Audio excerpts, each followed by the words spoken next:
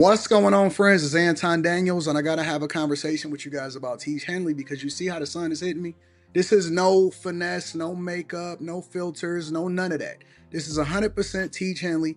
I use it in the morning as soon as I get up, right after I pray and brush my teeth, jump in the shower, and I'm hitting the streets because you never get a second chance to make a first impression. So even though they're giving you 40% off your first order, 20% off for life, even though you may get a free gift, forget all that, right? Because we would do this even if it was full price because it's worth that much. I'm in the streets, I'm kicking it with people, and I see Dusties everywhere. You don't want to be them. You want to separate yourself. And the way that you separate yourself is self-care. Ladies get it for the fellas. Fellas don't wait for the ladies to get it for you. I'm about to hit the streets right now, and I'm feeling confident. I'm feeling great. I mean, I already got confidence, but to have that extra boost of confidence, knowing that you've taken care of yourself and you set yourself apart from all of the rest of the sheep that's walking around making bad decisions on a daily basis. And it's reflected in their actions. It's reflected in the products that they use. It's reflected in the people that they follow. And so if you're trying to level up, if you're trying to make sure that you look good, they're going to send you the pack. They're going to give you all of the instructions on how you're supposed to use it.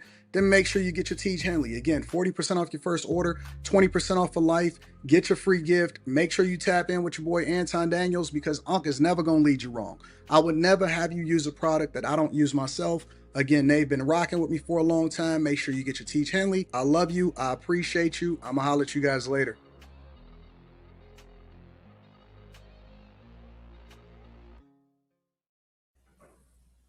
What's up, everybody? Welcome back to Room 9 After Hours with Anton Daniels. I am your host, Mimi, and these are my co-hosts tonight. We have Q, Slimmy, Molly, Kim. Hey, how y'all doing? Hey, all right. Hey, everybody. Molly, you look like a cute little doll. She does. Oh, thank you. I was trying to make it on time. What's Have up, to hurry and throw Slimmy? something on. What's up with it? Okay. All right. Well, y'all go ahead. If you're new here, go ahead and smash that like button, subscribe, because we got some really great subjects tonight to carry on a really great conversation curated by him only, Anton Daniels. All right. So how was y'all's night? How was y'all's day? We're going to have a great show tonight. I'm going to jump right into this icebreaker because we have 5 subjects tonight. I'm going to get them all, and they're all good ones. So I'm going to try to get them all. Mimi, you look really pretty. Oh, thank you. Thank you. I really appreciate it. So do you. Per usual. Per usual. Where's my mouse? Oh, You're pretty too, Quentin. Oh, yeah. Quentin. Appreciate it. And not to leave you out, you are also pretty skinny. He's like, y'all leave me alone. All right, let's go ahead and break this ice. Let's go. All right, we got some movie lovers on this panel. I know. Are y'all excited for this? And do y'all think that Michael B. Jordan is on track to becoming one of the greatest Black actors of all time? What do y'all think? See, I feel like Slimmy should have took this one. I was thinking Slimmy might know your input. I mean, this is Thomas Crown. I mean, that's the 007 series, right? Like, I'm super excited about it. But you know, I'm not the movie buff. I just like going to movies, the experience. I just like popcorn. I don't know what's going on. It looked interesting, but I just don't know what that is. I don't know, have a backstory, but it looked cool, you know. I mean, but as far as Michael B. Jordan becoming a legendary Black actor, I think we just gotta wait that out. Right? You think it's too soon? You think it's too soon to say that? Absolutely. Yeah. Like, he had some incredible roles, but he got some duds he was in. Like, well, I can't say duds. That's not true. But he got some roles that kind of like overlap. We got to see a little bit more range from him. Like, he's an action hero star for the most part. Whereas when he was Oscar in Fruitvale Station, that kind of showed a different range. But at the same time, he was still a villain as Oscar. He was still a gangster. So it's kind of hard to say he has a whole lot of range. But this is a huge film for him because this is like the James Bond. So he's technically becoming the Black James Bond. So, and that was a huge he's series. There was directing like and producing it too. Yeah, that too. So this is a big deal. So I don't know. This might be one of the ones that puts him over the top. I mean, if you had to rate like your top 10 most, the greatest actors of all time, do you think he's even on that list? Or Wait a minute. What the I fuck? think so. No. What? greatest Black actors? He has an Oscar. There's a lot of Black actors that can't say that they have an Oscar, and he's not even 40. If he's 40, that's phenomenal to me. And I think the production quality, although it's a remake of a remake, I think the production quality looks like it's going to be really good. And I think he fits the role well. He doesn't mind doing different things, and he has everybody's attention right now with Sinners. So I would say the reason a he's lot of phenomenal. Black actors don't have Oscars because there aren't a lot of Black actors. Well, he's one of 6. Nigga, what? I don't know if it's 6, but I mean, how many? Niggas over like 20. Black actors have won Oscars is over 20 of them. I don't know. I'm asking. I don't remember. Black people, sorry, people. Jamie Foxx, didn't he? We don't want to exclude the women. Forrest Whitaker, one for Ray, didn't Morgan he? Freeman, Sidney Poitier, Denzel, Idris Elba. It's so many. Idris has the Oscar. I mean, I don't consider him he's not like an American actor. No, but he is a so Black. I don't really put him in that bucket. I think he's a great foreign actor. Then you got like Daniel Cayuna, the one that was in all those like what's his name movies, Us, Them, Us, those movies. He had a real long run. And then Denzel Washington's son is coming up in the world of acting too. They're all making their own way. So I don't know. Does Hollywood still create movie stars anymore? Because it's kind of like Hollywood is that even a thing? Like I ain't gonna lie, we're getting man. our stars. I stopped going to the movie theater when them white people shut up the movie theater. Right? That was so long ago. Nigga, I don't care. Nigga, I probably been one time and I looked at the door the whole time, nigga. I never went back. So now Hollywood can't create stars because you don't want to get shot in the movie theater. I catch it on Netflix, Hulu. With everything I can watch it from my couch, facts, in my bedroom. I mean, I get that. That's just because I don't like getting dressed and going nowhere. But you said what? I won't lie though. Every time I go to the movies, I do think like, okay, if somebody came in here shooting, what would I do? Like that's literally a thought every single time I go. Do I get out? Do I run back there? I never think about that. I do all the time. Maybe I'm oblivious. The door to always be right down there to the right. I'm always like, I'll go straight to the parking lot. Hide, like, what do you do? Anyway, I don't even. Besides Sinners, I don't watch movies like that.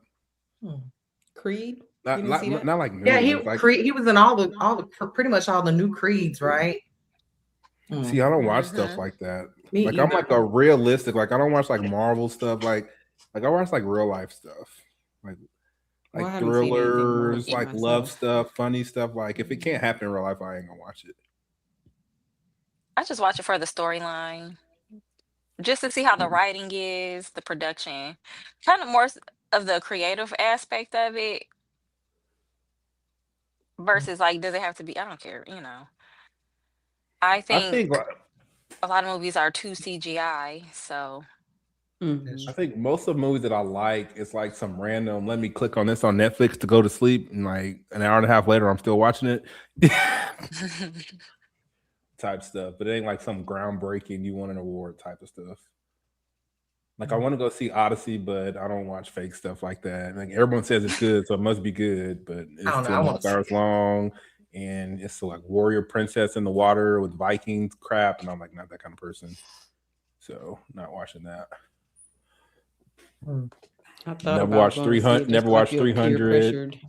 Never watched any of those movies. Me either. Well, this is a role that has been played by people like Steve McQueen and Pierce Brosnan, like big stars. Oh, like I'll get down with it. It looks good. Like I didn't even know it's coming out, but now that I see it, I'll watch it. I won't go to the movies. I'll wait till it come out digitally, but I won't go to the movies. Yeah. Mm-hmm.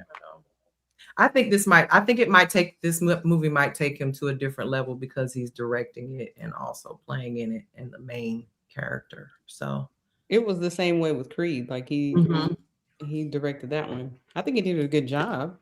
So I'm looking forward to see what this is going to look like. I know I want to say the leading lady of this one walked for creative differences. So I don't know if that girl who was in the trailer is the one who left.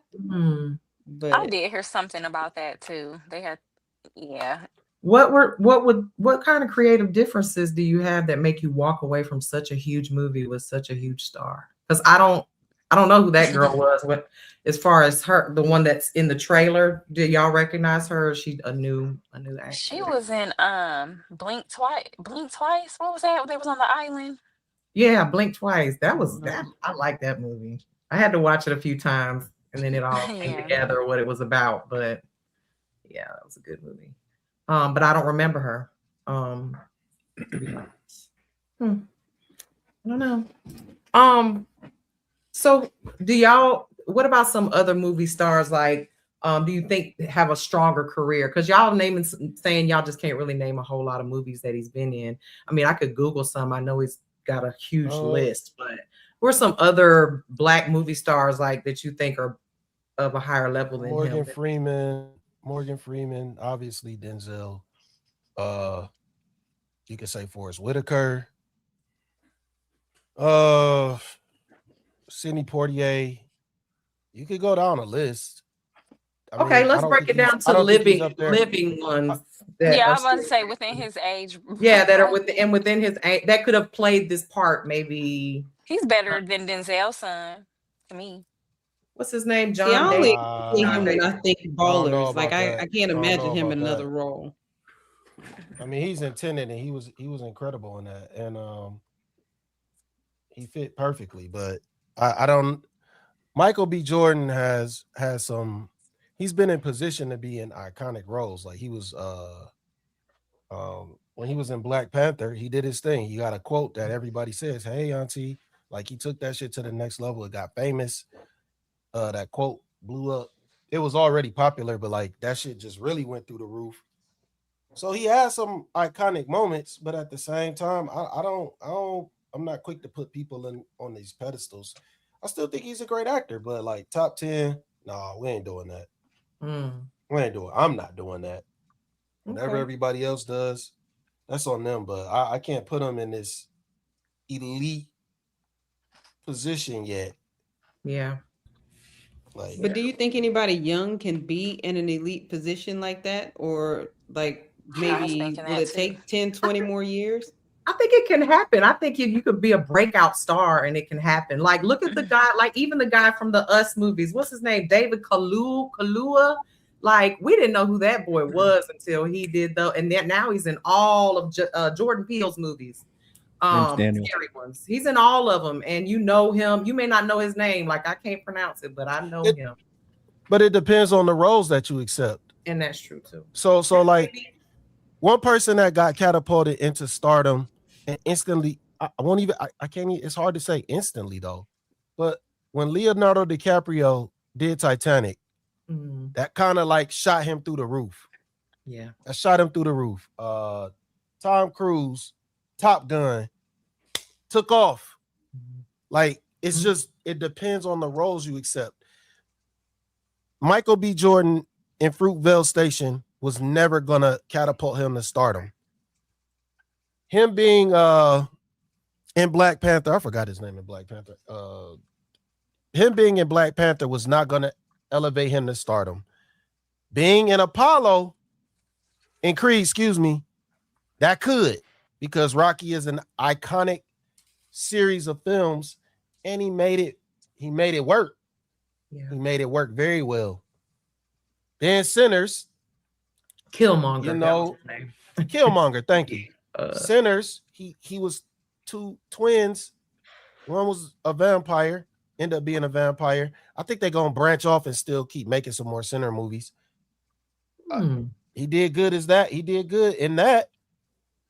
I don't know if this role in the eyes of Black people, I was gonna catapult say him to stardom. I don't think that's gonna catapult him to stardom. The issue, like, because I think that's the thing that could make him an international star. And that's all. That's all. If it all depends on like, Hollywood is weird. Yeah. You know what I'm saying? See, I grew up watching this I grew up watching the series, The Crown Affairs, the 007s, because my dad was really into that stuff. But it is definitely not well known in the Black movies here, as far as I know. Because you're Caucasian. Well, just a little bit. Just enough to know about 007 and Thomas Crown Affair. But it is a really good. If he does a great job in this series, it could definitely catapult him into a much bigger audience. I do believe that.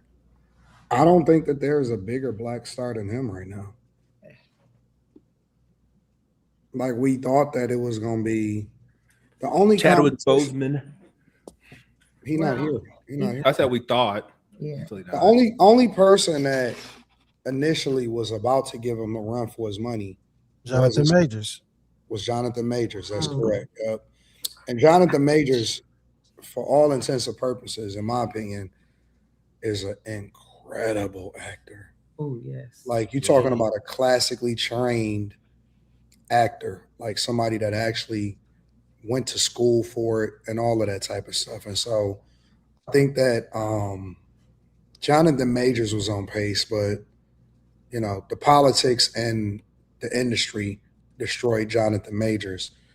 And I do think that Jonathan Majors still have an opportunity to make a comeback in some capacity, but he might have to go suck some dick or something, to be honest with you. What, am I not supposed to say that? I mean, the casting couch is a real thing. It is. In order for Jonathan Majors to get back on the radar, that nigga might have to go and suck some dick. I'm being honest, bro. And I'm not saying that he should. I'm just saying if that's what he wants in this particular industry. We'll see if he gets there. He might have to what is it called? Make it right. He might have to make it right. But outside of that, I don't see anybody nowhere near. First of all, Michael B. Jordan don't have no misses. That's the thing about him, is that you can't point to any movie in particular where he got a miss. Not a series, not a movie. He don't have no bad movies at all. And all of his stuff, to an extent, is pretty much a critically acclaimed to some extent. You know what I'm saying? So I think Sinners threw him all the way up there. He might be able to slut out his chick. Sinners threw him all. He might be able to what? What? It's totally like it's better than what you said. Move forward. You want her to take one for the team? Yeah, she might be able to slut out Megan for some to get back in there. Sinners threw him up when he did both roles. I think that Sinners to an extent might be his Titanic. Not in that it's going to generate as much revenue as Titanic, but it solidified him as a bona fide star. Like, before that, it's like, yo, Jonathan B. Majors is a man, whatever. But once he broke out in Sinners and he made, he went up there and he did his speech. The thing about Michael B. Jordan is Michael B. Jordan don't make no mistakes. He don't get caught up in no shit. You don't see him over talking and saying more than he's supposed to. He not overly blackety black as far as offending people that may be on the other side, but at the same time, Black people love him enough for him to acknowledge, you know what I'm saying? And so it's like he dark skinned, but he not too dark. You know what I'm saying? Like, he got all of the he has all of the features, all of everything. And again, in my opinion, he don't have no misses. So do I think that he has the potential to be the biggest, greatest black actor? If he continues on the pace that he is with no misses, I don't see why not. I was agreeing with Anton for a second, and then I forgot he was in Fantastic Four. He was in what? Yeah, but he was in Fantastic Four. I don't really look at that the same because that was bad. I don't think it was bad. I mean, I don't think it was great, but I don't think it was bad. I put it like that. You know what I'm saying? So I don't look at Jonathan Majors and say, I think he's very careful about the roles that he picked. I think he's very careful about the people that he's around. And whoever the people are that's in his corner, that's his handlers, they got that nigga on point. They got him on point all the way. He don't even pop out with no chicks no more. He was once hanging out with Lori Harvey. He don't even pop out with nobody no more. They got that nigga all the way together. Real talk. So I think he could quite possibly be at some point the biggest and the greatest. He is going to do the things that even Idris Elba, in my opinion, couldn't accomplish. Like Idris Elba was petitioning to be, I think he was petitioning to be James Bond and all of that type of stuff. And then he wound up doing Luther, which was a decent series, but it's not, you know what I'm saying? It's not James Bond. But I think he got it. And I think he could possibly be one of the greatest of all time. I don't see why he wouldn't be. And he ain't got no competition. That's the other part about it. Since Jonathan Majors, ain't gonna suck no dick. He ain't got no competition, bro. This is insane. Hey, go to bed. Need a nap. I'm gonna be in and out because I am actually working on something too. So I'm gonna be in and out of the live stream or whatever. But you know, I think Michael B. Jordan got it, bro. I don't see nobody in this sphere. Ain't nobody close. Ain't nobody no competition for him. If you want to go with a black actor, and because he ain't got no competition, they got to throw him the bag. They got to give him the bag. I think it's some foreign dudes that give him a run for his money though, because dude from Snowfall, he really making some strides. He getting some big roles. He was in. I think he too visible. What you mean? Like he be outside. He be out. Yeah, he be outside, bro. He be in them streets. Oh, he's still landing some good roles though. Huh? You say what? That nigga enjoying life. That nigga in the streets. Oh, he still get. I mean, he was just at F1 with Brad Pitt. I feel you, but you saying you think something gonna happen? Yeah, because he in the streets. That's what happened to Jonathan Majors. Jonathan Majors was out in these streets. I don't think he was outside like that. I don't remember. Well, who Jonathan Majors? I don't think he was outside like that. Oh, man, Jonathan Majors was outside. That nigga was doing. That nigga was outside, bro. That nigga was at the clubs. That nigga was outside. Now he just be in the gym, but that nigga was outside, bro. Jonathan Majors, that movie, that weightlifting movie, he was like man. He literally is. Well, that was one of the best roles I've ever seen. No, he's incredible. Amazing. He's incredible. He's a better actor than Michael B. Jordan, hands down. So. It's not even absolutely close. It's not close, but that nigga's Jonathan Majors. He's kind of eclectic, bro. Like he's kind of when I listen to him outside of acting, I be thinking he on the spectrum. I think he's just young. Seriously, because if you listen to the way that he talk, it's maybe he don't come out of his role that he practicing for or whatever. But he weird to me, kind of sort of the way that he talk. Damn. No? No, man. No, he just speak kind of slow. And it's broken up. You know who one of my favorite thinking. black You actors can tell are? he thinking. You know how one of my favorite black actors are, bro?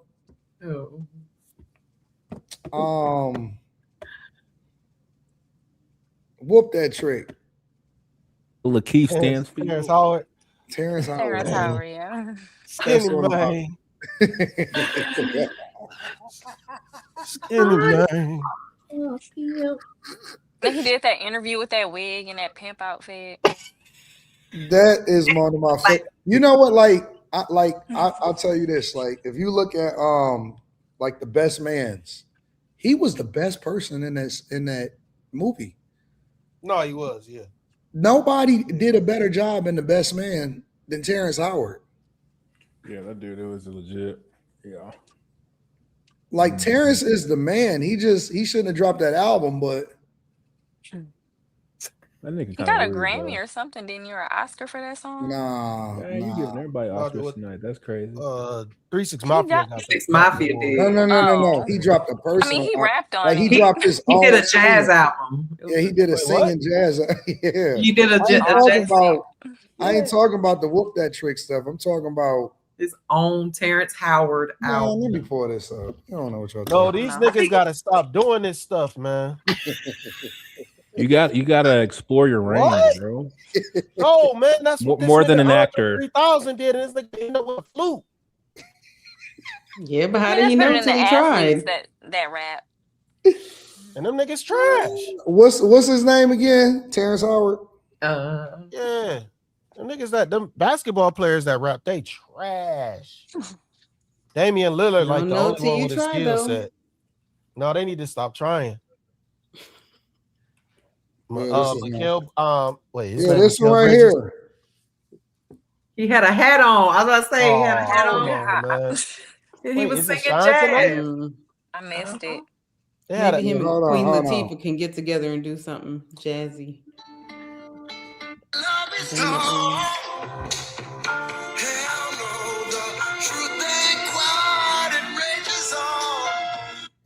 Man, that's good, bro. He don't have a bad voice. No, it's not bad. It's just my nigga focus on acting, bro.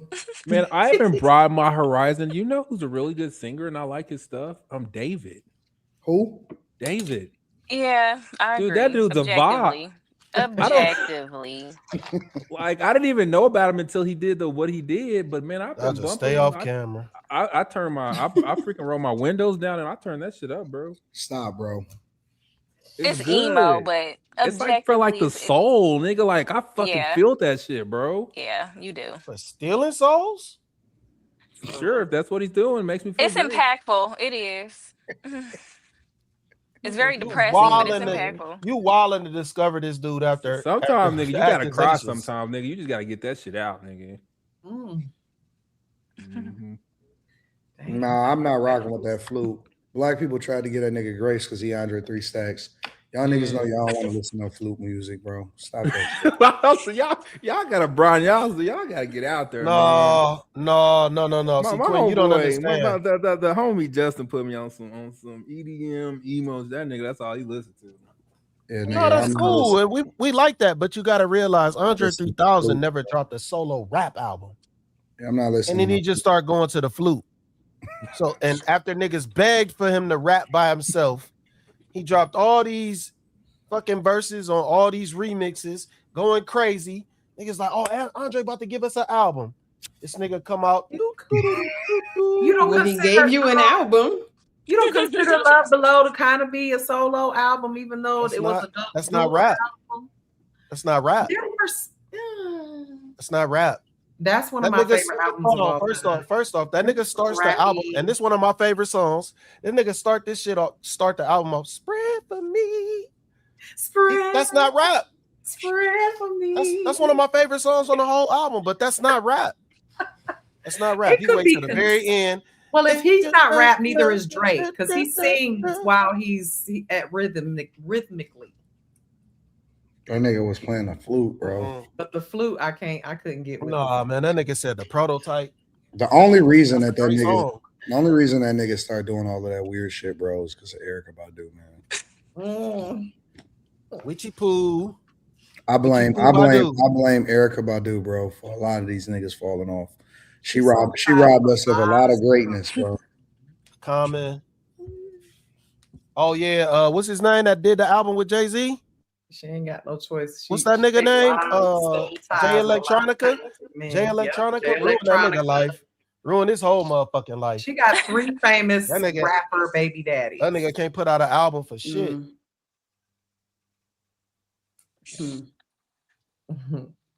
I don't know. Maybe some of these women got something going on with them, like her and Kim Kardashian. Maybe they're just bitchy. I don't know. Did you see that last outfit she wore to like that award show? It was like her butt was huge. Like it was like a blow up. It was like she was in a blown up outfit. It was insane. The stuff she chooses to wear is crazy. So I don't know. I rock with her sister. Her sister was the one that was in the video that had her ass all out. That was her sister.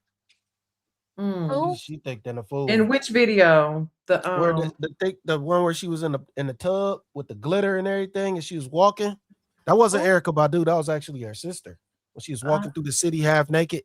That was the one she in Texas, that she was in her hometown walking through the city naked. Yeah, that's her sister. That's not Erykah Badu though. Oh, because they were talking about how big her butt was, and that's not actually her. That's her sister. I was like, was that window seat? Because I thought it was. Like, it might have been. Yeah, no. Everybody, it's like they shot it a certain way, but to make it seem like it was her. Because I always thought it was her. It's her sister. Too. That's weird. I don't know. It's window. That's the name of that is window seat, right? I think so. Yeah, Erykah thick. She's thick. Thick.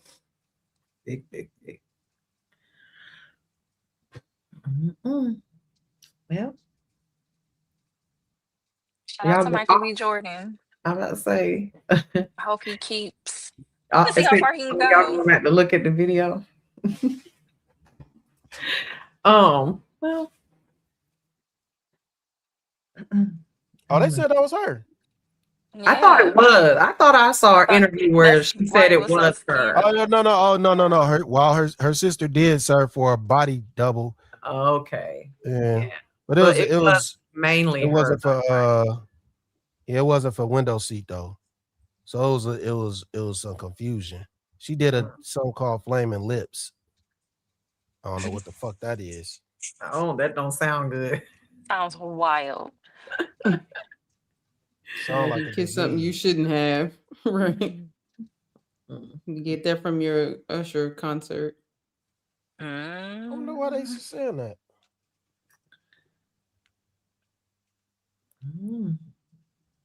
Damn, now I want to see.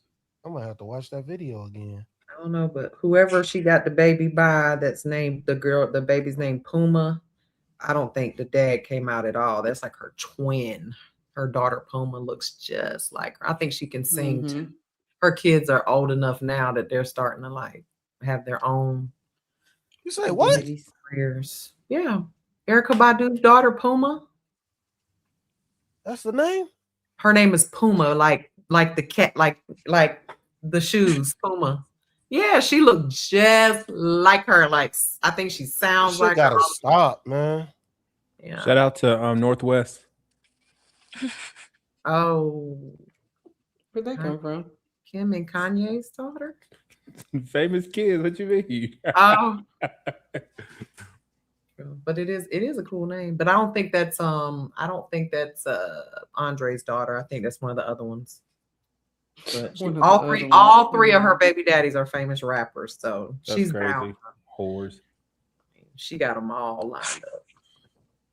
So, but yeah, all right. Wait, who are the kids' fathers? Jay Electronica, Andre 3000, and I can't remember the third one. I'd have to Google it. I know her and Jay Electronica had a kid. Yeah. I thought they was just together for a long time. No, they have a child. Yeah, they have a child. Oh, that's crazy. Yep, they definitely do. And that nigga was the third one. I think so. Somebody Google who was the other one? The DOC. The DOC. Okay. Okay. That's Puma's dad. Okay. And I have no DOC idea. From like the West Coast? I don't know. I don't know, but they're all pretty well known in the rap. That is crazy. Yeah. Her daughter with Andre 3000 is named Seven, like the number 7. That's a son. That's a boy. Intentionally weird naming it. Is it a boy? Yeah, that's a boy. Yeah, because she has a daughter named Mars. Okay. So that's the kids. It's 7, Mars, and Puma. Okay, my bad. I'm sorry. It's a boy. I don't remember. So Puma's the daughter, and then 7's the boy. Okay. Yep. And they all got cool names. Cool names. Yep. Yeah. Must be nice. Another one who's got a bunch of famous kids fathers is Lauryn Hill. All her baby daddies got famous dads too. She got one with a Marley.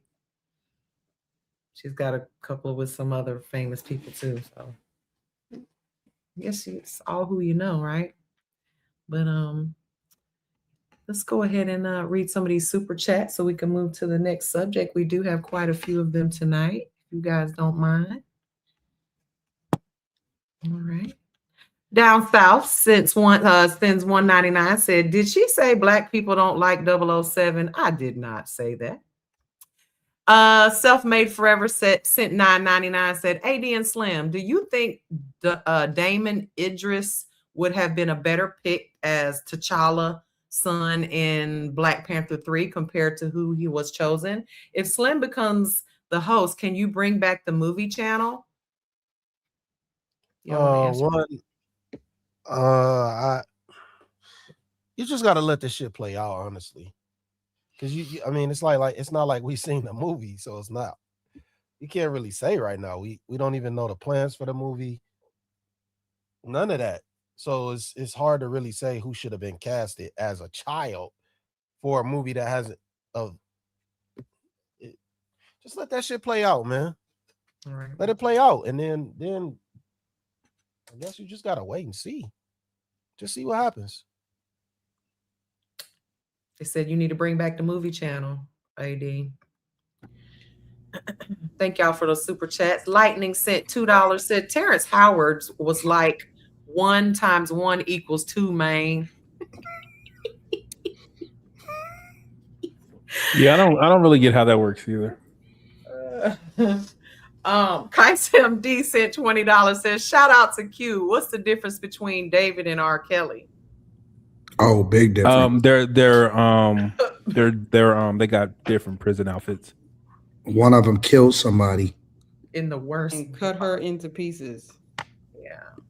So huge difference. Nigga. Allegedly. No, nigga. All the evidence points to guilty. You can't say that. It's not been proven yet. Anyway, keep going. Okay. My answer is their prison facility. That's the difference. Oh, okay. Thank you so much for that super chat. F Bad C sent $9.99 said, Anton, you are starting to become the proverbial Ahab dating. I don't know what that could be if that's a typo. And marriage conversations. You can't use God as a scapegoat when it comes to fatty because Jesus is grace and truth. Just admit you wrong. I don't know what that meant. Daddy and a Caddy sent $2. Said Mimi, the almond butter sister, is so lovely tonight. Thank you so much. I really appreciate it. I think of almond butter. I think of something else. Almond butter. Okay, I don't even want to know.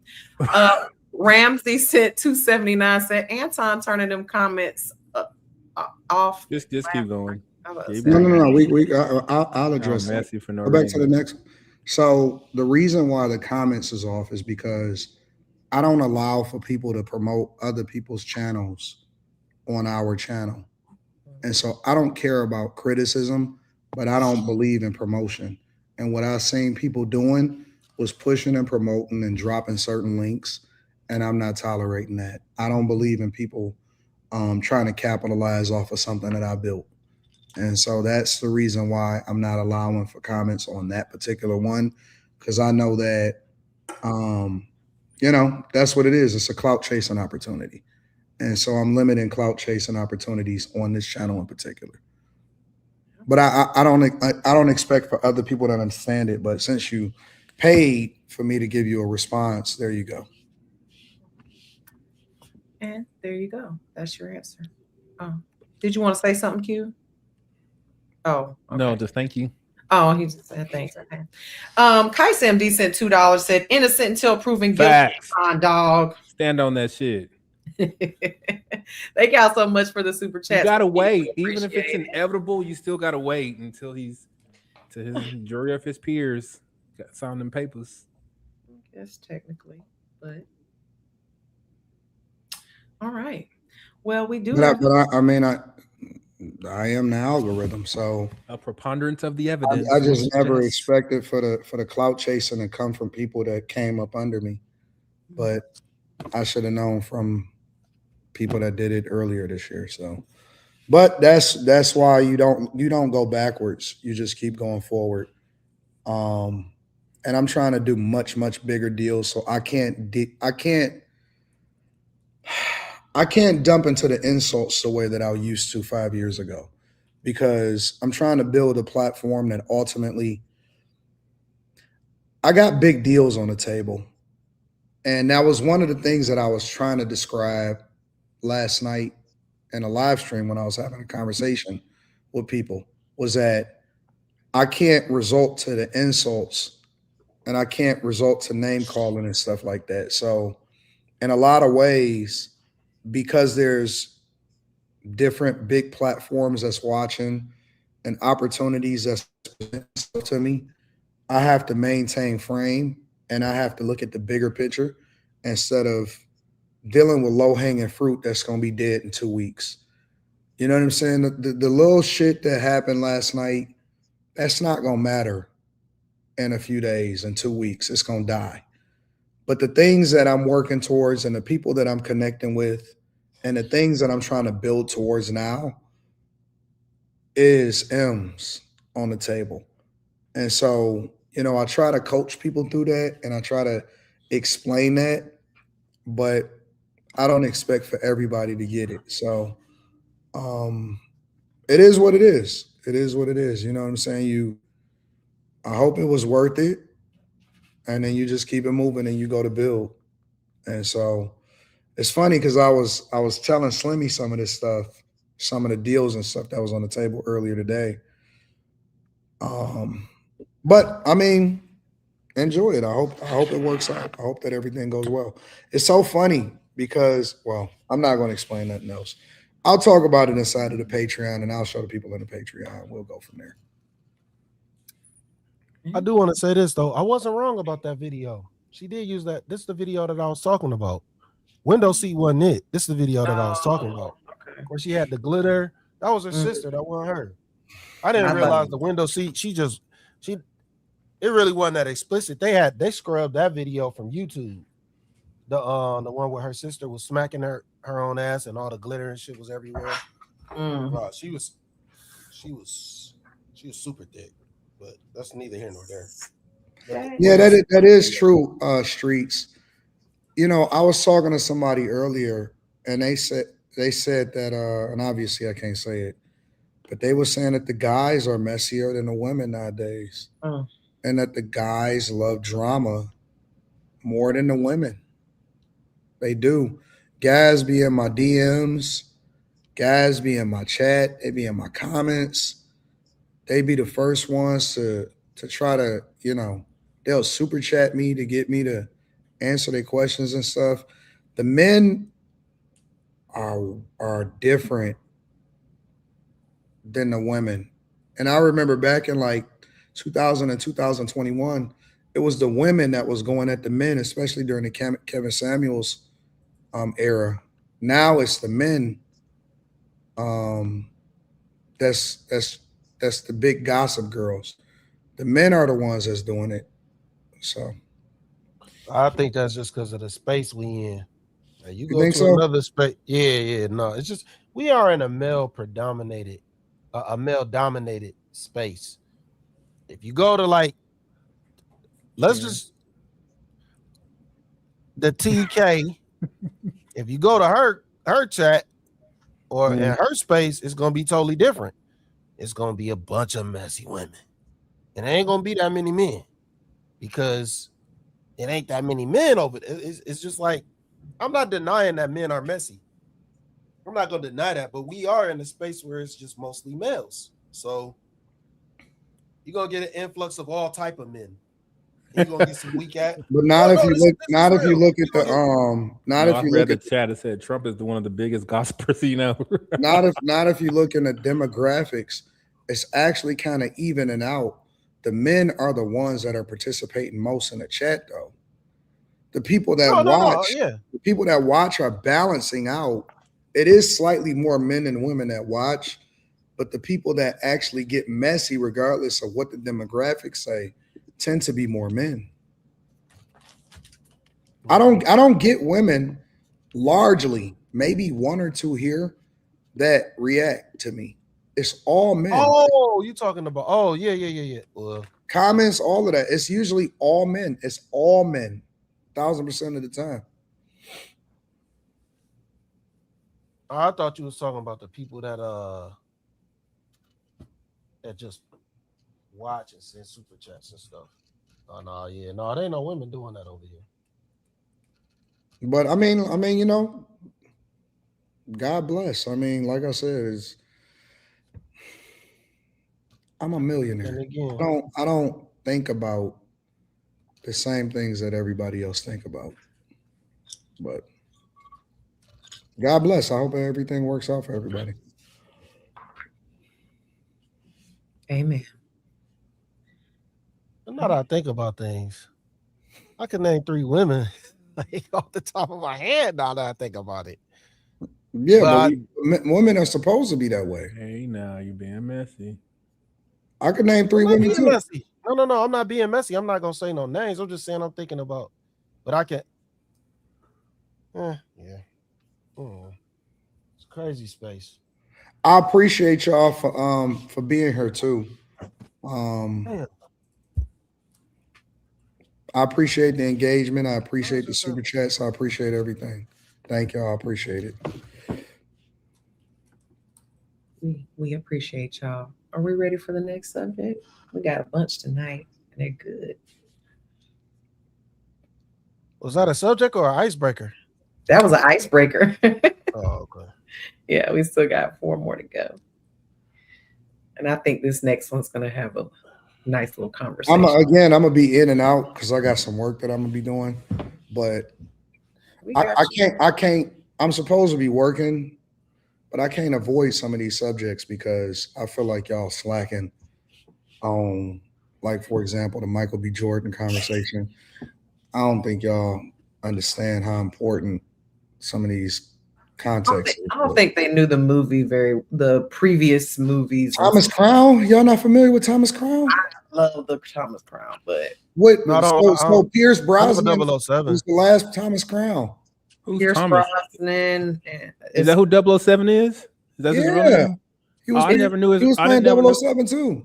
Well, you should have just called it that. I didn't know. I didn't know that was his real name. Shit, I said, "Who How they get a black dude? How they get a black? Wait. The first one was. Hold on. Who was the first 007?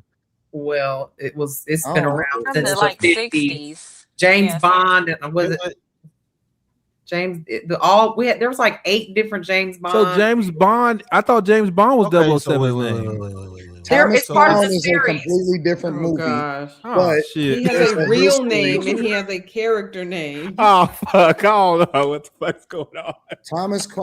Sean Connery. Yeah. Hold on, explain it. Because Sean Connery was James Bond. James Bond, yeah. That's why. I'm not gonna add no more movie subjects in these conversations. Well, you should have just told us. I didn't know the fuck James was. You don't know. I could have Googled it and I would have ran y'all niggas through the mud with what I knew in 30 minutes. What Google told you.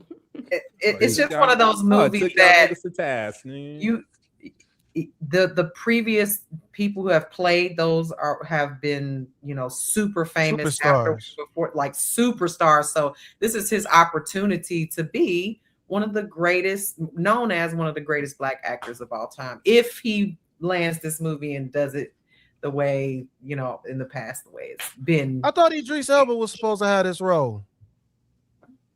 No, he was trying to get it at one point. That's what I'm saying. He's trying to be James Bond, though. Yeah, that people wanted him to get it, but no, he never got it. Oh. Okay. That's because that nigga started singing. Y'all got to go watch the Thomas Crown. I think it was called the Thomas Crown Affair. Yeah, Thomas Crown Affair. Yep. I got to go watch that shit. It was a good. It's good. It's good as hell. It's about to be the third one. It's really good. So it's a big deal for him if he does a great job with it. So I think he'll do good. I do too. So he's becoming more polished as he's getting older. As we all, I think. It's a sequel. Hopefully. Some of us, not all of us. Look like you don't have Pierce Brosnan in it. Like, what's going on? All right. Well, let's go ahead and move on to this next subject, y'all. Here we go. No bedroom shoes, no bonnets, and no do-rags to class or the cafeteria. That's only some of the updated dress code policy at Tuskegee University. The announcement has taken social media by storm, with opinions split over whether the rules are appropriate or an overreach. Kaylin Parham, a 2022 Tuskegee grad, says the discourse has been shocking. So when I'm seeing it blowing up all over the internet and the shade room and every which way, I'm like, wait, what's going on here? Y'all talking about my school? The updated policy also requires students to wear business attire for business meetings and to avoid revealing clothing in class, the cafeteria, and convocation. Parham says this has always been the norm. That was normal to see our men walking around with suits or a nice, shirt and tie, and the ladies all dressed up, even if they weren't going anywhere. It was just normal. The main debate on social media surrounds wearing do-rags and bonnets in public. Parham agrees with the university's message, but says the reaction on social media has gone too far. I've never seen anybody walking around with a bonnet on at school, outside of the dorm. I've seen some very distasteful, AI images of students, and they're showing us on campus with bonnets and do-rags. It's all fake news. It was never about bonnets and do-rags. I asked her when she thinks the switch happened. After COVID, you don't know what anybody's wearing to class because it's just a bunch of black screens on your computer. And with all the added attention, she worries incoming freshmen may be left with a bad taste in their mouth. But not for Tia Bird. Despite her classmates' hesitancy, she says she sees the purpose. It's our home away from home, so the part where it's being enforced in dining halls and areas that they say is kind of like our kitchen, I kind of see the pushback from that. But of course, being prepared for our professional careers, I see the purpose. You should present yourself in the best way possible, and a lot of that has to do with appearance. What do y'all think about this subject? Because it's been I'm gonna go to a PWI where I can wear my do-rag and my bonnet. Because that's crazy. This is like a dress. Anything is such a black thing. Even when it comes to black clubs got dress codes. It's weird. I don't get it. I rock with what that chick said. It's like you're home away from home. You in class and I can't wear no bonnet. I can't wear my do rag. I can't. You know what I mean? That's crazy. I mean, it's crazy. I understand because they want to present black people and this is Tuskegee and it's stupid. I want to be comfortable. Half the people who go into the class in college, they roll the fuck out of bed. You don't think throw on some pajamas, nigga? They moccasins. What you mean? Really they slip on Uggs and they take their ass to I think it's dumb. Is college not to prepare us for the workplace? I mean, is it just nigga, I wear this, that. It's you don't have to tell me how to dress. Come on. But you don't have to teach me. I know how to dress when I'm supposed to dress. But most people aren't going to school so that they can do an app sitting in front of a computer job. I don't know if that's it doesn't thing that you can guarantee. So you say that, but what's the rest of their dress code?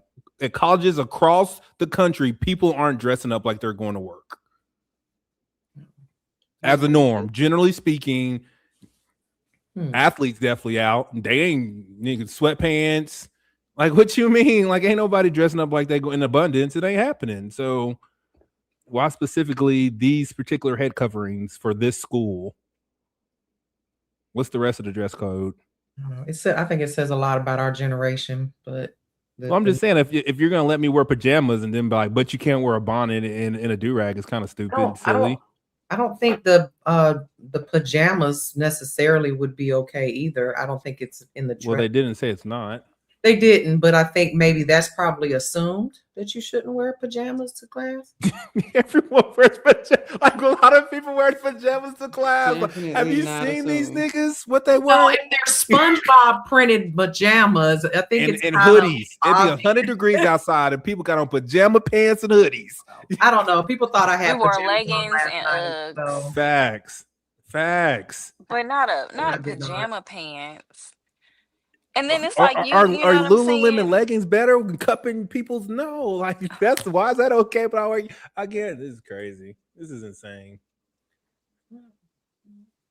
I don't think it's insane. This is new at to me. all. I think it's necessary because it is not cute to be outside in your bonnet and your do-rag. Those are at home in private kind of things. And it's just, you can still be comfortable. Okay, be free and brave at home. You can still be comfortable and not have on a bonnet. You can't come to my job or my business, place of business wearing a bonnet. This is crazy. Even in my classroom, if I was a professor, do something. Do something like make the effort every day. Even if it's a messy bun, whatever. Just make. I hope somebody. That's a bit trifling, just to be always out in a bonnet or a do-rag. We're in the beauty industry. You can't walk around in a bonnet. Wow. Well, the fact is, the way that just lazy. It's lazy. You dress affects the way that you feel and affects the way that you act. I would be willing to bet that the disciplinary issues that they have go down with this rule in effect. You just don't. It's just like a woman. If you wear pants, you tend to do things that you don't do wearing a dress. You're a little bit more feminine when you wear a dress. You cross your legs. You aren't bending over doing weird things. Like, you just act differently when you're dressed appropriately. This is crazy. Out of all the people, I'm standing up for the blackity blacks. Like, we should be able to wear that. Y'all should be able to wear what y'all want. Hair coverings, bonnets. Like, I can go to another school and wear a bonnet. Like, why is it always the black people with the black stuff? Like, why we always got to have a dress code? Nobody else got no dress code. Why it always got to be the blacks? Bro, I don't even give a fuck what it is. You shouldn't be wearing no bonnet on outside the house. That should just look tacky. Do-rags? Niggas wear do-rags? And that's and dudes used to have do-rags. I can't stand it. Dudes used to have do-rags underneath their hat. So you could somewhat cover it up. But you can't. I mean, like, I try not to go outside the house with my do-rag on and not a hat on. Because if I wear a hat, I will put a do-rag on because shit, you gotta preserve that. I gotta preserve them ways. Stop. Don't do that. I washed out real quick. But no, like most people, they put on a hat, they might put on a do-rag because they got brush waves or they got a nice haircut and they don't want it to get messed up. That makes sense. But you got a hat on. Since high school. You just wearing a bonnet as it is a hat, as if it is a hat, is bad. That's bad. I don't understand why that started becoming a thing. This is the thing that I don't like though, man. Like, I seen a zest get on earlier. A what? And what he had. A zest. A zesty dude. He got on earlier. A zest is crazy. We know what you're talking about. And I don't know who you're talking about. He's being intentionally like he don't know. This dude, every time he get on, he stomp real hard when he get on that bitch. And it's like, why are you being excessive? You're drawing attention to yourself. Dog, you already got all the attention in the world. You're like 6'1", and you broke wrists. Like, What more do you need? What more attention do you need? And then you're gonna put a bonnet on, man, and you're moving like a woman. It draws unnecessary attention to yourself. People would probably not pay this dude no attention, but because he got this bonnet on, he looked crazy. I'm just being honest. It looks excessive. It looks excessive. They do it on purpose, bro. I think it's attention. When you see what you just described, I think that's intentional. I don't think that very much is. I don't think that that's that's a mistake. I think that they are intentionally looking for, a lot of times they be even looking for somebody to say something to them so they can make a big deal about it. It's just like, you're doing a lot, bro. I'm like, I seen that too. I just found out what a furry was today. Oh, like the people who wear the thing for like sexual. They look like dogs. No, it's not for sexual. No. I just thought it was some kind of like a transgender person, but it's not. Usually it is underneath the outfit. What happened? He said he just found out I just found out what a furry was today. What is it? What is it? It's just like someone's like alter ego. A furry? They dress up in furry outfits like they're cats, dogs, animals, and they get on all fours, and it's a sexual kink.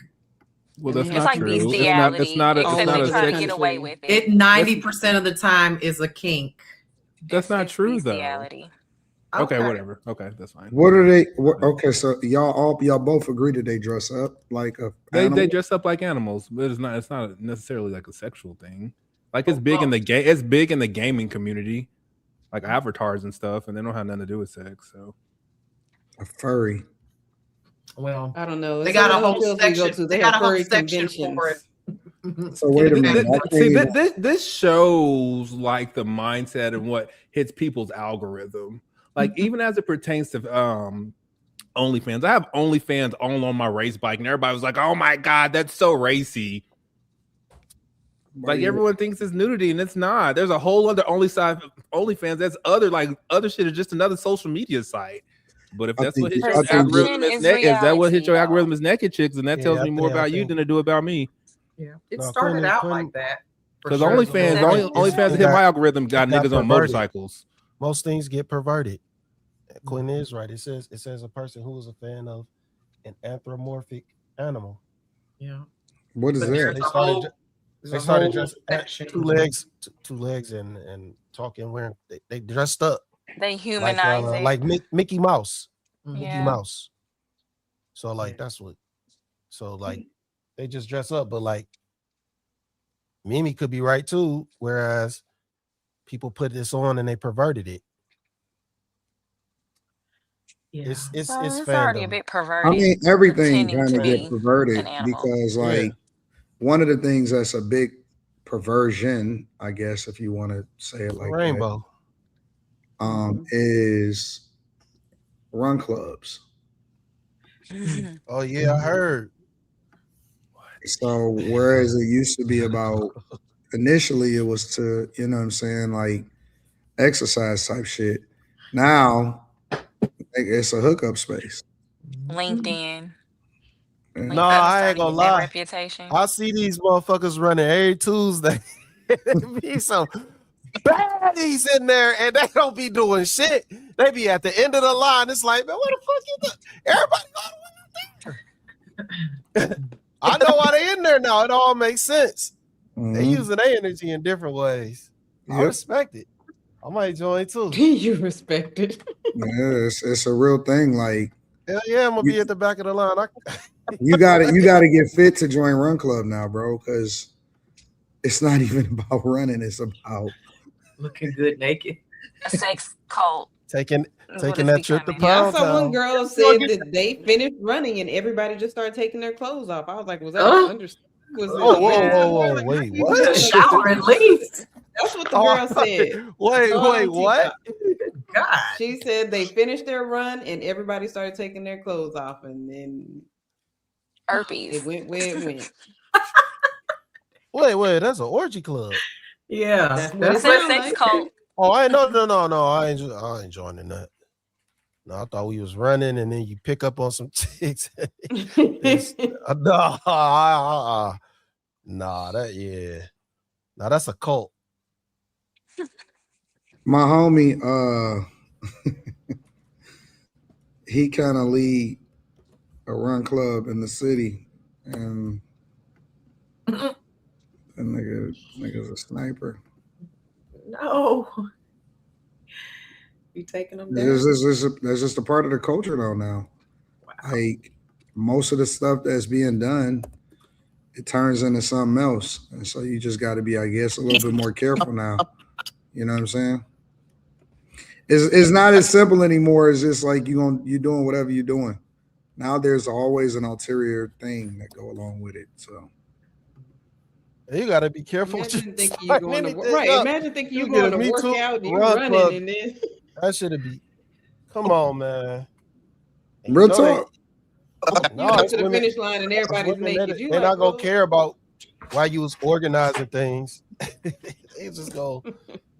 You know what I see, bro? Honestly, when I see certain shit like that happen, I see lawsuits, bro. You see accusations. It only take one bad situation. Taking back consent midway through. It only take one bad situation for motherfuckers to ruin an organization. Next thing you know, they're gonna have you on the front of Summer Jam screen talking about and they organized a sex cult. We watched this. We watched it all play out with AB. We watched it all play out. We did. We seen the first step. I think that's why that nigga starting to put back on weight. I think that nigga stressed. Honestly, like nigga just gave up all kind of shit. I think he ain't doing the 45-day challenge no more. They shut it down. No, they doing it. They think he had left out. Nigga starting to put back on weight and shit. I think it's just because he's stressed, bro. But I mean, we all. That's what I'm saying. I said it a while ago. I said, bro, he need the right people in his corner. Like, I'm all for the fact that the nigga got motion and he back on and he's streaming and he running up a bag. That nigga needs structure. He needs a friend. He needs a tax attorney, or not a tax attorney. He needs a good accountant. You know what I'm saying? Like, you can't do the same things that you was doing before and think that it's going to translate differently. Mm-hmm. So, whereas, the popularity and the visibility is dope, but the crash out, like, you can't be. First thing, if I was his homie, the first thing I would have said is, come on, bro, you can't be busting these chicks down on camera. You can't be offering to pay them. Like, you can't do that, bro. That's not going to work out in your favor. Lo and behold, everything that we predicted came right to pass. And it's because there are no good people in this corner that's holding them down. It wasn't even 5 months. I don't even think it was 4. I don't even think it was 4 months. And it just, as soon as he exploded, the whole shit imploded. Yeah, so, but to back to the subject, I don't see nothing wrong. I think it's dumb for people to wear pajamas in there. I have a question. They should have banned that too. For real. I have a question. Wear pajamas to class, that shit is weird. I'll be like, yo, what is wrong with y'all niggas, bro? Since Tuskegee is a predominantly Black college, right? Or HBCU, isn't it? How do y'all think it would go if other schools took on this same policy that were not necessarily HBCUs? You mean like PWIs? Well, I won't even say, because not all schools are PWIs. Some schools are just schools that people go to, and it doesn't really have a necessarily Black or white demographic. But if any other school outside of an HBCU made this, I thought that Howard had a standard, didn't they? But they're also a HBCU too, right? Well, I'm just saying that you have to dress a certain way in most instances, depending on what type of curriculum or class you go to. For Howard, if I'm not mistaken, I could be wrong. I thought that Howard had a dress code. I would think all schools have a dress code. I mean, let's just be honest. Most places have a dress code. I don't remember having one at either of my universities. One was black and one was white. And at the black one, they dressed significantly different than they did at the white one. I will say that. Like, it looked like they were going to the club. And that's not how it was like at LSU. I will say though, it's also, I hate when people say PWIs, right? Because in the college space is levels. It's still levels. All colleges are not equal just because it's a PWI. You know what I'm saying? The way that you operate at Yale and MIT is going to be different than the way that you operate on this slightly under that, right? When you talk about University of Michigan, Ohio State, LSU, all of those type of colleges, that's another tier. And then you got the tier right under that. And then you got another tier under that. And then it's the bottom tier. You know what I'm saying? So all colleges are not created equal. When people say, well, PWI, which ones? Which tier? So just to add a little context to the conversation, it's only about 150 to 200 U.S. colleges, roughly 5% of the total 4,000 institutions that enforce a specific general student dress code or uniform policy. These are mainly military academies, faith-based private colleges, or select historically black colleges and universities. So that it's not really a thing. When you say that, are we thinking uniform as in like a military uniform or like a uniform where everybody dress code, same exact uniform, like in private? He didn't say uniform. He said dress code. Well, the dress code doesn't necessarily have to be a uniform. It could be don't wear a mini skirt. Our dress code in high school. We could go to the HBCUs. A small number, such as Tuskegee University and Delaware State University, mandate professional or business casual attire for specific events and restrict items like pajamas, do-rags, or excessively revealing clothes in public academic spaces.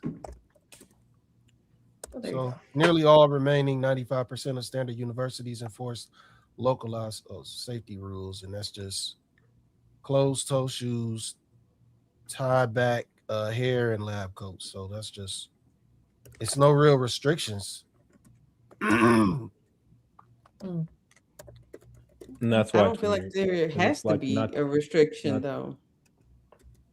Yeah, that's just me looking up on AI though. Also, well, I'm just saying, but why? Like, why do you need to have a dress code? Why?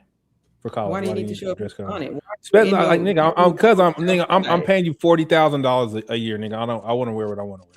That's the reason. Okay, so then it's my responsibility to mold you to be a productive adult, and it's not productive to walk outside and go around in public with your bonnet on. Anyone to be nothing. Niggas C's get degrees too, nigga. Niggas is barely making it through.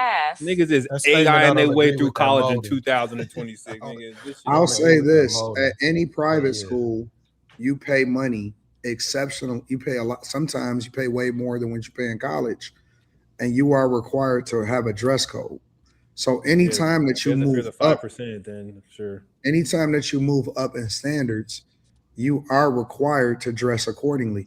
If you go to, it's just like that's anywhere in life. If you go to a higher end establishment to eat, you're expected to dress better and to carry yourself differently than a person that just goes into McDonald's and is spending $15 on whatever it is that they gonna get, right? So the quality of life and the expectations raise, which in turn is supposed to raise your morale, is supposed to teach you how to carry yourself differently, is to set a standard, is to create a reputation for the organization to make it seem like, that they are, they better than just what normal is. And so I think that dress codes or standards in organizations actually promote excellence. I don't think that it takes away from it. I think that it adds to it. I usually don't do this, but I just Googled it just for the sake of Googling. None of the Ivy League universities have a campus-wide dress code for everyday student attire. Seems like they don't need it. I bet you don't. Because people keep their ass in line. That's why. Because you look stupid. You know how? Like, I'm just saying they don't have one. It's a societal thing. Exactly. Somebody's having to tell the people at Tuskegee that they need to address like they got sense or like they got. No. Whoa. What's wrong with dressing well? Nothing at all. Just don't wear pajamas and a bonnet. Dressing well isn't even the issue. I think it's just don't wear. No. I'm saying, I'm sorry, Slimmy. What's wrong with having standards is what I'm saying. Standards are not a bad thing. Yeah, Why do people fight against standards? Yeah, you should have them. Because they want to be substandard. I just and think they wonder why nobody hired them. I think the whole pajama thing, I think that came from white culture though. Honestly. It did. Yeah, so it's like that's why I said I don't agree with that either. I don't have a bonnet, you fucking dickhead. None of that shit should be taking place. None of that shit should be taking place.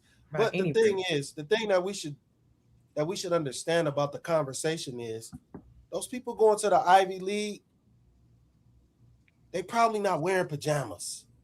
I agree. So they don't have to enforce nothing. So they probably I don't agree. I get it. They might have you might see somebody do that shit. The reason why. What does that even mean? That's them niggas. That's what they do, nigga. They wear they comfy, baggy, whatever pajamas, freaking sweatpants. That's what they do. That don't mean it's right. I'm just saying they do it. I don't see what's wrong with it's college. Like, nigga, let me be comfortable and go to class. But see, the thing is, they still doing that as adults, and you still see people doing this. And they look like this at Walmart. You got. Hold on. You could go to Walmart right now. You can go to. Oh, is that loud? When you get too close, it is. Blew my ass, nigga. Fucking. Yeah, you good right there. You should go to Walmart right now. You do not need to louder. We can hear you. Is that louder? How? I was. You just gotta. You could go to. You could go to Walmart right now. Hell no! Don't talk to me like that, nigga. You're going to see a plethora of Caucasians with pajama pants on and Negroes with bonnets. You're going to see some white people with bonnets too. They wear right. But then when you go to Target, you don't see the same thing. You don't see that at Target. Here's the thing, man. Are they in college? The thing about it is just that there's certain things that we've taken from white culture that's not good for us. Absolutely. And black people used to carry themselves better. Well, that's true too. Black people used to carry themselves with a higher standard when it came to how they dressed in public compared to white people. We used to dress up to go to baseball games. So when you see us now wanting to wear pajamas the same way that they wearing pajamas, that ain't good. Just because white people do it don't mean that it's good. That shit. And we getting it from the lower tier white people. And what also fucked it up was they started making the pajama pants for the sports teams. And they wear them shits to the motherfucking sports games, to the events. They don't even put on jeans or they don't. It's crazy how often you see pajama pants everywhere. And I also think they fucked up when they started making Zubaz. Like the Zubaz pants used to be these pants in like the early 90s, late 80s. They look like pajamas, but there's more like parachute pants. And they will always have like the designer logos of the teams on them. Yeah, you can look them up. I think that's when shit started changing. Let me see. Niggas in college can vote, they can drink, they can go to the army, they can do all that shit. They should be able to wear their bonnets and they do rags, and just that's what it is. Why can't you learn? Like what you say, college teaches you a certain thing. College also teaches you freedom and responsibility. So there's that. That's the problem. They getting too liberal. Free. Get too free. Mm-hmm. Right. Then you graduate and you're mad because you can't find a job because you're walking in there in your bonnet and you do rag. You're lying because by and large people. Please tell me. This is crazy. I'm not even going to argue that. I'll be right back. I'm not going to argue People show up to interviews, and I'm not saying they have on their bonnet, they do rags, but I am saying that they're not dressed appropriately. You had to learn that from somewhere, and if your mama didn't teach you, if you're not dressed properly, you probably didn't have that in your closet.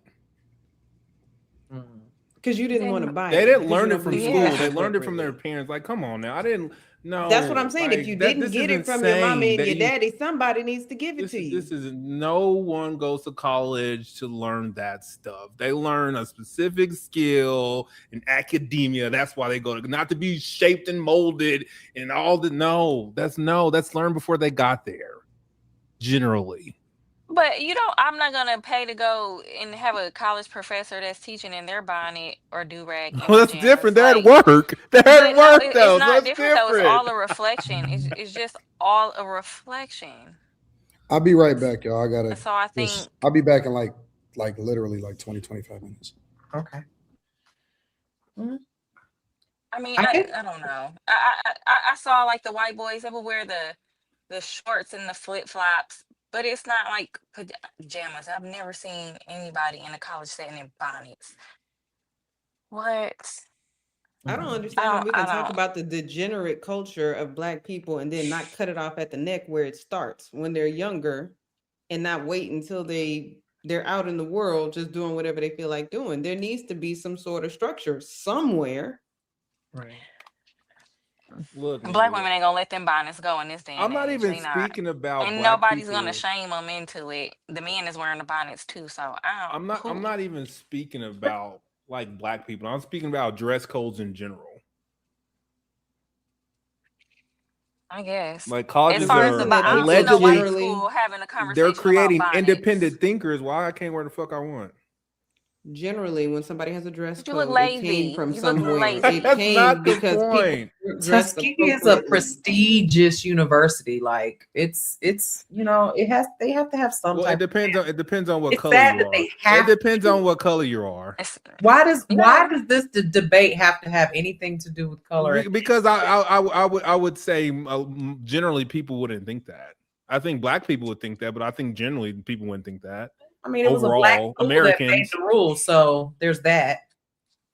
I'm just debating your point. I don't think generally people think that. Black people probably think that. Generally, people think HBCUs. We have these conversations in space all the time. They're lower tier schools. Let's be clear. But is Tuskegee? If I put Tuskegee on I put Tuskegee on my diploma, and then I put I'll just throw out a random Texas A&M. I think they're gonna pick that guy over Tuskegee. Wait a minute, hold on. I hate that you even put me in this position. Because you gotta take up for them niggas. I hate that you even put me in this position because I am not the one to do it. But some of the most successful Black people come from HBCUs. I agree. Whether you talk about doctors, surgeons, lawyers, engineers. You can't tell me that Spelman is not on the same level when it comes to certain programs in engineering as some of these other organizations. It's just real. It's just the truth. You can't tell me that Howard and a lot of the people that come out of these organizations that it's on a lower level. I think that the school itself needs help and endowments and marketing and all of that type of stuff. But that is not that's a myth. Unfortunately, I wish that somebody like Kim or something would take that mantle because I don't want to be the one to have to defend this. So. I do. I want you to defend this. No, stand up for the Blacks. No, I'm just gonna be honest. I just believe in being real. I think generally speaking, no matter what the stats are, when people say HBCU, they think like a certain thing and it ain't good. Like even the Black coaches who go to coach for these places, like they're fucking rundown pieces of shit colleges. And there's so many Black freaking coaches, like we ain't got shit. and it's crazy. Just saying, it is what it is. You realize you said we this time. But again, even HBCUs, the problem is that the endowment suck. There's a reason they ain't got shit in this rundown. I get it. Give me a second. There's tiers to HBCUs too. I agree. So you got to factor that in. Well, I say generally all the time for a reason, and generally they're not nice. So, like the two HBCUs in my state, just Oklahoma, they got like HIV and like STD epidemics at both of those. So. That isn't even relevant to what we talking about. I'm just saying how lackluster these places are. I understand your position. Not even relevant. Super chats. STDs exist across all. Every time I lose an argument, I'm just gonna say super chats and bow out. Okay. Noted. All right. I'll do the same when you lose an argument. Super chats. All right. So Protein Savage sends $2 says, good Thursday panel. Thank you so much for your super chat. Daddy and the Caddy sent $2 and he says, looking forward to Danny DeVito as next James Bond. What? Okay. The Illusionist 9398 sent $19.99 says the new Spider-Man was phenomenal. The Illusionist 9398 sent $19.99 said people outraging over this given the history of that city is diabolical.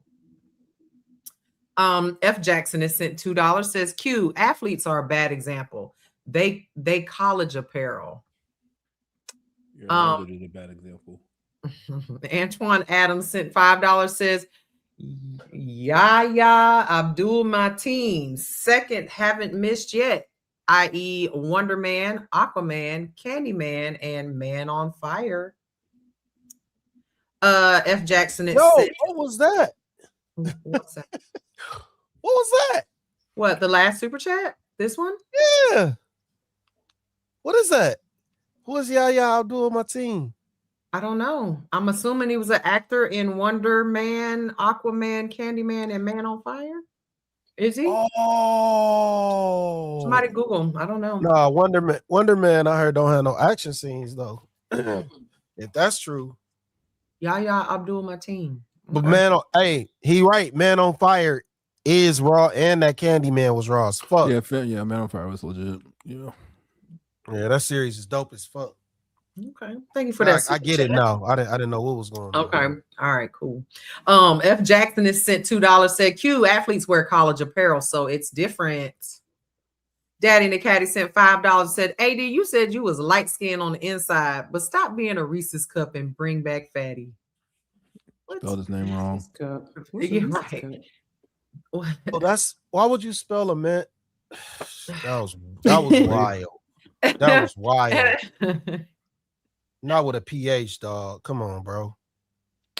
FBAD 817 sent $9.99 said, Quentin, we don't expect you to have high regard for HBC rules when you love the snow bunny. Black Americans had way more regard for their attire during civil rights era in comparison to today's time. Fan fiction about my personal Black life. Queens forever. Snow bunnies never. I don't even fuck with snow bunnies. That's insane. So stupid. Shout out to Regina King. She's so beautiful. Mr. Campbell to you sent $10. Says, please keep wearing your bonnets and PJs out in public. It lets us know who the dirty ones are. Facts. Y'all wear all that out in the elements and then get right back in bed without washing. Y'all. Facts. I was thinking the same bonnets and pajamas been on the plane all day, and they're gonna get right in the hotel bed with them dirty slippers on. Daddy and the Caddy sent $2. Said neck from bonnet empanada heads is crazy work though. Empanada, what? Ain't that like the dessert at Taco Bell? Empanadas. Carl Gray sent $20. Said tacky isn't a reason to create a punitive policy. If a school can't educate adults on how to dress without coercion, they have a bigger problem. Thank you for that super chat. That most adults don't respond to things outside of coercion. And that's crazy. At Nerd Fitness sent $2. Said run clubs great for networking. Facts. And cardiovascular health in the bed. Ray sent $1.99. Said turn up, Molly. We need you. You are the show.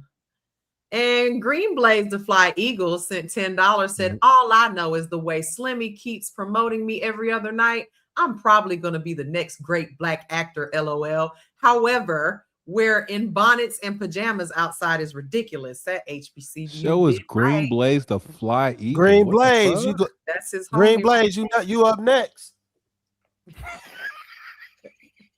That's my dog though. Thank you so much. That nigga see everything. Chat. We appreciate you so much, Green Blaze. 9 Corey P sent $19.99 said FAMU grad 2021. Men could wear do-rags only if you were spinning. Someone would yell, wave check. Women didn't wear bonnets unless they had 8 a.m. class. FAMU is a fashionable school, and women wouldn't even come out that way. Thank you for your super chat. Mike Pyers, tax coach, sent $5. Said, I can't stand when my granddaughter's school have pajama days. I'm like, niggas can't wait. He's so ready for pajama days. Nigga. My kid be like, nigga, she take a pillow and everything. Oh my God. Now that I can handle. Every day, no. All right, y'all. We're gonna move on to this next subject. If y'all are ready, if you don't mind, here we go. I feel very compelled to warn the American middle class about something. College degrees are, in fact, actually worthless. I'll debate about it's a scam, blah, blah, blah. You won't let people have education. Put all of that out of your head. Just think about the financial implications of this. I'm going to tell you a story that someone told me this morning, but first I'm going to give you the lay of the land. I do custom career planning for 16 to 20-year-olds, high net worth individuals who have ceased to put their kids into college. Direct path into work. They are buying the businesses. They are sending them overseas to learn from actual professionals. They are doing literally anything but what you guys are doing. The irony being that oftentimes they're spending less money than you. Their kids are not going to be in debt. So there's a huge enrollment crisis. Are not enough 18-year-olds. That was just a demographic thing. Like, not enough people had kids 18 years ago. So now we have the most 18-year-olds will ever have. So there's an enrollment cliff. But part of the enrollment cliff that colleges are trying to pawn off on the fact that there's been demographic shifts is actually just the fact that people are realizing at a very rapid pace, and usually high earners are realizing this first, there's no ROI for most of their kids. And that's why they're looking for literally any other option. So just paying people who do things for a living to apprentice their kids like they did back in the old days, like Benjamin Franklin, like Raphael and Da Vinci and Michelangelo. This is coming like a tidal wave. And the people who are figuring this out last, it seems, the people who are going to get left behind on this are the middle class, because they have sold you so hard that this is the path into prosperity, that this is the only way your kids can get a good job. It's not true. It's not the only way that your kids can be educated. It's not the only way that they can have a good life. And in fact, the decision to do this so early without clear direction, which very few of your kids have, is going to lead them to disastrous financial outcomes, and worse for you. There are people liquidating 401ks. There are people taking out HELOCs on their house. There's people working extra jobs, pushing off retirement. What's happening on these college campuses? There's a huge amount of colleges, because of these cuts now coming down, which are richly deserved. You see now that these colleges are lowering tuition because the caps have been lowered. Wow. Is it worth going to paying for college? Is it still worth it nowadays? We've kind of talked about this. It depends. You have to have like a very specific like career path for it to be, I would think, to be worth it. Like STEM. Anything outside of STEM, probably you're spinning your wheels. Yeah. Like, there's so many people that went to college and graduated. They was like, this shit's worthless. I ain't be able to use my degree. My stepbrother has a degree in accountancy. Nigga ain't used one bit of it. Mm-hmm. You know what I mean? He made good money, but it ain't in that.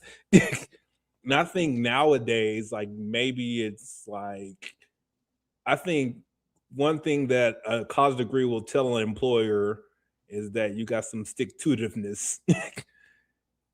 Like, no matter what your degree is in, that's what it says to them. Because I think most things can be learned online outside of like a specific trade or career, law, shit like that. Being a doctor, shit like that. So is college an investment or a tradition? I mean, it depends. Like, you have to like just going to college because shit, I'm a senior and I'm supposed to go to college. It's them niggas that don't need to go to college. Like, there's people who have hey, this is what I want to do. This is what it's going to look like. And it's fine. But these niggas who taking out fucking student loans with massive interest on our freaking wipe my ass college degrees probably shouldn't look like that. Right. That return of investment, like if you're spending $100,000 for a degree, is that return on your ROI, as she said, when you're getting out of college only making 45 grand? Like, how does that work? My last girl, this is the y'all seen the last chick I brought to the meetup 3 years ago. She had a degree in public human relations or something, and $150,000 worth of student freaking debt. Wow. And I was like, and she got it from an online university, and I'm like, ma'am, What? You mean she never went to class and paid 150 Well, grand? like a University of Phoenix or some weird college like that. 150,000 for that? And she said that her currently, it sucks, how she was going to pay it off is because she worked for the government. I guess if you work for the government for 10 years, they pay off your student loans. Mm-hmm. But with this Trump he said, y'all lazy. So he fired all the people. So now she still got all this debt and needs to pay it off. It's crazy. What do you think, Kim? Isn't this because she just went to school? Because that's like, and I'm old as fuck, and that's just what you did after high school. You just went to college. Mm-hmm. Mm-hmm. It wasn't an option unless you were just broke. You just went to college. Like so many, like I found myself. I was in college. I was like, my dad was like, hey, you're not about to waste my money. They bring your ass home. I was just there because I was supposed to. Yeah, I agree with Quentin. There's a pipeline. High school to college. Like you say, it's more tradition now than anything. Just we really don't know what else to tell people to do. And I think that's why we're pushing college. Like, people are like, okay, well, you can't just sit here. So now what do you do? Oh, well, just go back to school. That's what you used to doing. And this is what makes sense. But in reality, it doesn't. And, I've said for a while that I think it's been used as a divider in the classes. So it's used to weed out the middle class, really, because the middle class are the ones who can't afford it. For, in some cases, lower class, depending on your income, are able to get all the grants or, right, and all that. And so it's like, okay, cool. The people in the middle, they're like, well, you make too much and now you got to pay. The people up top, they can pay outright. And so now it's those people in the middle who've gone and they've gotten all this debt and these degrees that aren't paying them, what the paper's worth. And, even with my degree, this is the S. I wish they'd at least give me a trophy. Like, what am I going to do? I'm just saying, I paid a lot of money for those. But I'm just saying, like, why can I get a trophy? I would like a life-size trophy. I think that's fair for all the money that I gave them. But that piece of paper. And I think for sure that it's been sold to Black women as a way to escape being under somebody's thumb, right? But in reality, what it does is it puts you further under somebody's thumb, because now you have all those Black women who were like laid off, for example. Okay, well, they've been laid off and they got all the student loan debt. How you gonna pay it? Right. Well, do you think that 18-year-olds straight out of high school should be making six-figure decisions like that? I mean, even when it comes, like, there's usually it comes from their parents. They don't make them. It's middleman to assist you. Like she said, she was like a planner, someone who helps assist people planning for college finance. Well, that makes sense. Yeah, you're right. Right. But it's almost like a military. Like, this is unpopular take, but I'm going to venture to say 95% of people in the military, it was out of necessity, not because you wanted to go fight for your country. Right. You like, nigga, I'm a senior. I'm too broke to go to school, and I need to do those something. Middle class, they do help you pay for school. But see, and that's a lie that they tell people. They don't do. The amount of people who get college paid for by the military is few and far in between. Like, people think I'm gonna go to the military and then I'm gonna start school. Like, nigga, there's so much stuff you gotta do first, nigga. And your commander gotta approve you to go to school. You don't just get to go to school. And you gotta be in for a little while, for a long time. Some type of disability. You gotta be proficient in what the fuck you went to the military for before you can go to college. All that shit. It's a lot. It's a lot. It's a lot. But the recruiters is gonna sell you on that so they can get them numbers up. We've all really just been indoctrinated to believe to get you to sign that paper. Yeah, at 18, you don't know what you're doing. Yeah. We've been indoctrinated to think that that's just the way to go. I mean, we start out early. Well, what are you going to be when you grow up? And we give you 4 or 5 choices or whatever. There's so many. A doctor, a policeman, or a lawyer, or a teacher. That's it. That's it.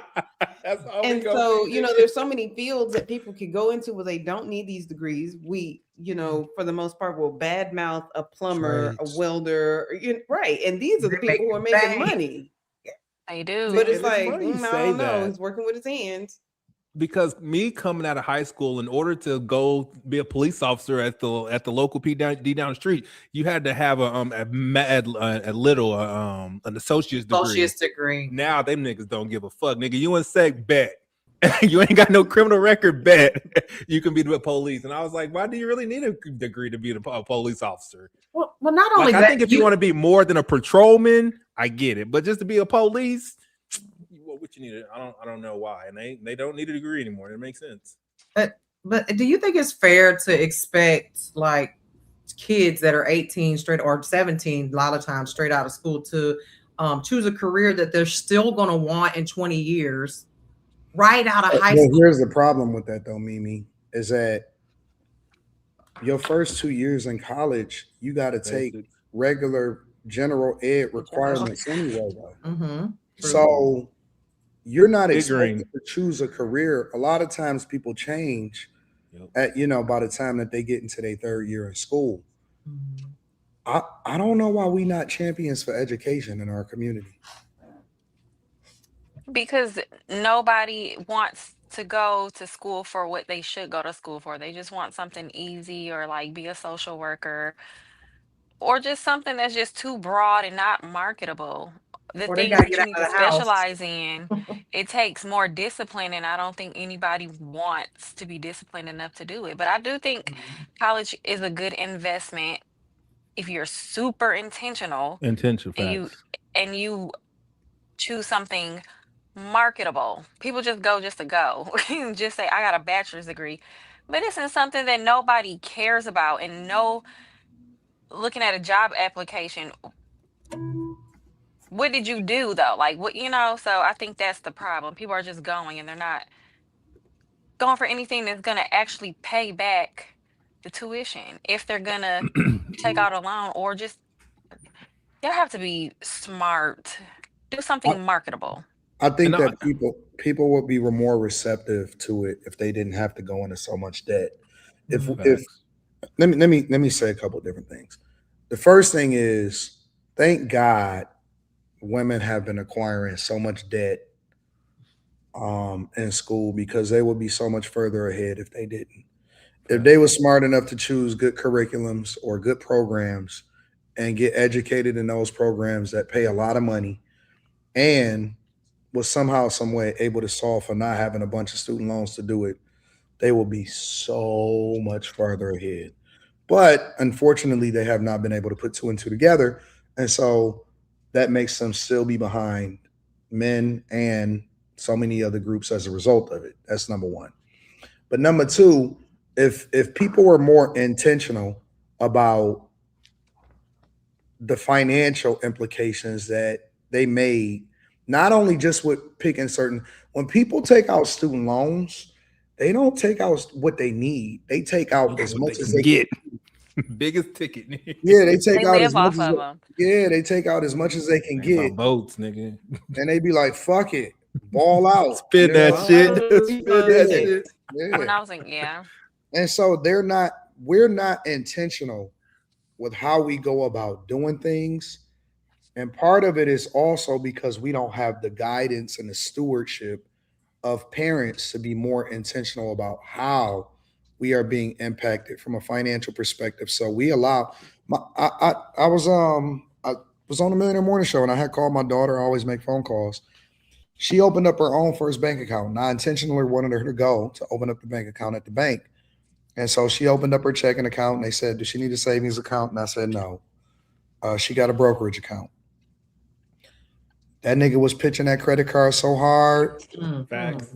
That nigga was pitching that credit card so hard. And he wasn't pitching it because it was good for her. He was pitching it because he had a quota and he get a bonus as a result of it from the bank. And so, but if she didn't have me to call and say, Dad, do I need this? And I said, no, Leslie, I already made you an authorized user. Your card is in the mail. You already gonna have your own card. You don't need a credit card. If she didn't have us as her parents to play that role in her life to say no, but a lot of these kids go off to college and they're making their own decisions, and people are not intentional about playing that role in their life. They're not talking with their kids and saying, hey, listen, you really want to do this curriculum, or really want to do this, you really want to do that.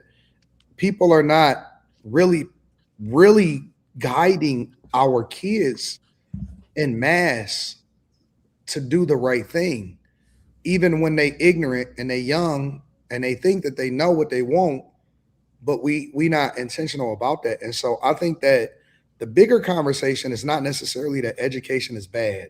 So I don't think that education is bad. I think that there's different people that do different things. You can go into a trade. Sometimes people don't go to high, don't go to a higher education, and they do well in their jobs or they start a business. It's a lot of different ways that you can skin a cat, right? You don't have to go to school to be educated. You can read a book.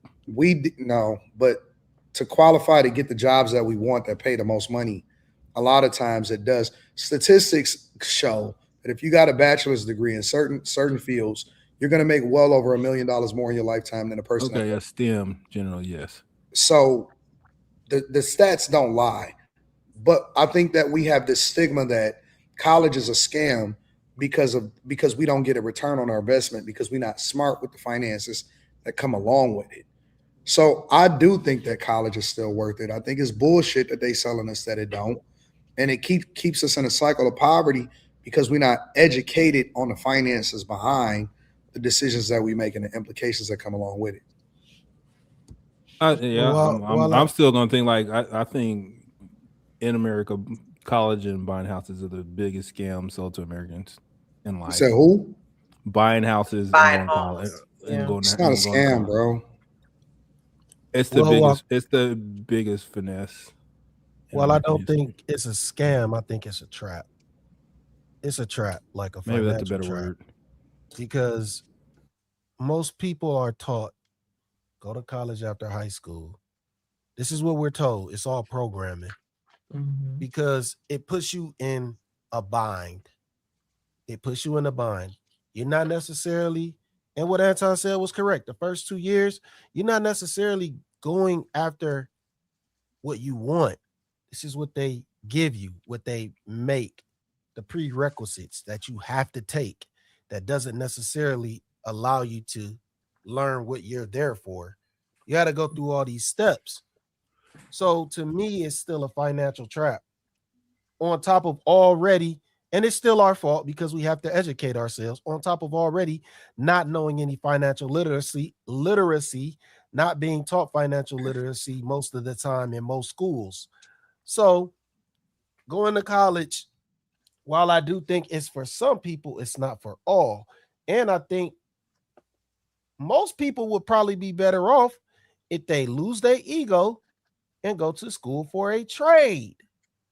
Because a lot of folks, they retire after a while. Now their bodies be beat up probably more and like folks that be in the factory and the steel mill and doing trades because they're actually doing real work. But that's the trade-off. You have to actually do some hard labor sometimes. Why do you think trades are frowned upon? Why do you think they're not? People just look at manual labor. No, it's some stigmas of them that are, come. Working with your hands. It's stigmas that come with being a grease monkey or a plumber, like that. People make it. People make them seem like they bad. Like they get money though. They get money though. They get money. It's undeniable. A welder, there's no shortage of welders anywhere. Anywhere they could get a job anywhere at any given time. As soon as you think there's a stigma attached to a trade? Plumbers.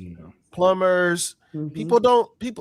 all right. So when you start thinking about plumber, what's the first thing you're gonna start thinking about? People gonna start thinking about their pants. Exactly. They start thinking about the toilet. That's it. Nothing else, just the toilet. Yeah, I guess for me, and when I think about a plumber, I think about how much the motherfuckers charge if I call them out. Absolutely. And I think but that's when you're in high school, you don't think about I learned how to use what's that snake? The auger, nigga. The snake. Yeah, I learned how to use that bitch myself. Auger, nigga. I used to fucking drop logs. Had to but they make good money. People don't realize like all those trades, not all, most trades make good money. But I think, I'm gonna be honest, I think they get frowned upon because it's the stigma that we want to have to try and combat against going to college. I think it's like they'll make it seem like, nah, you don't want to be in the go into a trade, blah, blah, blah, because they want you to go to college, because I feel like it's a financial trap. Granted, when you get out of college, you can make a lot of money if you pick the right thing. But you have to pick the right field. You have to pick the right course. You have to pick the right curriculum. It's a catch-22. When I was in a steel mill, I tested for skilled trades, and what happens is they actually pay for you, for your skilled trade. And so I tested to go into skilled trades, and I was supposed to become an electrician. You could become a millwright, you could become. They make fucking bank. You can go into all of that shit, yeah. And so before the program actually started for me, I actually lost a job. So it was what it was. But everybody in there, they wanted it. Like they couldn't wait for the program to come along for you to test into it. And then, obviously you become an apprentice and all of that type of stuff. But I don't know, maybe it's a Detroit thing. The stigma here, we don't have a stigma on skilled trades. That makes sense. You're from Detroit, though. I know that makes sense. Like that part of the country, like hard worker, Pittsburgh kind of thing. Like that, I feel like that's the Midwest is full of blue collar. Yeah, it's blue collar workers out here. It's huge. And we're used to seeing dudes that work skilled trades that get money. So our visual, maybe I guess I understand what you're saying, right? Because like let's just use an extreme example. If we over in Los Angeles, that's the home of, Hollywood. Hollywood, entertainment. Don't tell nobody you a plumber in Hollywood. Fashionistas. Yeah. So I can understand it regionally is that, it will probably not be looked at as more. If you're down in Miami, nigga, everybody in Miami want to be, they want to be rich. They want to be and all that. I've been in this space for 5 years. And have I never, ever heard somebody say they worked in the oil and gas industry ever since the whole time I've been here? And that's the biggest fucking industry in Oklahoma. I'm like, that's a Houston thing. They fucking run it up. Well, nigga, I sit on this space. I ain't never heard nobody say it. Well, no, you're right about that. I knew a girl. It was a girl that I was coaching, and she worked in the oil and gas industry. And she made a lot of money. So nigga, my homeboy was like that nigga ran the copy machine. I was like, nigga, you make how much doing the copies, nigga? It's like that's what everybody they was got a doing. fancy name like call it image something. I said, nigga, you run a copy machine. Shut up. But that nigga got a whole bunch of money doing it. And then as it pertains to everybody going to college, my cousin was stupid as fuck. Like that nigga fucking flunked out of college, but he got a job at the One OK, it's a gas building. He's like, he taps in the high pressure gas lines. I said, how you get that job, nigga? You gotta learn how to measure shit. You do the wrong measurements and you die, nigga. But I will say this also: there's a lot more risk, life-wise, in a lot of these different industries. You go in the oil industry, it's almost like working on a boat or some shit. You know what I'm saying? Like them fishermen type of motherfuckers. Oh yeah. That shit is dangerous as hell. And it's a lot of positions that the life expectancy is not. I'll give you another one. Being a lineman. I got a cousin that's a lineman, and he make bank. And anytime it's a storm, even in another state, he say they call for him to go over to the other states and work on it. And so they work long hours. It's a very, very, very dangerous job. But he's a lineman and he makes a lot of money. And so I think that the danger side of it also probably contributes to the stigma of, I know police officers that make six figures. My dad retired as a police officer, 2022, and he was like at 145 when he retired. Yeah. So, and he also got shot in the leg though. So the look of a lot of motherfuckers that do this type of work, like if you on the docks, nigga, and the niggas be looking crazy. They be having crazy builds, them old timers. So you got to be the niggas don't be keeping it together, dog. I ain't gonna care. Is that a thing where you're from though? I think like it's pretty well known. Like the bigger police agencies in Oklahoma, like you come out of training, you make like 70. Like the day you complete. That's good. That's a good, and you just up from there. You just longevity pay type stuff. My nephew had got an opportunity to be a lineman. That nigga was what's going on, Slimmy? What's that look? Cops make 70,000. Yeah, coming out of they make 70 all day long. They make more than that. They should make coming out. I was about to say they should make way more than the 70,000. Well, he's talking about that's like a rookie training as a base salary. It's up and up and out. Oh, okay. But my little nephew, he had got a job as a lineman, and this was right out of high school. He was like 18. The nigga was so lazy. He was like, fuck. He could have made so much money. And nigga said, I want to be a model. I said, God. What the fuck is going on? He did. He said, I want to be a model. I was like, is he a model? Nah, that nigga chasing some hoe around the country, nigga. I be trying not to throw my nephews under the bus, but these niggas is built different than we built, bro. They are. The Snow Bunny? Nah, she Asian, nigga. He got a thing for Asian women. I don't know what the fuck. I think it's that they grew up with that anime shit. That nigga love Asian. Hey, chill, man. He can't be doing that. Yeah, that nigga be chasing them big ass. Them chicks with them big ass. Fucking furries, nigga. He can't be doing that, man. That's crazy. You know them Asian anime characters, they have big eyes like this. That's crazy. They could be chasing Asian women, bro. Wow. I said, little nigga, get your life together, bro. This is a good job. It's different. That nigga said, I like fashion. What it looks like kids graduating now than when we were in high, it's different, man. Like all for being smart, but everybody ain't able. Everybody, nigga, they tapped out, nigga. Senior year, nigga, I can't learn no more for the rest of my life, nigga. Like, you know what I mean? Like they just can't learn no more, bro. Go somewhere and don't quit. Nigga, I'm just saying, like, we can't tell everybody to go to college, nigga. Some niggas need to just go to work and work as many hours at your hourly as you can, nigga. That nigga don't want to work. That nigga was like, fuck that. I'm a model. That nigga chasing that little hoe. He broke. Chasing that little hoe. And she broke that nigga heart. I said, that's what you get, dumbass. We told you to stop chasing these hoes. He ain't learned, though. Nigga got a new Asian he chasing, though, so. Nigga went to New York, thought he was gonna get into the modeling industry. And it was like, listen, little nigga, let me tell you something.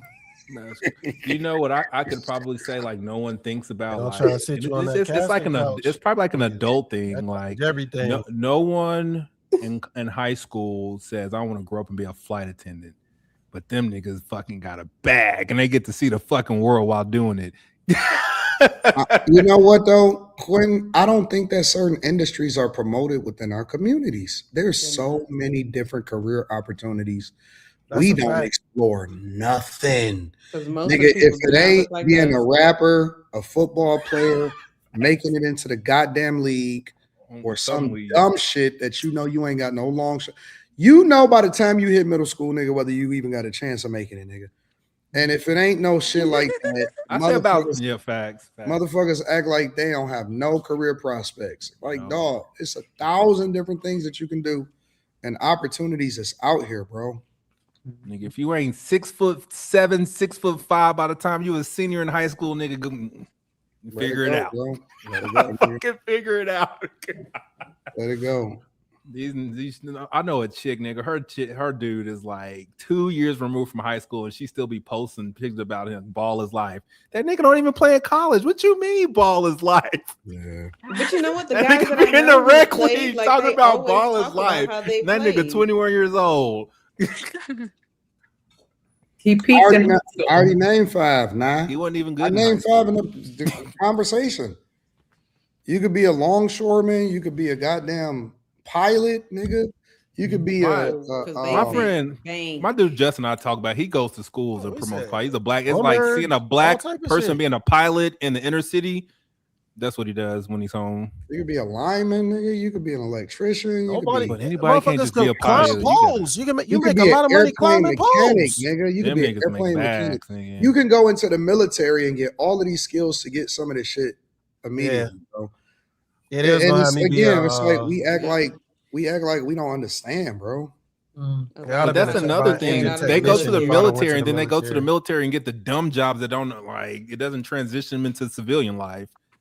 They said when I got out, I'd have been a fireman. Like that's what it translated to.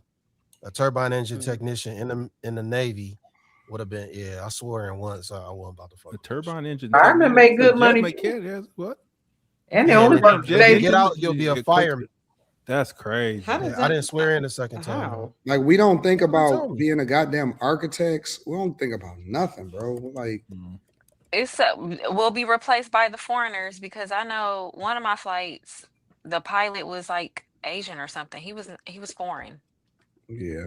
You could barely understand his English. It seemed like most of the pilots that I jump on a plane for, all of them either be ex-military and they be white men, bro. Yeah. Well, it's the way it's the way that they get their high. hours, and you get hours easier in the military than nigga. You gotta drop a bag to be a pilot, especially if you stupid. 100,000. Especially if you stupid. I mean, because I asked my friend, I said, like, what is it? How much does it cost to be a pilot? This depends. He said you just keep paying money until you pass, get all the certifications, and pass all the tests. Yep. And he said you can be doing this shit and spinning your wheels forever. Yep. Yeah, but again, like a lot of people go into the military, but they don't even consider that. Like they'll get it. They don't consider being a pilot.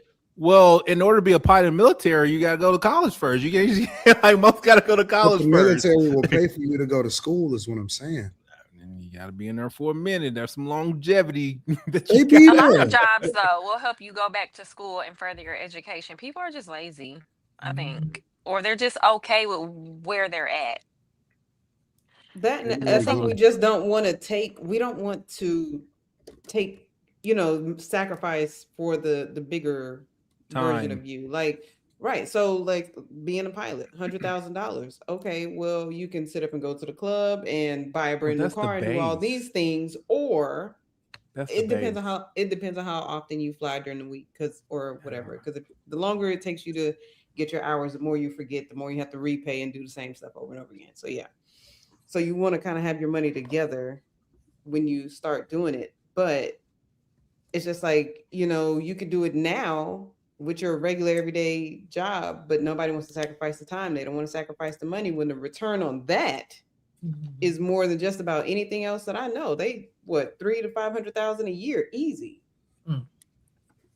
But that's how you gotta have it. And they get all of the box. That's another thing. You have to have hours too, because I'm using my anecdotal speak. He had to go to Indonesia to get hours. He had to be he was a pilot for the the skydiving people, and them niggas don't pay their pilots shit. So to get the hours to make all the money, nigga, you gotta do that shit. On Fight Club, that was a pilot for Amazon, nigga. And I bet you before he got there, he had to do some dumbass shit and be broke. I mean, for a long minute before that happened. That's any job, man. You got to pay your due. You don't. But I'm just saying, people don't want to do that. Like people think, like, give me this job and I make this kind of money just because I'm this kind of person. Like, even lawyers, I make this much money just because I'm a lawyer, and it don't work that way. Yeah, but niggas be chilling in Amazon doing nothing anyway. They be chilling, not making no money. Like they still be just chilling. And they be complaining about the position that they got and saying that it's too hard or they don't want to do that shit. And it's like, well, listen, if I'm gonna suffer or if I'm gonna be unhappy, nigga, I'm gonna be unhappy to get to the bag or to get to something that's more meaningful. I'm not gonna be unhappy for unhappiness sake. Fuck that. Or the people who say, "Oh, it's gonna take 4 years." Like 4 years is gonna pass unless you pass away. 4 years is gonna come. Either way, so you can either have 4 years worth of education by that 4-year time span, or you can keep doing what you was doing the other 4 years. So, like either way, 4 years is gonna pass. It's just what you invest your time and money into. It's an investment if you look at it like that. Facts. Because I know a lot of women who went for like social work, and I'm like, that's admirable, but there's no money in that. Even like teaching, there's you have to do that. Some jobs you have to do from the heart because there's no money in it. Yeah, a lot of my family is in the education, and you know, they pretty much had good lives as women, but their husbands was working too. The husband was the breadwinner. You know what I'm saying? So it's like I learned like real, like my very first shit. my very first education real job. I worked at the State Department of Education, and like I saw the teachers' pay scale, and for like a 10-year master's education degree in Oklahoma, this was like in 2005. Like them niggas like made $70,000. I said, nigga, that's it. That's a lot. Like, I'm just saying back, I was like, that's all y'all make, nigga, for this master's and all these years. That shit is crazy. No, that is like a that's not a lot of money for having a master's degree. That's it is for teaching though, unfortunately. Now, if you go to Texas, they throw that's unfortunate money in Texas. Yeah, because they'll start you off at 30,000 with a master's. I was about to say you're making like 30K. Start. You got to have put in 10 years to get so money. mad. You can make more money managing a fast food restaurant, for example. Yep. That's so funny because I live in the suburbs coming up, and they built a McDonald's like right outside our high school, and they brought them damn McDonald's workers and all them damn uppity white people talking about you can have a career at McDonald's. I'll make more money. You better get your old stupid ass on out of here. That's true, man. It was a waste of time for those people. I feel bad. All right. Super chats. Time for the super chats. All right. We do have two really good more subjects to go. So, all right. So Lightning sent $5. Says, I've been seeing a lot of young dudes wearing bonnets on social media lately. What's that about? Feminization. Daddy in the Caddy sent $5. Wrong Q. Your bro not using his accounting degree because he's a bum. I got one plus CPA license and make $250K plus. Get a degree in a talent shortage field. He's not a bum. He actually is in sales and he's doing quite well for himself. CPAs make money. Daddy in the Caddy sent another $2. Says, don't get a degree in Latina lesbian literature. Kobe B sent $9.99. Says, college is only a scam to people who earn worthless degrees. STEM degrees is the best way to get the best ROI. Let me say this too, because we didn't touch on this. When you go into college, there is an experience that you get there that I don't think that you get anywhere else. You know, the friends you make, just the things that you do. It's like being an adult, but not really. You're kind of that's such quasi a woman adult. thing to say. I got an experience. I mean, but it's true. It's different. Absolutely 100% true. You know, y'all women love paying money for some experiences. That shit is crazy. I didn't do the traditional college. Yeah. I ain't got no debt, but I had a great experience. All right. Wet Nut sent $9.99. Says, as someone who graduated in 2024, I vividly remember my kindergarten teacher telling us to go to college and end up in trades because we would be low lives. Dang, she said, don't do trades. That's messed up. Greatness to Work sent $5. Said, I was making more than many make now back in 2004. Started at $23 an hour and ended at $30 an hour. All off breaking down diesels. Machinist union trade. Dang. Peter Bill sent $9.99. As a lineman, all that was required was high school diploma or GED. They paid training and skills. You do have to pass classes and physical requirements. I basically got paid to learn. Word Custom sent $4.99. In my 20s, I worked at Ford Motors as a parts picker, and the older dudes there owned boats and vacation houses. LOL. They was making tons in overtime. Every nigga I know that was working as an old timer had a house up north in Michigan somewhere. Every last one of the motherfuckers got a house up north somewhere. Bang. My grandfather. F Bad sent $4.99, said, "Hey Slimmy, random hip hop cue. Which Mick Jenkins album do you think is his best body of work? I Got Pieces of a Man, which was a beautiful concept." I haven't listened to all of his projects. I just like the Scottie Pippen song. Honestly, it just my homie put me onto that song, and I just rock with it. But I haven't gotten into his shit now. If you ask me, somebody who slept on, whose projects that I do listen to, is John Connor. Go listen to SOS, man. Like, I'm dead serious. Go listen to SOS and SOS2. That shit is fucking fire, dog. That shit is fire, man. He say nigga a lot, but he gets shit done. Okay. Anton don't like it. What was y'all saying? Talking about John Connor. No, I was always talking about John Connor, man. He one of my favorite rappers. I think that John Connor is cool. I just think that John Connor is not smart with the way they market itself. Ain't that the Terminator? John Connor was on the Terminator. Spells a J-O-N. Yeah. That's just, I think that might be his real name, honestly. I don't know. Thank y'all so much for the super chats. We're going to move on to this next subject, which is the doozy. Here we go. Bizarre and tragic situation in the metro. A man accused of flirting with another man's wife is dead after a fight broke out. News 4's Paisley Porter spoke with Oklahoma City police and has the latest on this. I'm standing in the parking lot where police say jealousy turned deadly when a man shot someone for flirting with his wife in this sports bar behind me. Police responded to a shooting call.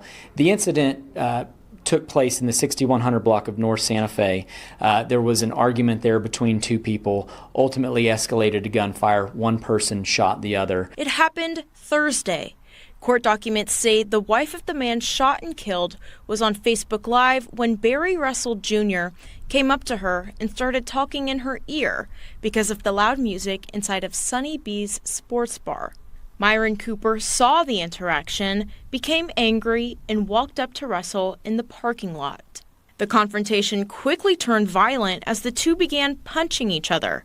The fight soon broken up. Russell told police that he then went back into the bar to wait until Cooper left. While in there, he asked his wife to bring him a gun for self-defense. When Russell thought Cooper had left, he walked to his car when Cooper pulled up beside him. Russell told police he tried to run inside, but Cooper chased him and began punching him in the back of the head, at which point Russell pulled the gun and shot Cooper in the chest. That victim fled in their own vehicle, had made a couple different stops along the highway before ultimately coming to rest near Southeast 15th and I-35. That's where contact was made with the victim. The victim was transported to an area hospital, sadly died because of those injuries. In Oklahoma City, Paisley Porter, Oklahoma's News 4. All right, Paisley. Russell is in the Oklahoma County Jail this evening, facing first-degree murder charges. Ooh. Y'all, when does flirting cross the line, y'all?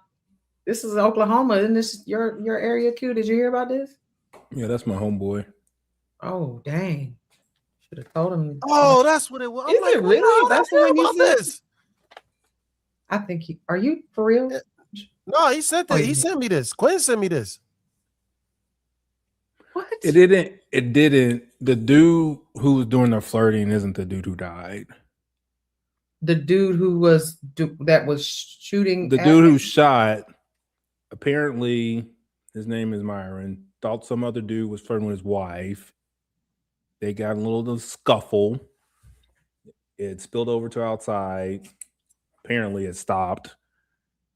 And he said that Myron tried to continue the altercation. So this nigga called his wife and said, "Bring me my gun." And then now he's claiming self-defense. Maybe I'm biased, but I think if it's self-defense and you feel that you're in imminent danger, you probably should call the cops, not call your wife to bring a gun to wherever you're at. So it's stupid on both ends. It's senseless to be fighting over. And the wife actually did bring the gun to him. Wow. That shit is crazy. That's crazy. Yeah. Wow. Mm-hmm. Didn't you say It was you just like blame the way the news wives people just get shit wrong, because they had all of Oklahoma scared for like an hour. They were like, someone was shot driving down the street on I-35. So we thought some niggas we thought we just gonna get snipes driving down the street when it was him. He tried to drive to the hospital and he pulled over on the side of the street because he couldn't make it. So when you sent that, didn't you say you blamed the wives? Like there were two women involved somewhere? Well, the person that was being flirted with, and then the person who brought the gun is what I was. Okay, I'm just confused by the whole story, I guess, because I'm okay. Apparently, So the wife was receptive to the flirting. So the woman was sitting in the bar. She's on social media live apparently, and a guy walks up to her that she doesn't know, starts talking in her ear, and I guess her husband, the one who was shot, your friend Q, right, saw it. Homeboy on our homeboy From saw the the block. live, saw that a man was flirting with her, went up to the bar, confronted the guy. They got into a scuffle. The guy who was talking in her ear tells his wife, bring me my gun to the club. And then the guy who was flirting had his wife get a gun? He was married too, apparently. And yeah, he tells his wife. It was only after the first fight. That was kind of weird about it. Like they fought, and I guess they were just chilling. He said he tried to leave, and then Myron followed him out to his car when he tried to leave, and he shot him in his chest. That's kind of weird, but whatever. I'm biased. I never knew him to be that kind of person. So who do you think escalated the situation in this case? I can see somebody saying, "Hey, that's my woman." Who did that? I can see that happening. I can see that happening. I can see that happening. But his wife was there, right? Which one? Yeah, the dude who died's wife was there. But everybody was married. What you trying to say, Mimi? No, I'm just trying to help her understand. Everybody was married. You see, I'm confused. Yeah, somebody. What are you confused about? Said dude was flirting with said dude's wife, while his wife was like, also "Hey, that's there. my wife. Fuck off. I'm just really." Maybe she was in the bathroom. Maybe the bare wife minimum. I'm telling you this story. Hey, let's go fight outside. They fought. Hung out for a little bit. One was about to leave. No, this dude followed me out to the car. I don't know. It doesn't make sense. Like they condense like a whole night into like 30 minutes. This is where I'm confused. Because it doesn't make sense that he followed me out to my car and I called my wife. Like I don't get that correlation. Like, where'd your wife come from to bring you a gun? You kind of understanding where I'm going. So that's why I'm like, we're both wives there. So you flirting while your wife is here? You're flirting with another man's wife while your wife is here? Or you're flirting with another man's wife while your wife is at home and then he called her to bring the gun? Well, she had to be elsewhere if he called her. Like, I guess unless she just had the gun in her purse and she was inside the place. Yeah, I see where that can be unclear because they weren't very clear about the fact she was actually at the club or he called her to the club to bring the gun. So wait a minute. What I'm trying to understand is what difference will it make whether he was married or not? They shouldn't. They both sides. It's all bad. Nobody shouldn't have been fighting as it pertains to women. I agree with that. But even outside of it, like if that's your hoe, that's your hoe. I'm gonna say that. I seen the guy say something and I agreed 100%. Let me stop.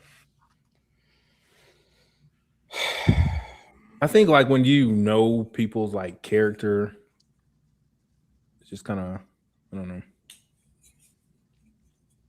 I believe that every man gets one girl that he could say that's off limits. You only get one, no matter what your situation is. Faithful, not faithful, whatever it is, you only get one.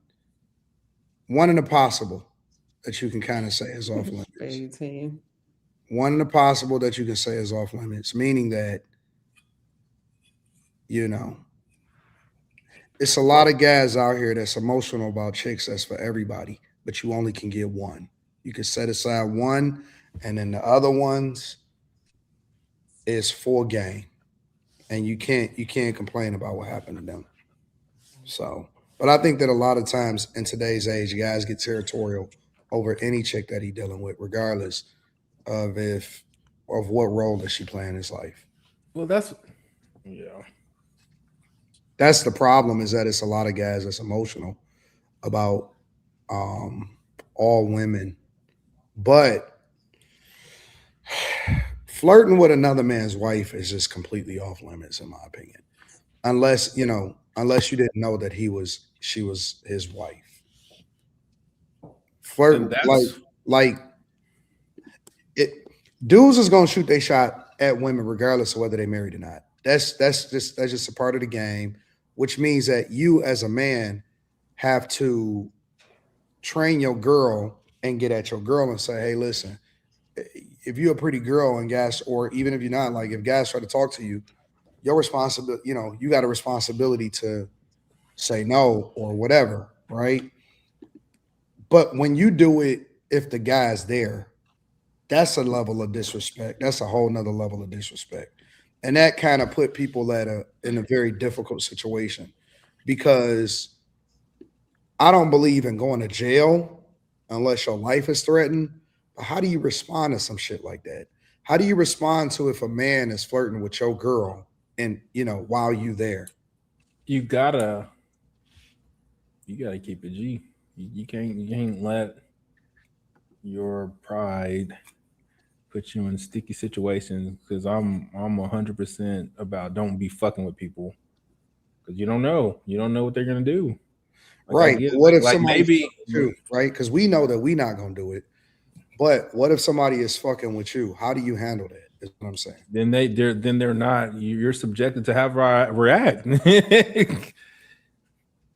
you can go to jail. Well, I don't. It depends on the situation. I'm not going to act that way, but did the wife have any responsibility to come in between this whole thing at all? Well, the stupid bitch who brought the gun, she the one that upped the whole ante on the whole thing. Well, I mean, the wife that was the one that was being flirted with. Did she? I don't give a fuck if she bring a gun or not. I don't have to use it. True. Well, you asked her to bring it for a reason. You didn't ask her to bring it not to use it.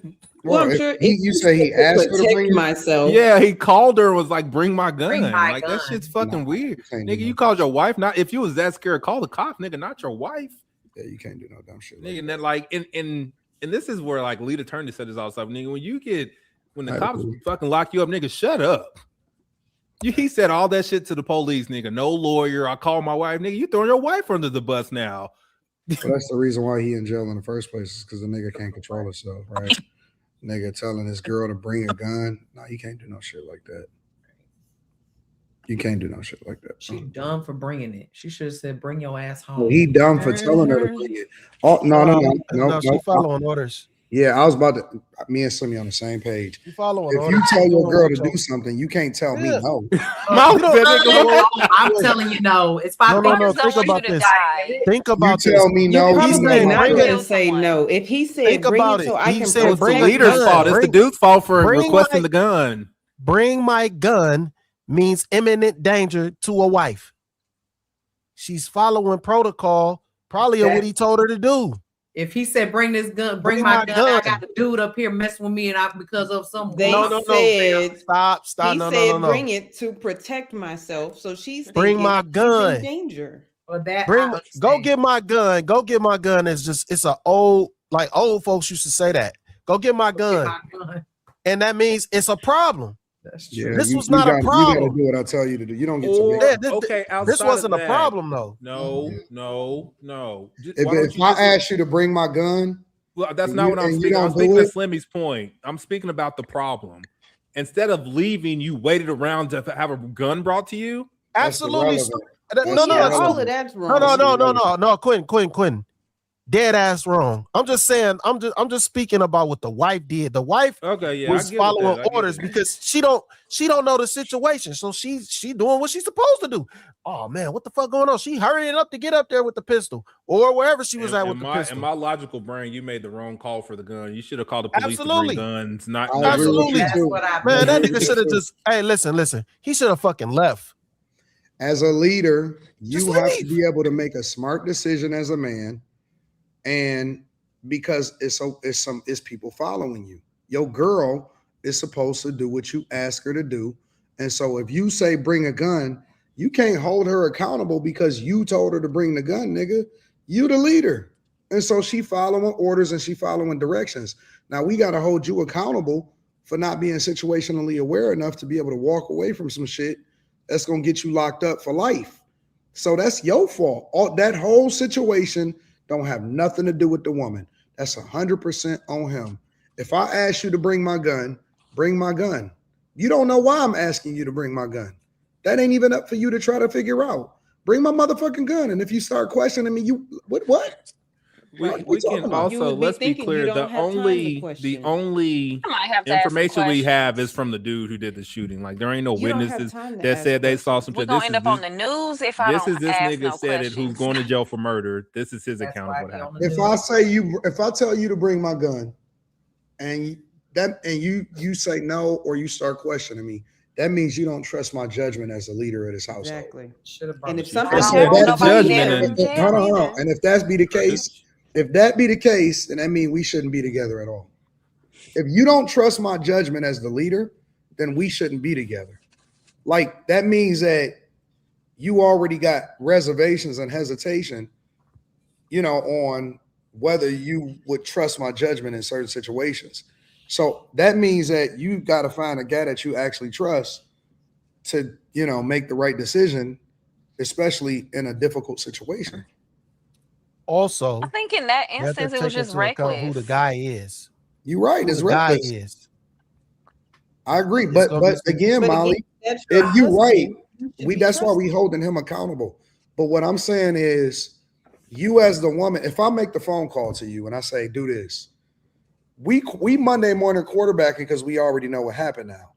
But in the instance, you don't know why I'm telling you to bring the gun. You saying that because you know what the outcome is of this situation. There's been plenty of women who didn't do that, and they dudes could have got smoked. Exactly. Well, why you out there like feel? Drinking in situations where people's lives? Well, we beyond that point. Nigga, day drink, nigga. I believe in self-preservation, and I'm sorry. Like, if that means it's gonna be a breakup, then it's just gonna be a breakup because I have to think about myself, my future, the butterfly effect. I do this for you, then what domino effect is that gonna have? Somebody's dead all because you can't always follow your man. Like she followed, I don't know if she's gonna have any consequences, but she's on the news because she brought the gun. And yeah, it looked like protection, but we don't have all of the story either. I'm not gonna be so down to where I don't try to talk you off the ledge. They already got in a fight. He could, like they fought first. Legitimately defending and then he should have left. He should have left after they fought. That was weird that they stayed there. Well, the thing is. And then why are you somewhere where you can't even have also your have to protection take into on you? account. You also have to take into account who this dude is. Like it's different scenario. The story is confusing. I'm not. Well, let me not speak on that. But a wife, knows her husband. If she's with a hothead, she might not bring that gun. That's what I'm saying. saying.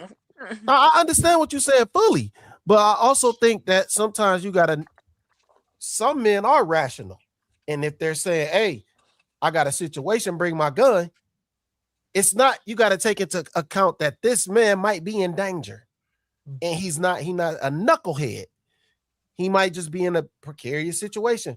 This dude that we talking about, he might be a knucklehead, honestly. He probably is. I mean, we could label him a knucklehead because he literally could have just left the bar. Everything would have been cool. We're not even talking about this. But now his life is over. Another man's life is over. And his wife might be an accessory to a crime. He's a poor leader. He's an idiot. So in this instance, yeah, Molly, you're right. She should have thought about that shit. But that's also, that woman knows her wife. That woman knows her husband. She might have had a bad, that might not have been the guy that she should have been listening to. So You also might have whooped her when she got home if she didn't. You're on mute that time. I thought about that too. I was talking through this editing I'm doing. That all I'm saying is that means she shouldn't have been with him. You can't be with a nigga that you can't trust. How can you be with a dude that you don't believe in to lead you the right way? Is what I'm saying. Because you're right, women do know their husband. They really know the man that they with. And so why be with a guy that you know ain't sane and can't make a right decision when he, you know what I'm saying, when he in it? That's the part that I'm saying is, who are y'all with? Right on that, Anton. You're right. Why you marry Bud at the club in situations where you gonna shoot or have to get shot? Like, you don't have no children at home that depend on you. Not saying grown men can't go out and do stuff, but it just sounds so childish. I can't even. I don't even understand the storyline behind it. But that's because you already know what happened, though. You already know what the results are. Yeah, he put himself in a bad situation, though. In any instance where, like, you have the option to leave and you choose to use the weapon. Was a dummy, bro. That sounds like liquid courage to me. That nigga he was on a dummy mission. Yeah, that sounds like liquid courage. Like he had too many beers. That shit let him down. That's also a crime. So even if you claim self-defense, it's a crime in Oklahoma to have a weapon while you're intoxicated. That's what I'm saying. That's what I'm saying. He was on a dummy mission. The nigga's on a dummy mission. You're not sober minded, so I can't be bringing out. Bringing you a gun and you're not sober. I can't bring you a gun and you're not sober minded. And then how long was that trip for her to even bring the gun? He could have. That's what I wondered. In the car and went home. Yeah, that nigga was on a dummy mission. They looked old and dusty anyway, so I'm not shocked. But I'm sorry, Quentin. Well, based off that picture. Well, they only showed the guy that survived. I mean, the guy who shot. Yeah. So he did look old and dusty. And it's unfortunate, man. Being somewhere classier to where y'all are going to be in that situation. Bro, honestly, how they get into the fight, man?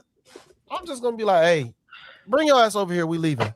Like, I'm out. What? I'm not about to get into no business because you said something to my bro.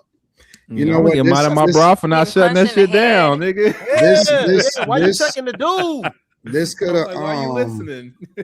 You know what? And again, bro, like in a situation that's not controlled, meaning that like you don't know what niggas got. Facts. Today is different. Everybody is strapped. Everybody is fucking strapped. It's rare to see a nigga that's not strapped nowadays. You have to assume. I've seen, again, bro, I've seen dudes and they did knuckle up. You know what I'm saying? They did get to it. But that's the weird part. Once the dude lost, that nigga went to the car. He went to the car. He was like, oh no, nigga, this ain't over. I ain't gonna lie, this is super embarrassing. We was just talking about this. I've been in fights post my schooling days, and I had a gun on me, gave my gun to somebody else, and got beat up after. Hey, bro. Hey, Quinn. Sometimes keep this shit to yourself. I'm just saying. Like, sometimes I'm like, nigga, hold my shit, nigga. Like, I was like, crunk, nigga. Bro. I hope you learned a lesson that day. This nigga ain't got no hands. Well, nigga, like, you can't win them all, nigga. I'm like, in my history of fight, I'm like 4-2, nigga. 6 fights, that's it. That's what good. You mean? That's it. That's a lot, nigga. I'm not confrontational. What's the In the average hood, they number of start I saw fights fight you guys before have junior out high there? school. I don't even know how many I had. Seriously? Like, how many fights Hell is yeah. normal for a guy to have by, let's say, Oh, shit. 18? Niggas was trying to be bullies Depend back on the then, man. environment. Shit, you had to That fight. is so hilarious. I was skinny and small. This nigga I said, had to hold fight. my gun. Went and took that L, nigga. I'm proud of you, Quincy. Hold my phone. What do you mean you're proud of me, nigga? Because it could have gone But you could have badly. been shooting. You use your hands like a man, you know. You could have been acting like a woman and just pull off the gun off the purse and start shooting. Because that's what, you know, women This do. nigga said, hold my gun. When somebody Hold said, my win, Hey, bro. you closed your eyes and just went at it, huh? That shit is hilarious, bro. That is hilarious. What the nigga on the Friday like say? that. But you live to fight another day. You live to fight another day. Put the gun down, son. Put the gun down, son. Picked up a brick. Fuck Devo up. That nigga was big though, nigga. And that nigga was on some Fenty, nigga. That nigga didn't feel shit I did, nigga. Oh, yeah, he was high. I mean, at why some was point, you you fighting could've decided somebody you're who not was gonna on get drugs? I didn't know, nigga, until it was over with, nigga. Shit. That shit is hilarious, bro. Nigga, I went home with a headache, nigga. Like, fuck. That's why that nigga got the nerve damage now. That nigga got permanent damage. thought he was bipolar. Now he got CTE. Nigga taught you a lesson.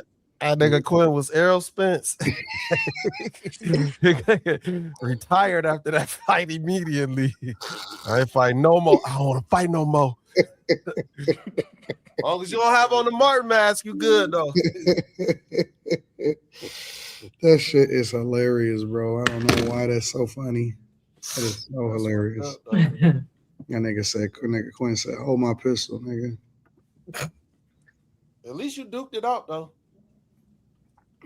That nigga was bigger than me. Fuck him. That is hilarious, bro. That is so funny. He's not with us anymore. Hey, dog. You can't say that type of stuff, bro. You gotta chill, nigga. I didn't do it, nigga. You can't say that shit, bro. You can't say that. This nigga is wild, bro. Anyway, I say shout out to my Mac Pack.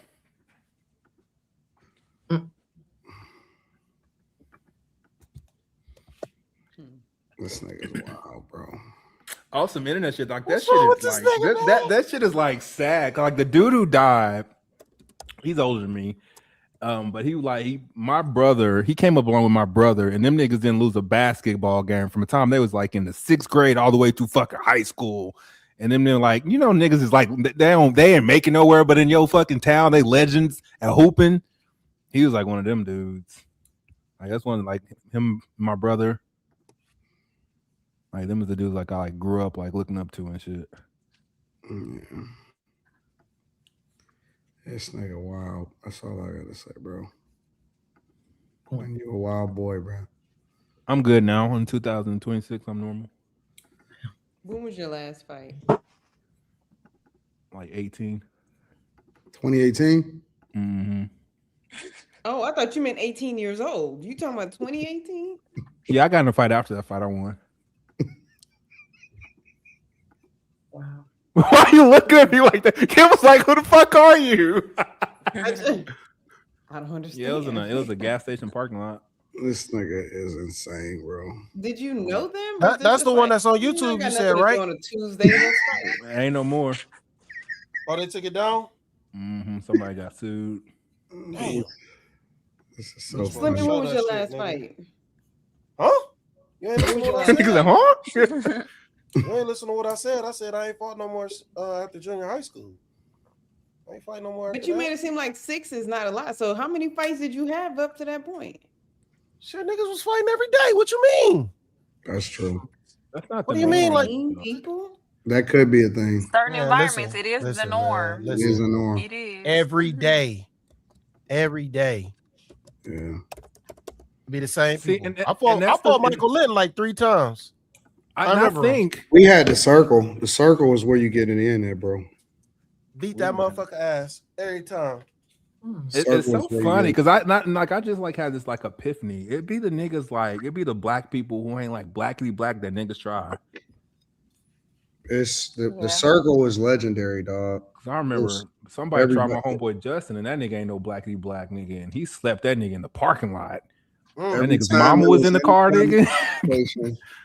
For whatever reason, it always ended up at the circle. What's the circle? Here, I'll show it to you. Well, we had that in high school. We had the general. Everybody go to the general and follow. It's called the book, and the book was like this little. You just go down this road and turn left, and it was like this open field, and niggas used to go there and fight. I'll show you before we read super chat and go to. But that's also when like back then niggas didn't get like in Oklahoma. People weren't getting shot after fighting in Oklahoma, and back then like you just fighting and go home. What that girl just say? Yeah. The first fight I ever saw was in high school. What the fuck? Like in person or like just in general? In person. I think the first fight I get in was in middle school. I remember that nigga was Carrington. Oh, the circle. What's the circle? Where's the circle? Oh, I thought it was that little highway thing. I thought he was showing that. I was like, oh, that's a large circle.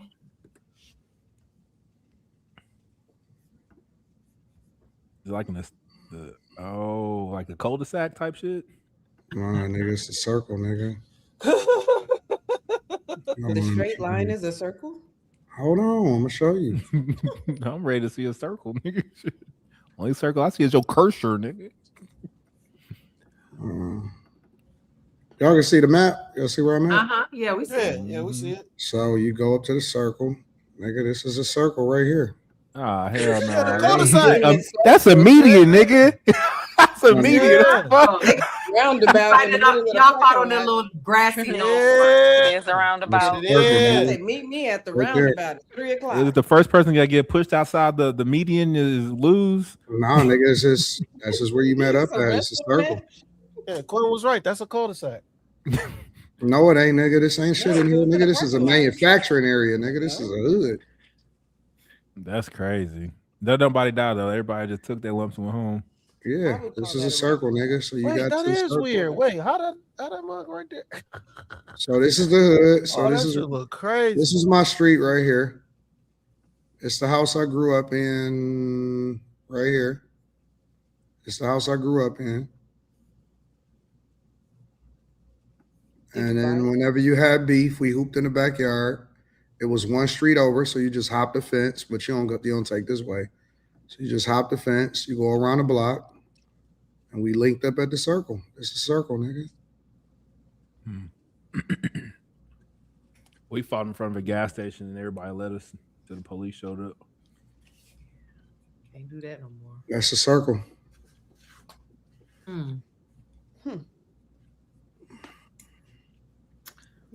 Shout out to everybody who got in the fight and they made it out alive. Everybody just knew whenever you said the circle, that's where it was.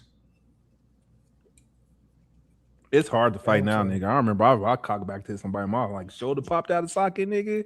I was like, fuck. Needless to say, that fight didn't occur. So I seen that nigga Pooh Bear get knocked out by Thirsty at the circle. This nigga said Pooh Bear and Thirsty. My name was Norgal Ass Quitting when I got in the fight. This Pooh Bear was big, like Pooh Bear was big, like like heavy, hefty. And Thirsty was retarded. And Thirsty had that strong strength. Y'all know what strong strength is? Grown man strength, nigga. No. Yeah, strong strength. Yeah. Strength that special people in and that nigga Thirsty. That nigga Thirsty. That nigga put that. He didn't know his strength. That nigga put the beats on Pooh Bear. I was like, shit. Shit was different after that for Pooh Bear. I didn't have to fight. It was weird for me going from we lived in like lower class like until I was like 6th, 7th grade. And I remember when I went to the white people schools, like all the white people was like, don't mess with this person and don't mess with this person. I was like, that's weird, nigga. I used to live in the ghetto. Fuck you mean don't mess with this person? Fuck them niggas. Yeah, shout out to my but I acted right because my daddy was somebody in the area I couldn't act up when I was in school. Shout out to my nigga Thirsty, bro. I got a crazy story of. Shout out to Coop. Boy, I ain't get into no fight, and I'm glad I didn't. Man, so I had transferred schools, and I was going to Warrensville, and so I was trying out for the football team or whatever. They already don't like me because I'm coming from a school that came from down the way. So even though I grew up at Warrensville all my life, we had football practice. My dude John say, it was like, hey, where you from? This dude, he just randomly asked me that. I was like, East Tech, why?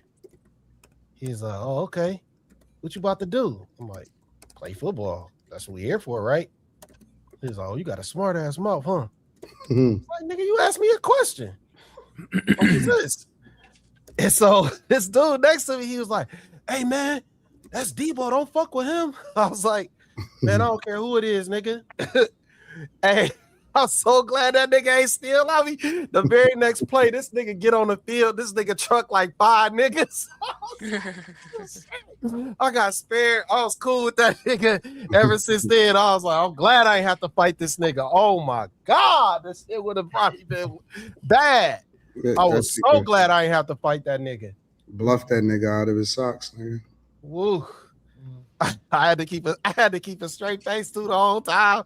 The rest of the time I had to keep a mug. Yes. Bluff that nigga. Yeah. I think we need to teach our kids like de-escalation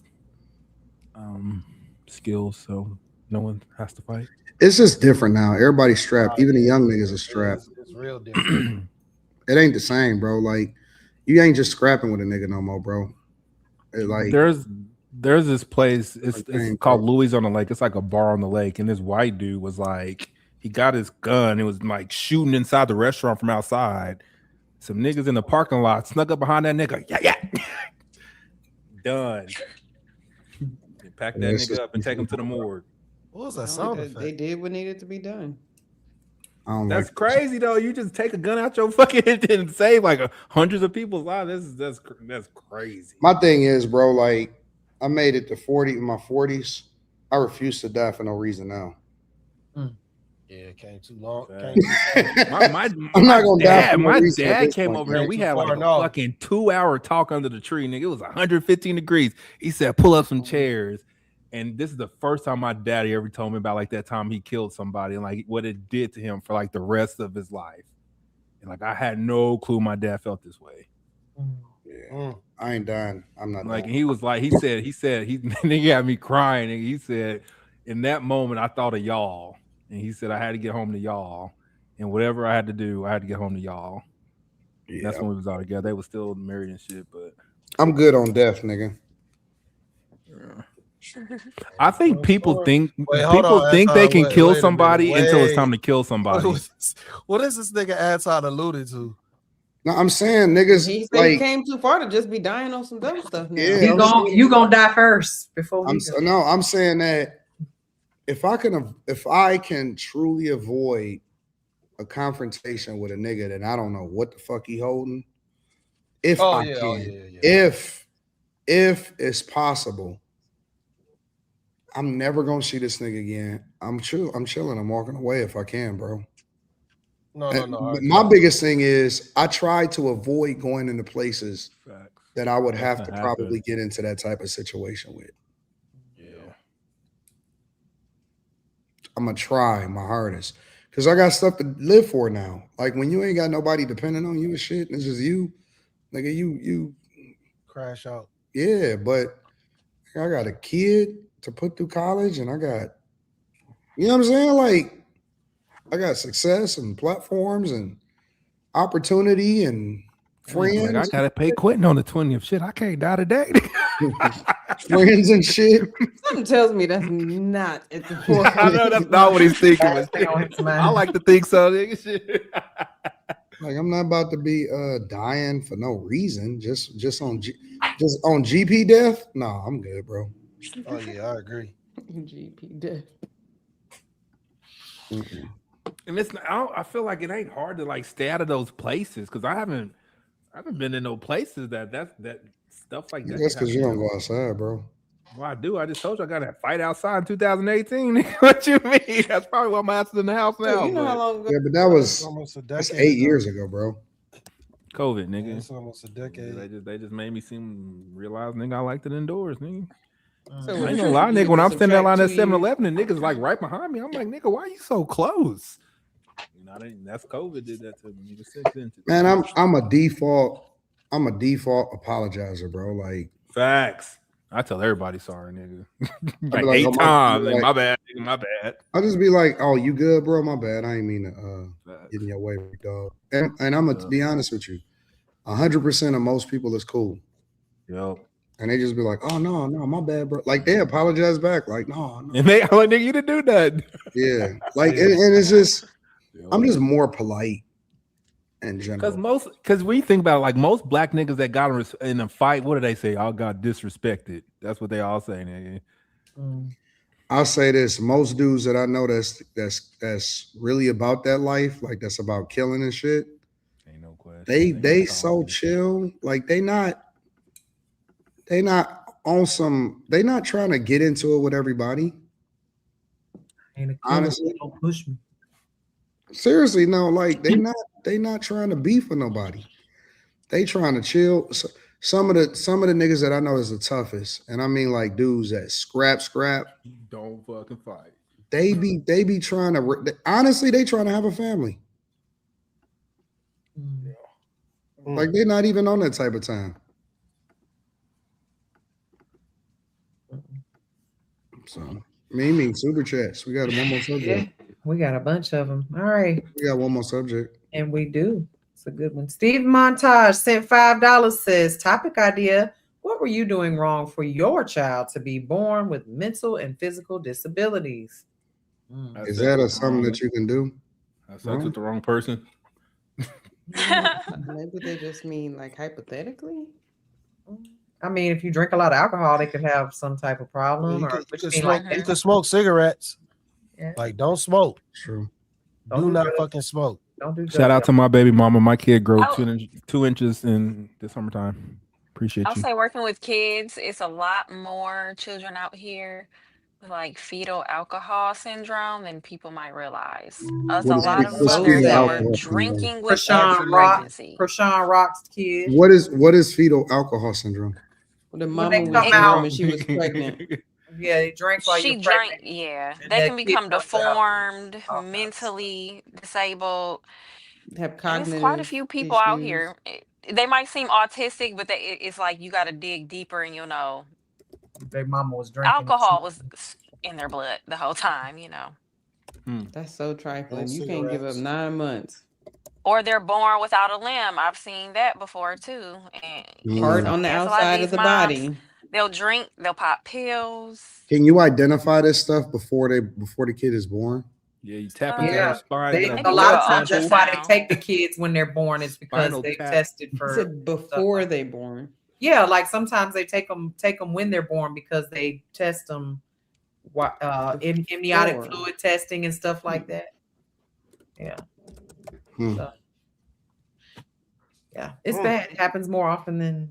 So you can pretty much pinpoint for the most part of whether or not a kid is gonna come out deformed or something. You can tell if they ain't gonna have no arm and shit. Yeah, ultrasound. If she gets proper care, I don't think some women fake like they never knew they were pregnant. So that happens too. Because they had that whole show. I didn't know I was pregnant, and people would just be like randomly going into labor. In the labor, nigga, that's scary, nigga. I ain't prepared for shit. Man, that's such bullshit. Yeah, I don't believe that. I think they lying. Go ahead. I think like overweight women could probably not really know. But I think some women. You didn't. I think most women know. Them kids kick you all over. No, some of them they say they thought it was like gas, like they don't. I remember a chick at my job. She was fat. She got pregnant. Nigga. I could not tell the difference. Nigga, she just had a baby. Nigga. What I do? Started something. Megan, you can pinpoint when they not gonna have no arms and shit. I'm saying no. Listen. I'm not a fan of I shouldn't even say that. Let me be quiet. Oh, Raising Canaan just went off. I'm about to say something that is not good. Sometimes you got to keep your thoughts to yourself. Super chats. Megatron sent $5. Says civil service get paid pretty well. I make over $40 an hour working underground. TS Car Wash Detail Service sends $2. Says Big Dog, if Shorty say I'm married, I'm cool. Some niggas don't give a fuck. Some don't. Chauncey Eaglin sent $5. Says you can definitely go to school while in the military, and after you get out, they pay you to go while paying for school. Heist MD sent $5. Said it's the woman's fault. She brought the murder weapon. Daddy and the Caddy sent $2. Says when you find out she's married, apologize and dash. Monty sent $2. Thank you so much, King Monty. Mag Gaines sent $2. Said now his wife knows she got him on a leash. TS Car Wash Detail Service sent $2. Said they talk to the boys all the time on First 48. Shout out Tulsa, Oklahoma. Word Custom sent $4.99. Says so the wife at home safe and you want her to come to the danger to bring you your gun. If I can safely bring a gun, you can safely bring your ass home. That's what I was saying. Facts. TS Car Wash Detail Service sent $2. Said AD, what's the Pistons on the Jalen Duren? That's crazy. Word on the street is they offering them 4 years, 140 at about, which is basically almost half of what he want. He want a max deal, and they trying to give him 35 a year, and they saying that he won't come off that shit. So, he can't get a max deal after playing like that. Pistons not. Thank God we got decent management that's not willing to give him that shit. So y'all ain't got Sam Presti. Yeah, I agree, but I think that we got management that's reasonable enough not to get that nigga a max deal. Facts. M23 Michael sent $5. Said if you're fighting another man over your woman, she is not your woman. Holly Flick sent $4.99. Says shout out to Bad Man Slimmy and Big Q and my baby gal Mimi. You are looking like a snack tonight. I love you. Let me say this to Q. You still think the West is better than the East? Yeah. Because the East is stacked. No. The East is stacked. Y'all only got like 2 or 3 teams in the West. The East is stacked. Yeah. Wait, how's the East stacked? It's just the same players in the East that players in the East just moved around. No, because first of all, we got Halliburton is coming back. So the Pacers, who had made the finals the year before, is gonna have a team back. You got Boston. They don't have what's his name no more. There's like 2 or 3. Right. And they don't got Shay's cousin hooping for them either. I think that we listen. You got from top to bottom, you got about 7 teams that's gonna be competing in the East. And then you got the Knicks, who is obviously still slept on because people don't think that. I don't know why you laughing. They beat the shit. They ran the playoffs last year. They turned it up after Atlanta. They didn't fuck around. Atlanta is better, and they didn't do. You know what I'm saying? They was the only team that even competed with goddamn New York. I think obviously we got Philly. They doing well. I think Boston is going to be right there with a fully healthy Jason Tatum. How's Philly doing well? They got Tyrese Maxey. They got LeBron. LeBron don't count. He's 48 years old. Oh, when he count. That nigga do not count. He got to get old sometime. Let me continue. You got a Cleveland that's gonna have a full season with James Harden. Obviously, you still got the Pistons, who was the number 1 seed last year. Orlando is a good ass team. They young and good as fuck. From top to bottom, the East is stacked. You left out Atlanta, nigga. I didn't. I said Atlanta first. Okay. Washington gonna be better. Thanks to Oklahoma City. You're welcome. My point is that the East is going to be competitive as fuck. And the West, you only got like 2 or 3 teams tops. You got the Spurs, you got Oklahoma City, you got Denver, you got Minnesota. No, Denver is done. Huh? Denver is done, nigga. Oh, all they doing is getting. They don't add no pieces. They're not better, and they're aging. They're not better than they were last year. We just made Minnesota them niggas on the second better apron adding a piece. Or listen, keeping a piece. bro. Denver is done. Denver is done, bro. They're not going to even compete for a championship in no way. You got Minnesota, you have Oklahoma, and you got the Spurs. That's it. If Warriors fumbled his bag and send steps to the fucking Spurs, nigga, everybody can call it a wrap. That's it, bro. That's it. I'm telling you, the East is stacked as usual in that better conference, just like they were last year. And I told you that. We'll see. All right, super chat. And we ain't even said shit about Miami. We said shit about none of that. Ain't nothing to say about Miami. Ain't nothing to say about them niggas. Cook. Yeah, they ain't got no point guard, bro. Mm-hmm. Y'all only got 3 teams. That's it. Okay, we'll see next year. All this stuff got to come to fruition. I'm sorry. Go ahead, Mimi. No, you're good. You're absolutely fine. Megatron NYC says, sent $2, says Q is undoubtedly the funniest. Nope, indubitably. What that says. I was just about to fuck that shit up. Indubitably. Is indubitably a word? Yes. Oh, my What the bad. fuck, Mimi? Undoubtedly. You said undoubtedly? But that also works, doesn't it? Undoubtedly. No. It does, but that's not the word that's right there. My bad. Damn. My bad. Indubitably. You are indubitably the funniest guy on earth. I appreciate it. That's not what that says either. I say on the internet. What time would you like to be reminded? It don't say R, it says is. Y'all not about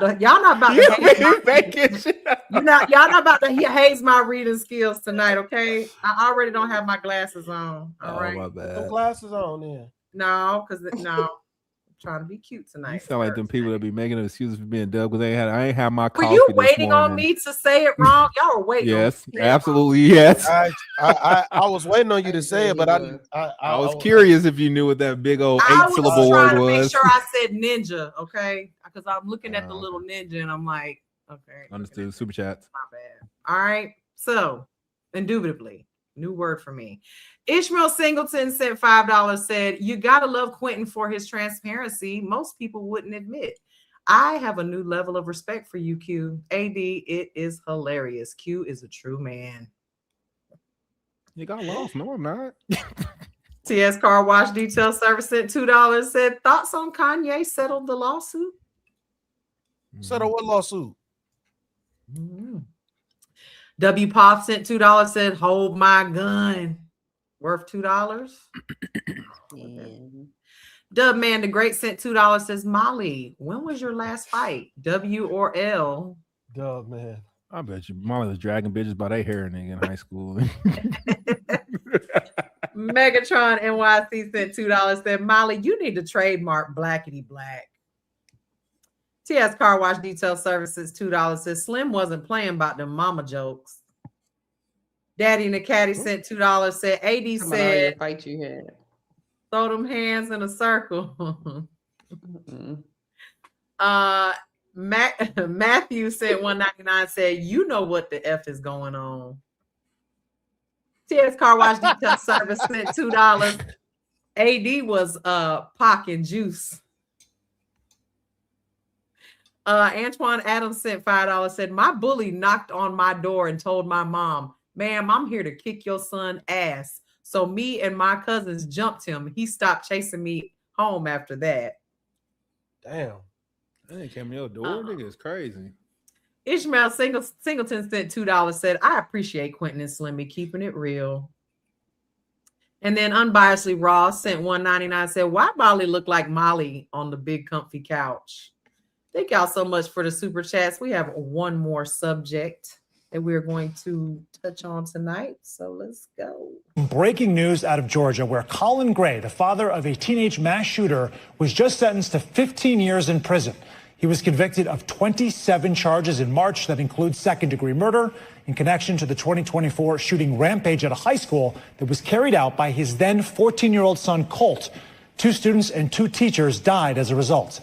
The judge telling Gray in court that although he did not intend to commit a crime, he was responsible for his lack of action in preventing this tragedy from happening. This only closes the legal chapter of this horror. The pain, the heartache, they continue. I understand that. NBC News correspondent George Solis joining us now. He's been following this. George, the judge mentioning this is kind of a unique case, right? What are the major factors that he had to weigh when figuring out exactly where he was going to come down on a sentence? Yeah, Sam. So it's a landmark case, the first in Georgia, the second in the country here. The judge pretty lengthy throughout his reasoning for the sentencing that he ended up with. I want to read you exactly what he said in court. It says, he came to the conclusion because it matters that you didn't have actual knowledge that Colt was going to do that. It matters that you didn't intentionally commit a crime.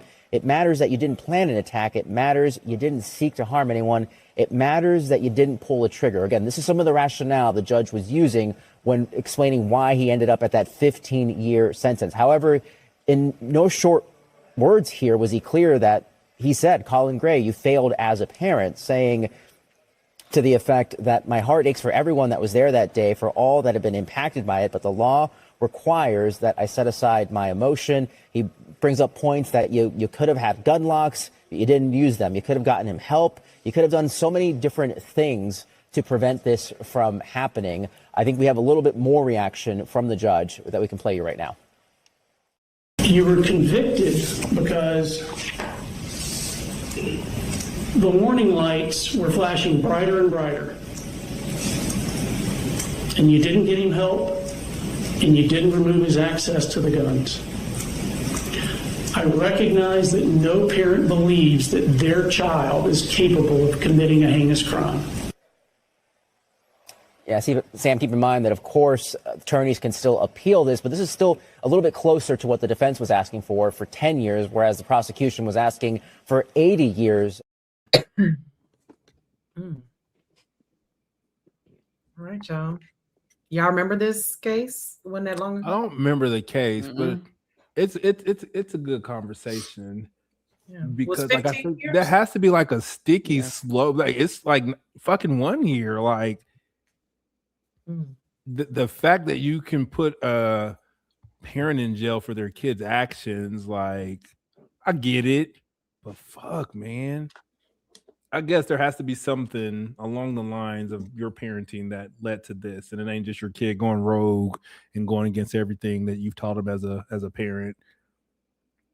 So you're saying 15 years was too harsh, or he shouldn't have got? No, I think I'm sure he's never been in a situation, and he was figuring that shit out as he was writing this shit down on a piece of paper. It was like, I gotta put this nigga to jail. Like, how much is too much and how much is too little? Because like, I don't know, like judges got a hard job. Like, how do you assess punishment to that? Like, nigga, because by and large, you got put in jail for being a shitty parent.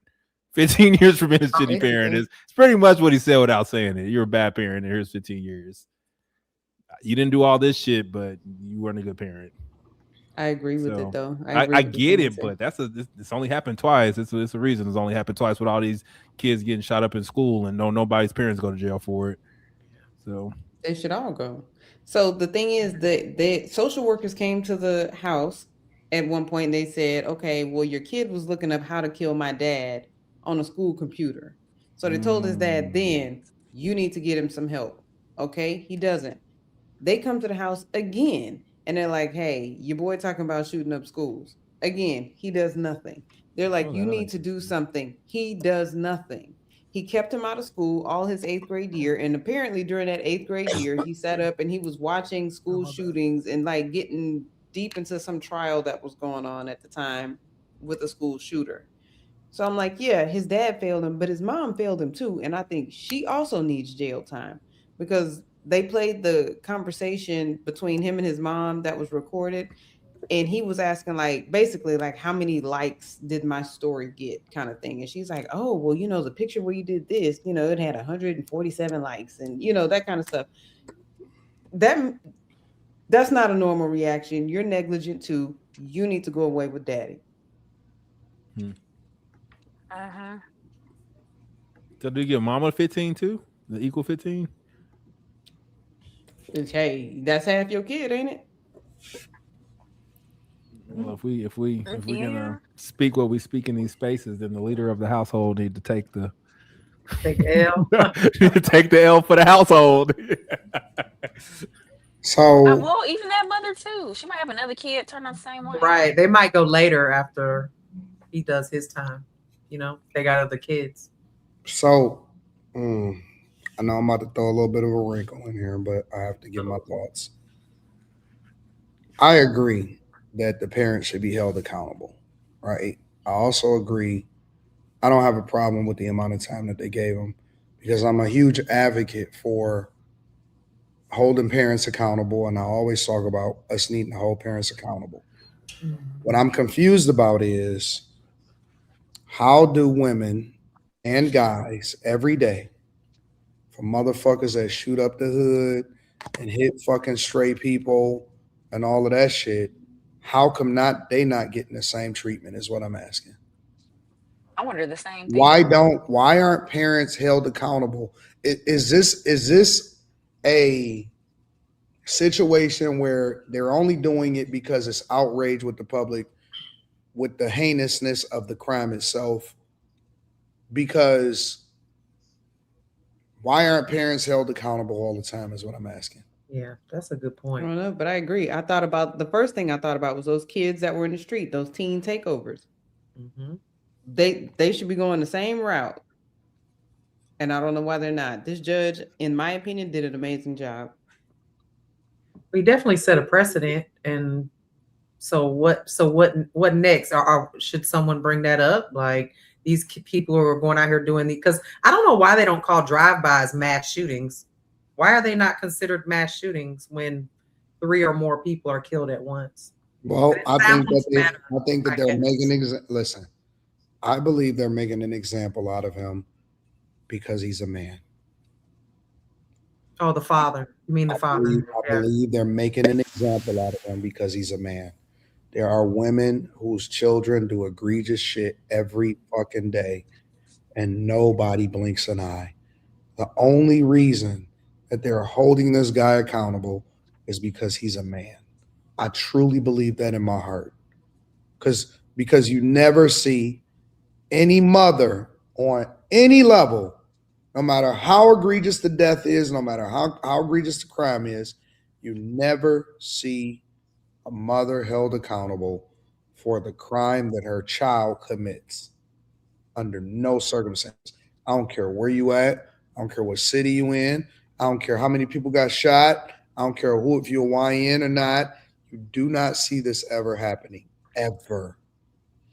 The mother in Michigan, she got locked up with the father for that boy who shot up the school in Michigan. With the father. But it wasn't. We see single mothers whose children is out here fucking up the streets on a regular basis, and you never see a woman held accountable for their children's actions. It got to be a guy that's associated with it. So do you think this should be a new legal standard? So do you think this should be a standard that what's happening? If you started holding parents accountable across the board, and I'm not saying for every little petty crime, right? But I am saying for shootings and shit, like what's the label? What do they put it? They call it violent crime. For violent crime, if you started holding parents in general accountable across the board, you would see a huge fucking reduction. Well, you have to set precedent. Like this is precedent. Someone down the line is gonna cite this case to why a parent should go to jail. But it's still up to the prosecutor to choose what they want to prosecute. It's not something that's a standard. Prosecutors pick and it's probably hard they want to prosecute. Like, listen to all the stuff Kim said had to happen for that to happen. Like, what if there were those signs weren't? I'll give you an example. Like a parent. I'll give you an example. There was a shooting of a church, a school, bunch of school kids, and it was a trans kid in Minneapolis, Minnesota. I think it was either earlier this year or it was late last year. And the mother pulled up and they was able to identify the mother and shit. Nothing ever happened. But listen, and they killed multiple kids. I understand, but listen to all the stuff that had to be ignored for them to be like, all right, nigga, you didn't do shit with your fucked up kid. Like, was there any signs previous to that for the parents to be like, hey, we need to get a hold of this? Yeah, if you're a good parent, there has to be There's always signs. Yeah, they're trained. But you have to, in a court of law, you can't just say, oh, there has to be always signs. Like Kim gave plenty of, hey, this happened, this happened, this happened, this happened. You did nothing. You can't just say there were signs and you ignored them, send them to jail. You got to have more than that. And when it comes to like emotions, not a thing when it comes to judges sentencing people. They go by what's in the book. A lot of them using their parents' guns, so there's that part too. Like, where are they even getting these guns from? And I think that was a factor in this case, is that the judge was like, look, this was your gun. You could have locked it up. You brought up several things, Kim, that could have been put into taken into account. So it's like, yo, you had so many opportunities to keep this boy from doing this. Somebody's got to be held when young people get to the point to where they shoot some shit up, that ain't the first crime that they didn't got caught up in, or the first shit that they didn't got caught up in. They probably burn a puppy or something. They did a lot of shit. They didn't got into all kind of stuff. They didn't got into a lot of stuff. Gang related, all kind of stuff, way before it ever gets to the point to where they. But what about those parents who said, "Oh my God, I didn't see this coming"? Like, are they just you weren't parenting your kid? You can't. No, they weren't parenting their child. Niggas, okay, so just give them 15 years because they didn't see it. Like, what do you mean? Well, like, there has to be something that you can point to that you didn't do this. This is your you can't just be like you. Around. There got to be some accountability. That's your fucking kid, bro. Like, I shouldn't be dying because you can't get no control of your goddamn kid. But there's a reason this is out of all the mass shootings that America has. There's a reason two times this shit's happened. Yeah, because he's a guy. Like you said, setting precedents. If I have a dog, it's hard. It's probably hard. They looking at extremely me hard. as a responsible party. If you can't get your goddamn kid together, bro, you don't need to have kids. But your kid can't be out here killing my kid. And I understand that, but I'm taking this is a void of emotion. I'm taking all that out. Like the letter of the law, this we have to take this to court and tell those people to put you in jail for this. Like, what does that look like in real time, and the reasons and everything that has to come together for those 12 people to convict you when you had very little to do with the crime? Tangibly. Maybe there should be a minimum sentence if your kid does something, and if I can prove it through these things, like, you know, the social workers going to the house and so on and so forth, now you get more time. Maybe that's how it should go.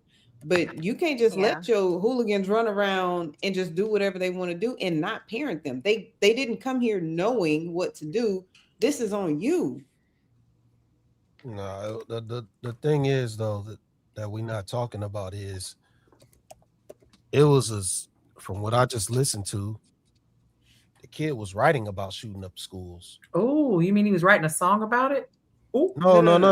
They said it in the I'm just going off what we were talking about yesterday. They were talking about that it, you know, this isn't the first time that the kid mentioned it.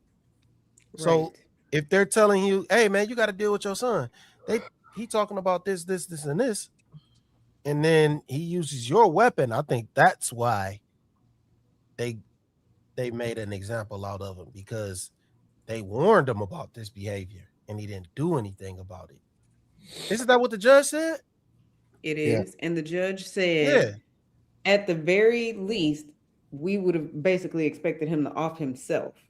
You had a responsibility in that too. Protect your child from that. So now this is where we are. You didn't protect these other people's children from that, or your kid. Like, you just let him do what he was already doing. Like, you saw him going down the path that he shouldn't have been going down. And you just, why wasn't he in school? Why did he miss his whole 8th grade year? Why were you allowing him to watch this trial of the school shooting on TV when these social workers have been to your house telling you that this is what this boy was looking up and talking about? Yeah, see, there's a lot of negligence. Like, it's a lot of negligence there, man. Like that I don't think this is a targeting situation.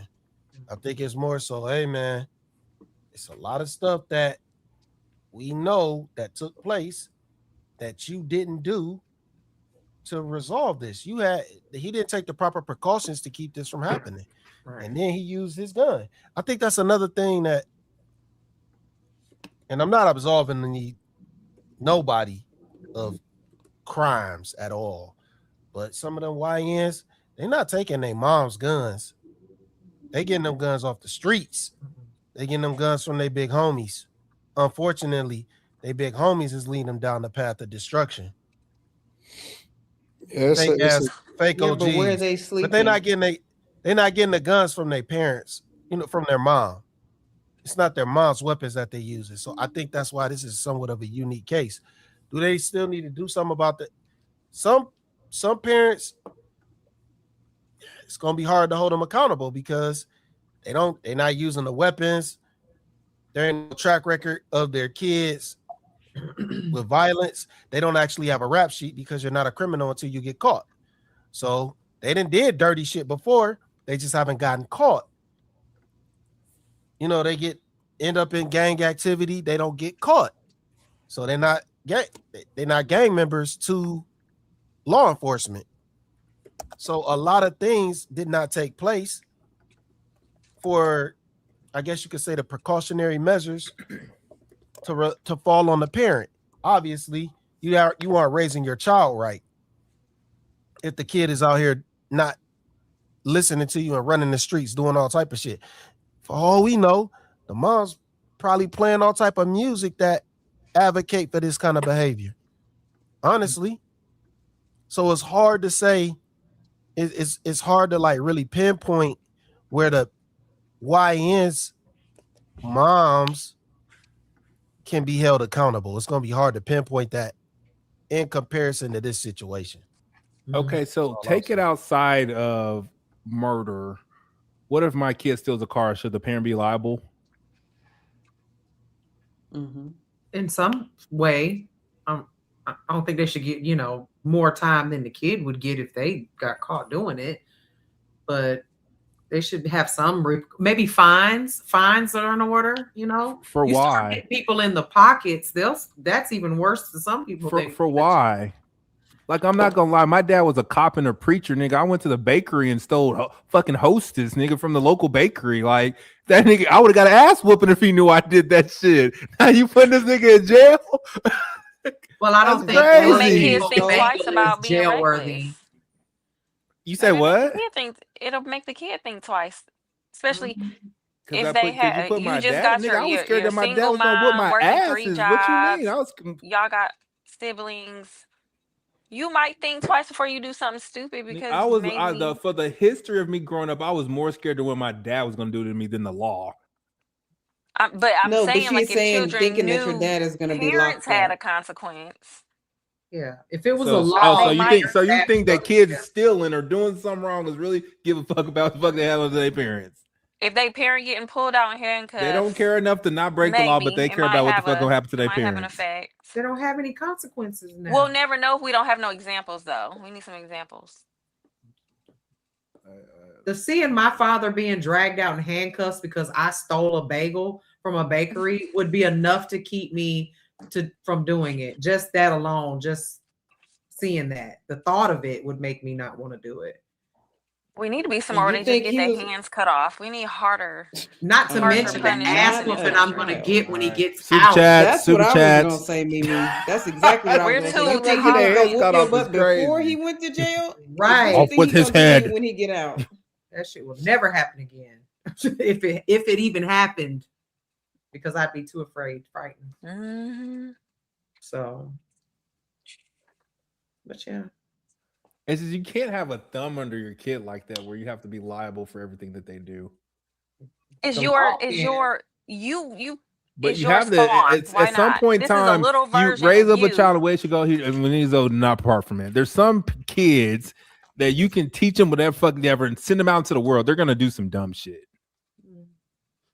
Well, when they're adults, I think they'll do when they kids do dumb shit. Like, there's so much stuff. Like, my dad raised me so well, but like from the history of forever, my dad raised me to be this impeccable person. But I did dumb ass shit as a kid that would fucking my dad be like, "What the fuck I didn't teach you that." How many parents have you said, "I didn't teach you to do that"? If your daddy would have went to jail in front of everybody because you did something crazy and lost his job, probably it would hit way differently. The thing about it is, this is not about punishing the crime independently. There's no punishment for being a bad parent. Not saying he's a bad parent, but you can't just say that. Like, what would be the punishment for your kid did some dumb shit and I stole the hostess? I was fucking Fine. like, I don't get it. I don't get how you could legally say we're putting you in jail. This is America. No, there has to be like a stopping point where like your independent crime, you just can't just throw it off on somebody else. We can't go from mass murder to I stole a hostess. Think it is. Think of it this way. The bakery. If you could. Well, that's the thing. Like, what crimes? Like, at what point do we start? Well, I'm speaking to Mimi. Mimi said something. At what point in time do we say, okay, we got to start locking you? Like, what crime would warrant sending your fucking parent to jail? You plug it up. Yeah. Well, it's not true. Like, Mimi was making a point, and you just start talking. Like, I was talking to Mimi's point. All right, Slimmy. Shit. Don't do that noise, please. Don't do that noise again. Pause. We're gonna pause that noise. Look at it like this, though. If you can go to jail, and I'm not even condoning this, like, but it's so normal in our society. If you could go to jail for not paying the government for you taking care of your kid, man, it's kind of hard to say you shouldn't go to jail when your kid does a crime. Right. So, like, think about it. If be like child support, like child support. Yeah, exactly. I didn't want to use those words for a reason. If you don't pay child support, so I'll use them now. If you don't pay child support, they'll put you in jail.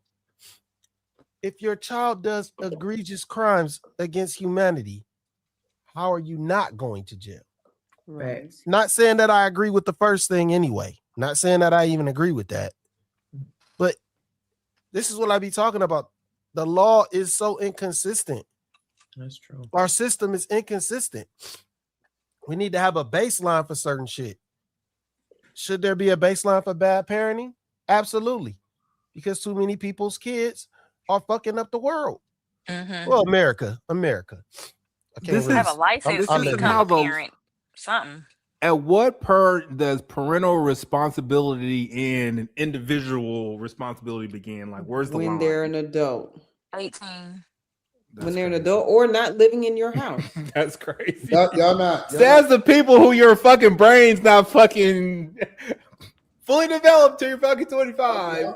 So there's like a 7-year period you can just fuck shit up and your parents don't get mad or no more. Y'all not breaking it down. Like, oh, you're not a minor. I don't think that the crime alone from a child should warrant a parent going to jail. I think that if you can prove that the parent has been a negligent parent combined with the crime, that is the answer I've been looking for. That's what I just said. And that's probably really hard to fucking prove.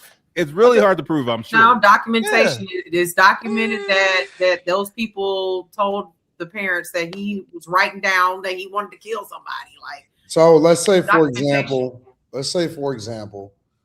your kid is out here, they get caught in a drive-by and they kill somebody, right? You know, whatever. If that kid has a history of doing certain things, truancy in school, you never addressed it. All of, you know, if there's a pattern that obviously leads to him doing something and a pattern of negligence that is also documented along with it, I think you should hold the parent accountable to. It's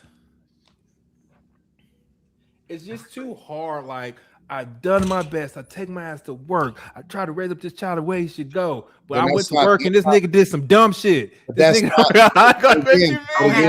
missing it though. That's not negligence.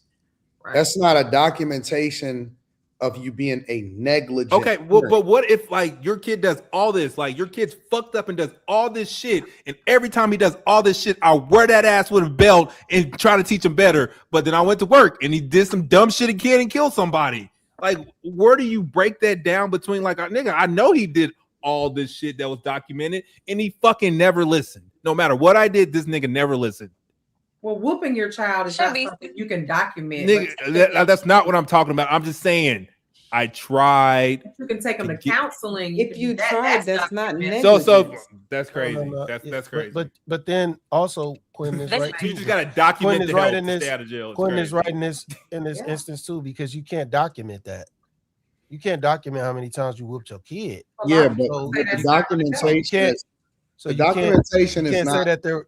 You can't prove that there's non-negligence there. Yeah, it could still be something. Whereas you let your kid go over somebody's house and you didn't check out the house. You didn't know who those parents were. You never met those parents, even though you whoop them when they come home. I mean, that's what I'll give you an example. So Citizen and all these niggas We've seen takeovers. You can't. The teen takeovers in Detroit, they're finding the parents, right? And then when they went to interview a lot of the parents was like, yeah, I know he be out, whatever, at night or whatever, and so on and so forth, or whatever. That's a form of negligence, which is why they are holding the parent accountable. You know what I'm saying? So it's like, I think what y'all are arguing is proving to be a good parent. I'm not saying that you have to prove that you're a good parent. I'm saying that if there's an obvious path of negligence that you can refer to it, then that should be admissible. If we got text messages, you can pull anything. If it's been communicated that you knew your kid was a fuck up, and you was like, fuck it, I don't give a fuck what is it. That's a form of negligence. I think we understand that. Like, that's what I was talking about earlier. When I'm just saying what I understand what Quentin is saying. It's still a point where you just have kids that just rotten seeds. You whoop their ass, they still go out and they do fucked up shit. Then that's not negligence. But then it's also prove it. Then in that case, if you're doing everything you can and they just so happen to be a rotten seed, I don't think that the parents should necessarily go to jail for that, is what I'm saying. But there's no way to prove there's no way to prove that just whooping your kid could keep them out the streets. That's what he's saying. Is the reason they're being bad. Like, a lot of people don't believe in beating their kids into submission. We're not talking about beliefs or feelings. We're talking about the law, and the law is not. It's like the law is like cut and dry. Like listen. No, most laws are devoid of feelings. This is what I'm saying. It's a slippery slope. What he's talking about is a slippery slope. I don't think it's a slippery slope because the burden of proof still rests on a prosecution. So there is no proof that. And them niggas don't want to lose because they know this is hard as fuck to prove. If there's no proof of negligence, right? Then there's no way that you can actually prove that the parents should go to jail. In that case, then the burden of proof is still going to rest on the prosecution. But if there is some form of documentation, like this situation where they said, "Hey, we called, we didn't visit it because it was a call." And we looked at the search history and we told you what was going on or whatever. If that is the case, if there's a clear path and a clear documentation of what was wrong, then in that case, yes, I think you can and you should be able to prosecute the parent.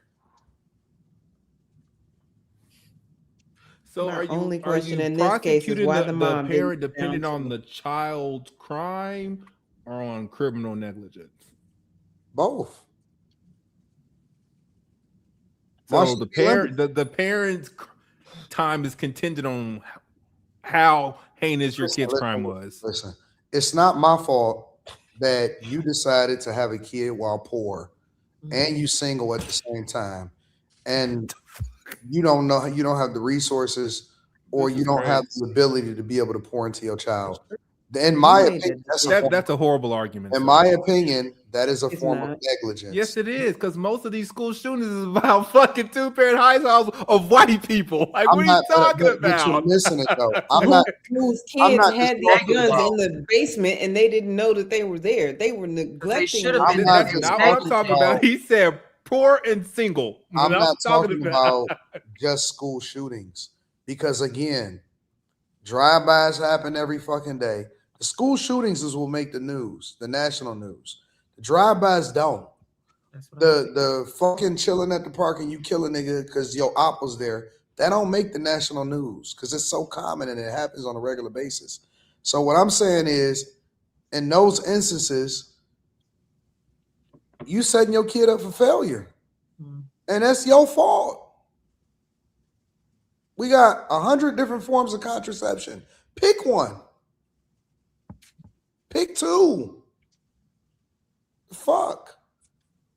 It's not, it shouldn't, we shouldn't have to wait for somebody to get killed because you fucking negligent. Because you gonna be an absent parent, but you opening up your legs and you having a fucking child that you know that you're not gonna be able to be there for. That's a you problem. Why my kid gotta suffer because you don't want to be a fucking good parent? You was bad. You was a bad parent the minute that you got pregnant. You knew you couldn't take care of the kid. Yeah, speak to the laws. I'm speaking to it. Negligence comes in a lot of different forms, in my opinion. Like until someone's like actually been to like court proceedings, like you know, like this shit is real about the book, nigga. It's not emotion and what you think or feel.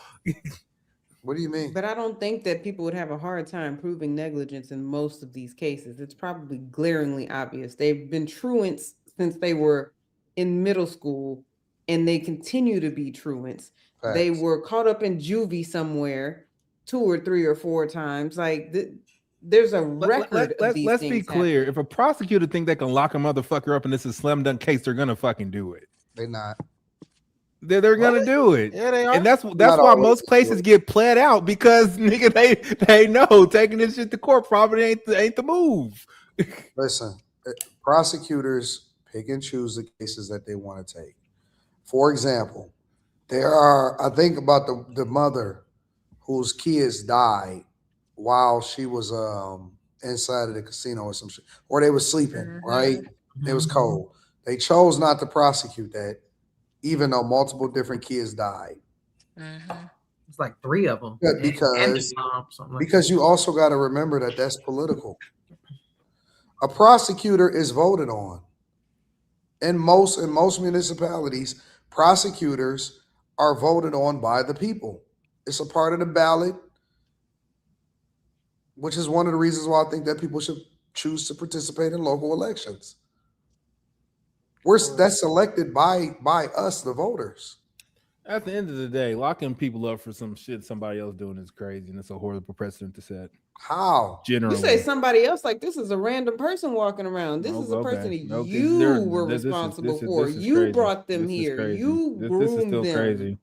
They're an individual. This is crazy. So okay, And they are let's your bring it home. Let's bring it home. Oh, okay. Well, tell me this. Y'all said until he's 18. What if my kid what if my kid commits a murder, nigga, the day before his 18th birthday? Am I still in trouble? Yep.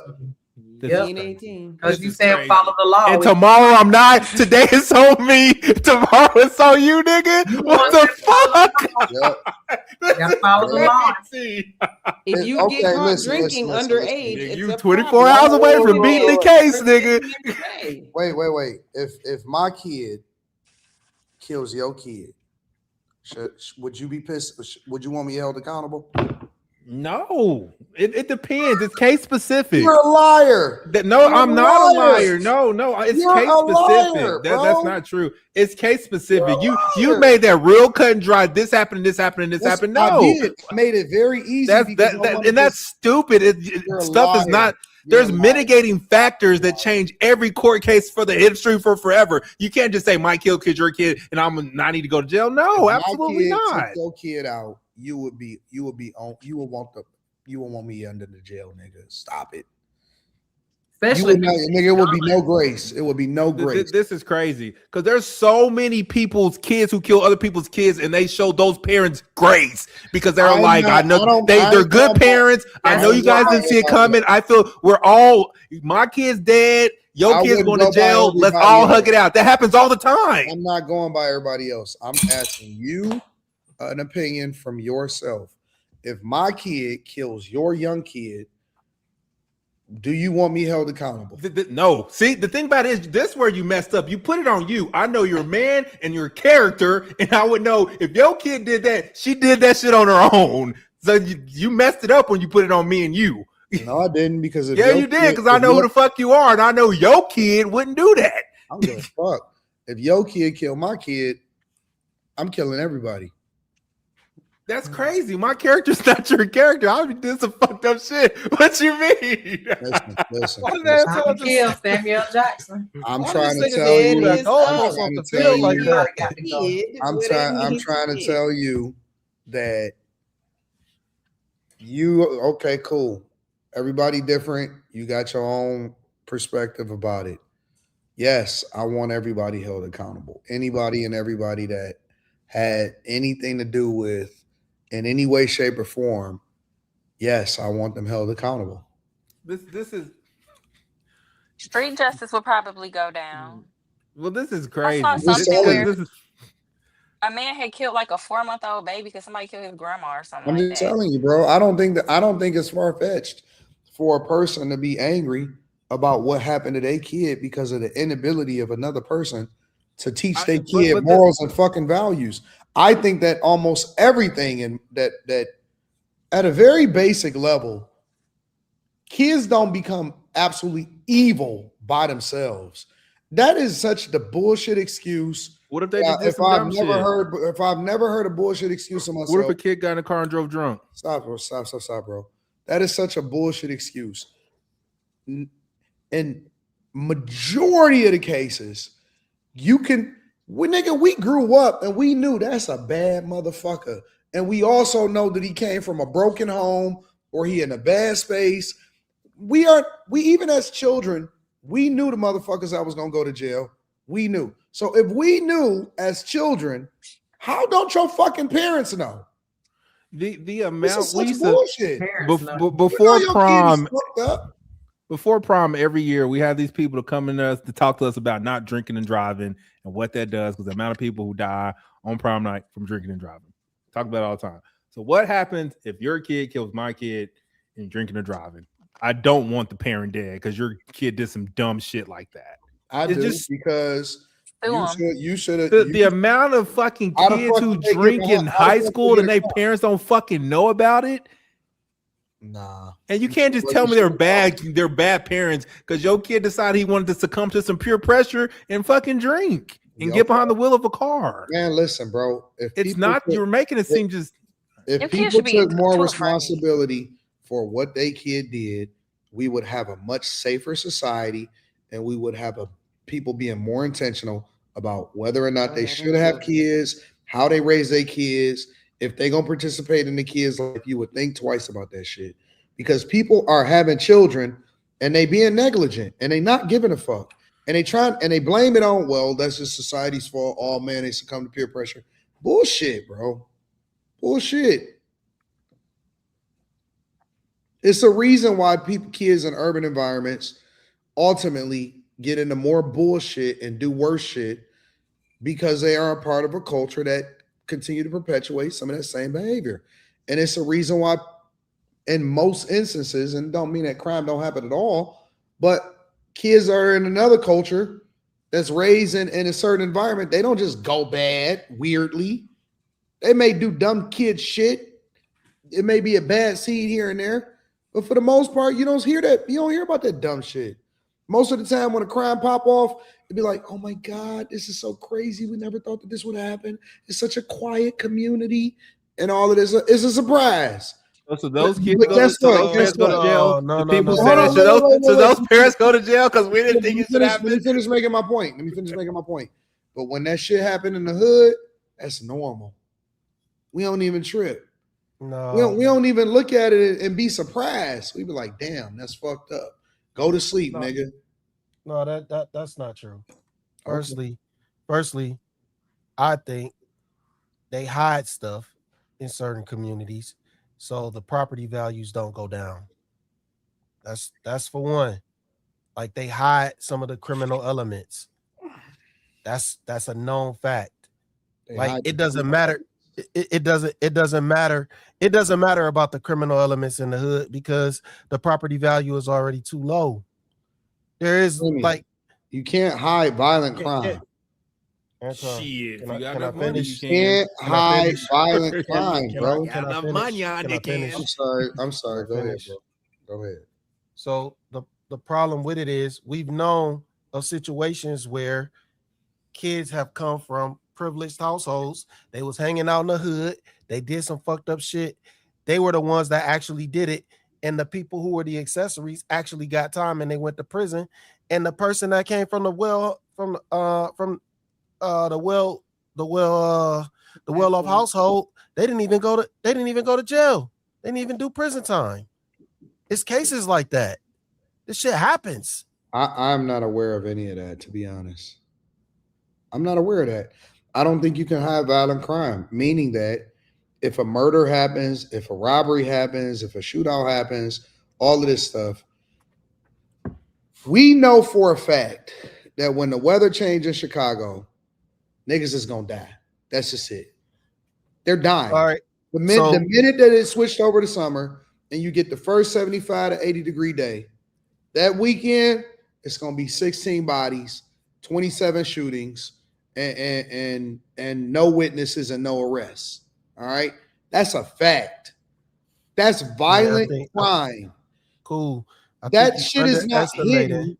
You don't have drive-bys. You don't have that type of shit. Yeah, things happen and pop off every once in a while, but the fact of the matter is that type of shit don't happen in environments where they teach their kids and they're very intentional about what they do. The parents is at the goddamn bus stop watching the kids. They have neighborhood watches. The kids don't get to walk by themselves. The people participate in parent-teacher conferences, all of that other shit. Now, it may be some other shit, maybe some molestation or something going on or whatever.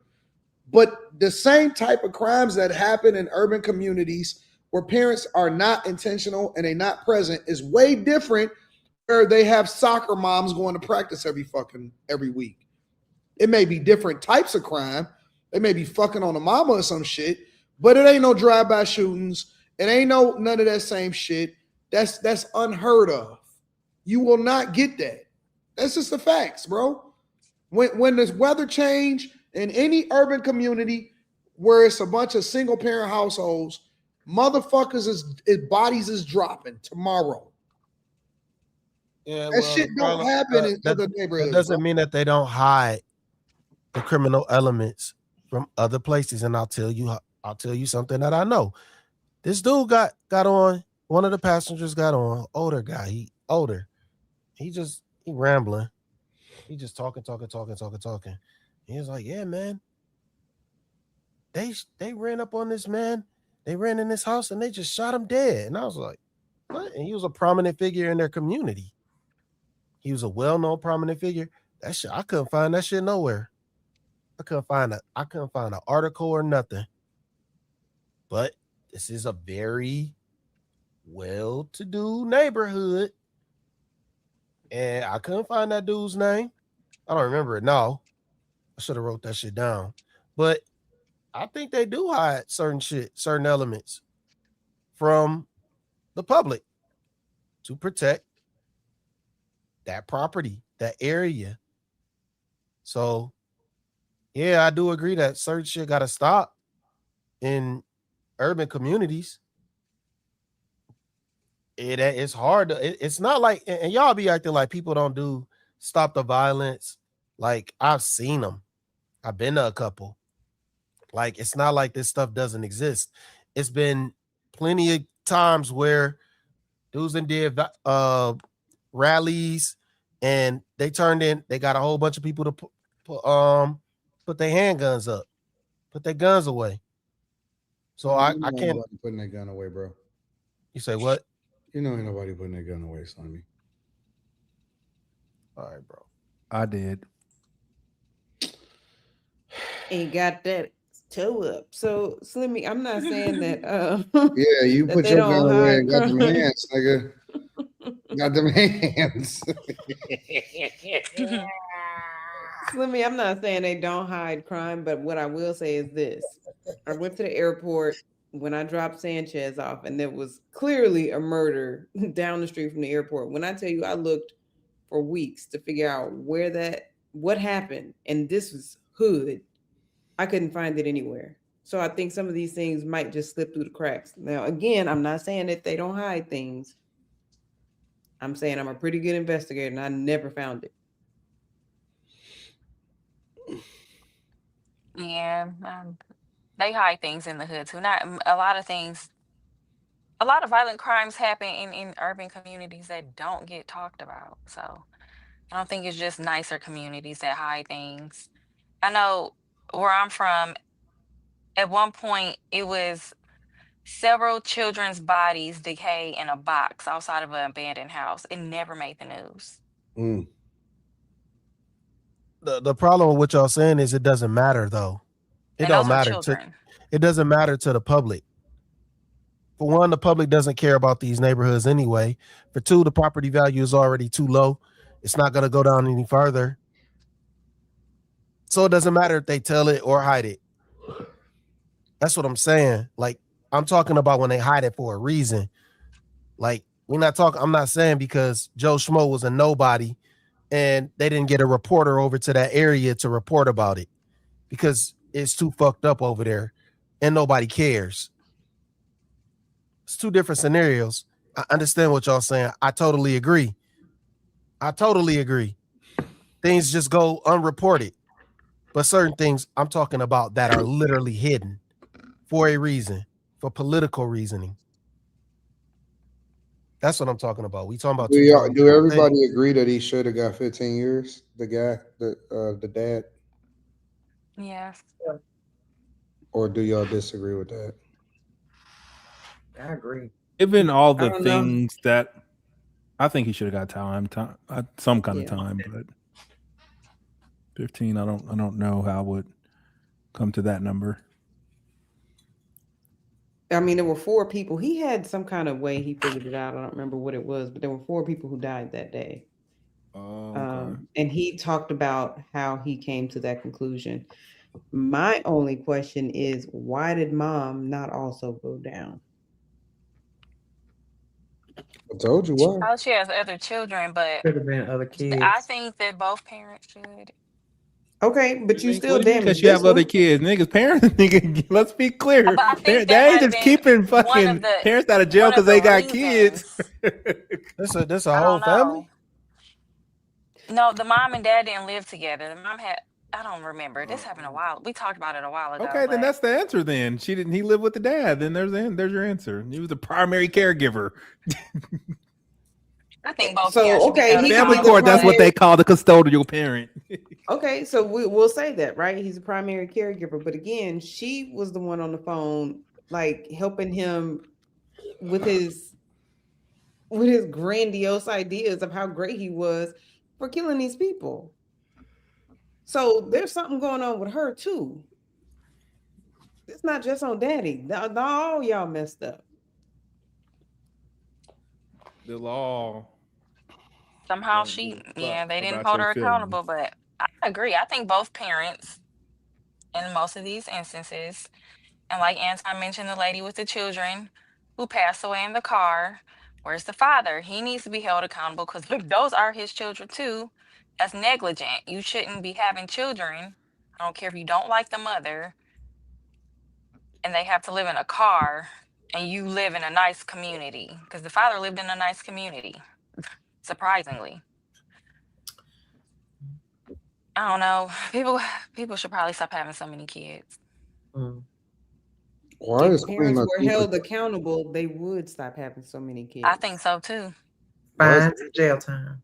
Why is Queen Latifah dropping the album, bro? Okay, so Dana Owens was not a bad album. That first one that she did. I don't know about any other ones, but it wasn't terrible. And this was like a long time ago, though. How does Queen Latifah make money? She was a cover girl. She's cover girl. What? How did we transition to this? Did I miss something? Yeah, he just made a hard pivot. I was looking at the new releases this week because these last couple of weeks after Tory Lanez, Ross, Larry June, and Vezzo, it's been fucking weak. These last 2 weeks has been weak.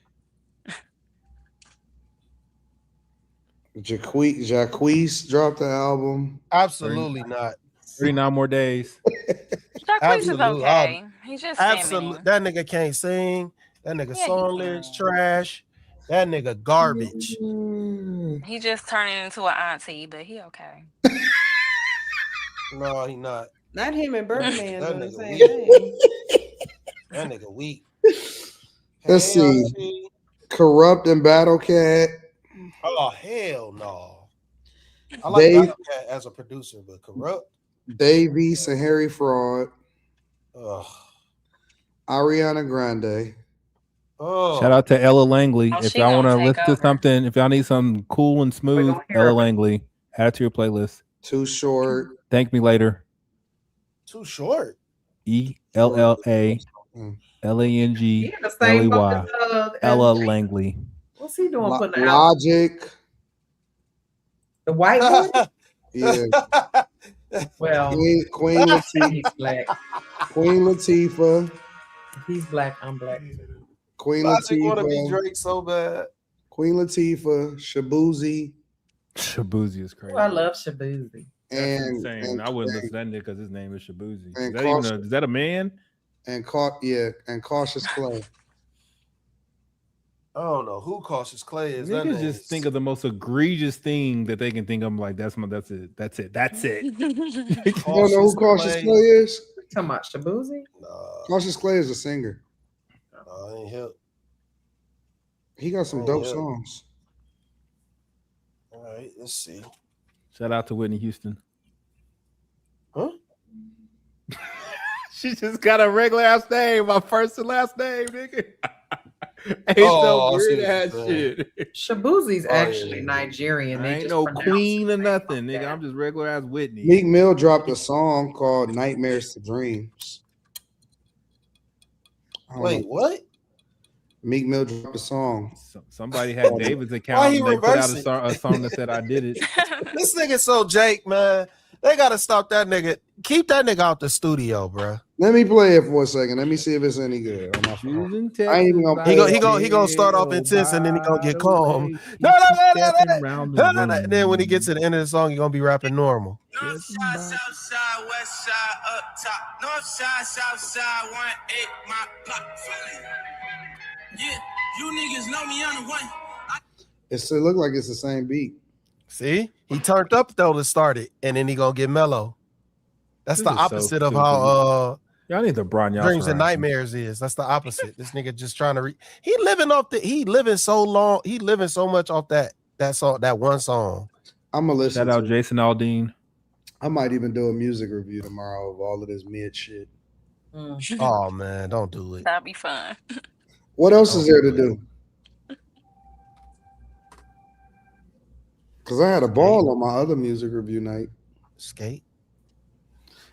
Yeah, Friday nights do be lit. Well, Saturday is actually where it's lit here. Saturday is where it's at. What's the name of the place? Northland. Oh, okay. Yeah, I looked that one up. Where the jazz joint be at? Whack. Shout out Morgan Wallen. No, man, it's a Love skate. Morgan Wallen. Huh? Hey! It's a skate. I'm talking about a skate festival. It's called like Jazz. What is it called? Jazz Fest? What is it? Jazz Fest. I don't know nothing about it. No, it's like a skate festival, man. That should be going for like 3 days. Yeah, that's because a lot of times in the skating world, a lot of the same niggas be all connected with the same people. So they do this annually. Yeah. Damn, you don't go to the skate jams? Mm-mm. I'll be having no time. Nigga. I'll be having no time, Slimmy. That shit, man. I get my car back next week though. Which one? Oh. My Lamborghini. What happened to Oh. That nigga gonna miss a few strings. Was it maintenance or Mimi, I need you to take over real quick. You're gonna be gone. Nah, see. Good morning, Mr. Daniels. you probably just got 30 more days of that shit, nigga. I know it's about to get cold in Oklahoma. It's definitely about to get cold in Good morning, Detroit. Mr. Daniels. Oh, We wanted to get you an update that we have a radiator on order for your Temerario. That's crazy. A radiator. It looks like the driver's side. It said it looks like the driver's side cooling fan was periodically getting stuck when the car was trying to cool down. That doesn't sound like it damaged any further. So once the fan is in, we will put it in the car and we should be all set. Do you know what you're looking at? Yeah, engine. No, engine. What you saying? You don't see those orange things, my nigga? Your screen is blurry, bro. Oh, I'll send it to you. So, but I mean, I took it in for an oil update change, and then I told them to look at it because it seemed like it was underpowered, and they were saying that it was shutting down on one side because it was cooling. So, is there like a break-in period for those? Yeah, 1,500. Okay. I know niggas that don't have fast cars to buy. Y'all don't know about that shit, nigga. That shit is like hell trying to get to that break-in, nigga, so you can open that bitch up. I had to do it with my Somebody said they should twin turbo it for free for your troubles. It's already twin turbo. It's twin turbo V8, 907 horsepower. Man, you know what? I don't know how you feel about this, but it's probably another level. Well, you already spending plenty. I think you should get a McLaren, nigga. What, 720S? Same fucking. Well, it's like another level because I like, man, people got Lamborghinis, but when you get a McLaren, I got a 10,000 RPM, bro. A 10,000 red line. That's crazy right there. What? That McLaren shit. I don't really care for them like that. It ain't even that. It's just that they're rare. They're just stupid expensive. They rare. I wanna I gotta get something to stop this other nigga. Huh? I don't really want it, but this other nigga is. Wait, what? That's funny. What's going on, man? I don't understand. Fucking car wars out here in Detroit, bro. Oh. Fucking car wars. This other nigga is. That nigga. It's so funny. Like you could tell the people who like kind of. Yeah. Oh my bad, y'all. It's funny, like people who aged out from like the car scene as like you go up, like, hey, we used to have fucking racers and in high school, and then niggas start getting fucking cars that cost like 50 grand, then 100 grand, and then just I'm out. Yeah, this nigga fucking shut down. I ain't go. Thank God. That nigga shut down the whole fucking street, bro. It's man, the dudes with those nice cars, it's called the 1%ers, nigga. You don't see them cars nowhere ever. He shut down the whole fucking street, bro. And it was just like, what kind of car was it? I don't even like talking this nigga up. You don't gotta call him up, just what kind of car he got? Fuck him. Nigga got a Bugatti, bro. Yeah, man. That's funny. That's funny you brought that up. My friend Andy got his Bugatti wrapped today. That shit ugly as fuck now. Let me show you, bro. How you fuck up $1 million car because you want to get them Anton, orange? I remember this dude in the chat. He had said he was getting a BMW. What is it? A i8? Man, I seen that bitch the other day. Yeah. That shit's sick. Guru, you wrong, bro. Lou ain't got shit on what we talking about, bro. Listen, this is what we talk about. This is called high octane cars. My name's Lenny. Oh my god! Look at that blue car. How are you?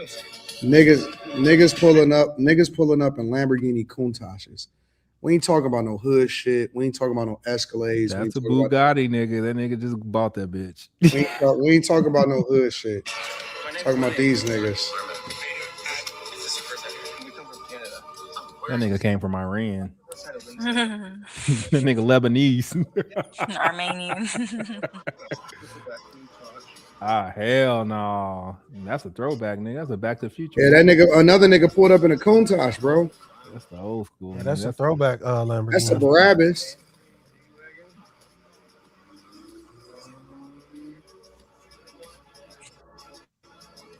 It's funny you That's showing that. Velto right there. That bitch is 800,000. Like, are they like? What is this scene right here? Are there like a restaurant or something? So they sponsor this event where it's called Cars and Coffee. This is it right here. Yeah, they have those everywhere. This nigga pulled up in this shit, bro. Woo! Yep. Shut down. Wow. That's crazy. Hey. Man, that bitch looks sick.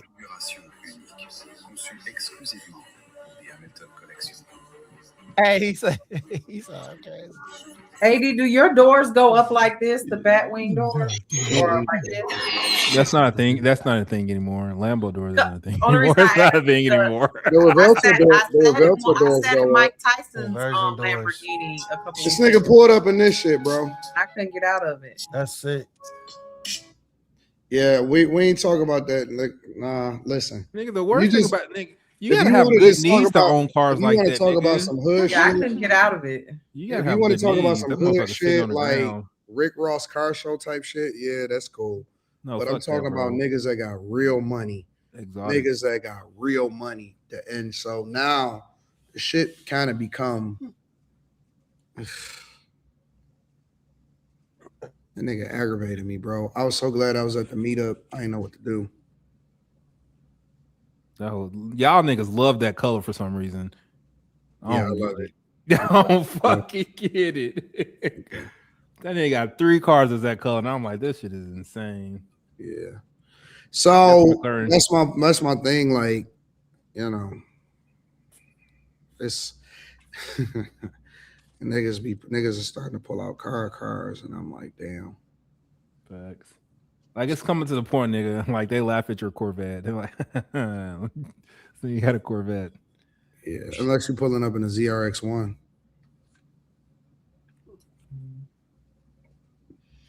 This is the same fucking dude. And Is this that nigga started California? off fucking. Is that a California? No, it's in Oklahoma. No. It's a car, Ferrari, California. No. It's 812 Ferrari. Oh. He that nigga started off door to door, nigga, $25. Fucking let me cut your grass. Yeah, I would say that our car scene up here is pretty incredible, bro. We got a dope ass car scene. That's all right. I'm gonna just come to Cleveland and shut that bitch down because they ain't got no cars down there. No, don't be a Don't fool. go to Texas. Them niggas got fucking 2,800 no, horsepower don't. Lamborghinis, nigga. Don't think that. I'm coming to Cleveland, nigga, and them niggas can't fuck with me in Cleveland. So till I get my new order next year, I'm gonna just go fuck up Cleveland, nigga. That's what I was talking about. That's just the I-8. That ain't nothing. Huh? That ain't nothing. Good. Nah, you can get an I-8 for like 40,000. You can go get them bitches right now for like 45,000. Nigga, every car that I've shown you, the same nigga owned all these bitches. Yeah, we got 4 GTs up in this bitch, nigga. $1 million cars all day long. I-8 ain't shit. I'm coming to Cleveland, nigga. I'm taking over Cleveland. Fuck it. This is $160,000 to $200,000 This nigga said this is new. Yeah, when it was new, not now. They don't sell them no more. They only 35,000, 40,000. No. It says maybe this is looks as if they're bringing it back. Nope. 2026. Nope.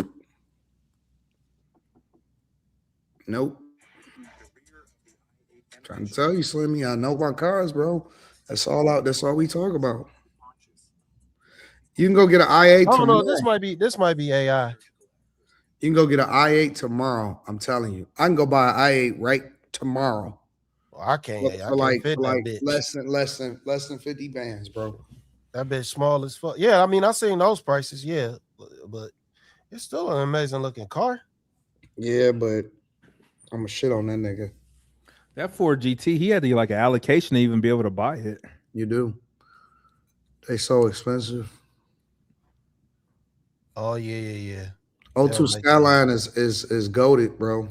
All day, bro. And them niggas ain't talking about no fuck your financing, nigga. We need some cash. When you pull up to some of these, meets, they have a special section for certain cars, bro. Like If you're not pulling up in a certain car, you're not fucking around. Yeah, that shit ain't for me. I ain't fucking around. No way. I don't even want no car that goes super duper. I love them, bro. My daughter's car is so sick, bro. I jumped in it. She told me to jump in it the other day. She threw me the keys. Dog, she got that bitch pushing. That mug is so powerful. She pulled some of the weight out of it. She made some of the stuff carbon fiber instead. She got it tuned. She got the exhaust done. She got everything done to that mug. Man, that mug go. It go. Nigga, the first time like I experienced a real car, nigga, I was on my motorcycle. You know, niggas on motorcycles think they can beat anything. Nigga, I lined up to his name is Andy. I lined up to his Viper, nigga, and I could smell the fucking corn, nigga, come fucking gas being drained. Yeah. And that shit was What, that nigga running crazy. ethanol? Yep. Yeah. And my homeboy, he had another one. Like, I literally seen this nigga's gas like running out of his fucking car. He was so powerful. Yeah. I've been driving my my Hellcat lately though. I love my Hellcat, bro. I love that car. But with those, your Lamborghini, that motherfucker sit on the ground, nigga. You can't go over no bumps wrong. You can't go, nigga. Your driveway on the incline, you got to come in at an angle. I don't really have no problems. I ain't scraped it or nothing like that. Is your driveway flat or? Well, here is valet, and out in the suburbs, my driveway is pretty, it's pretty standard. It's not crazy. So. Yeah, it's a very bad, expensive habit that me and my daughter got. We got a bad fucking habit, bro.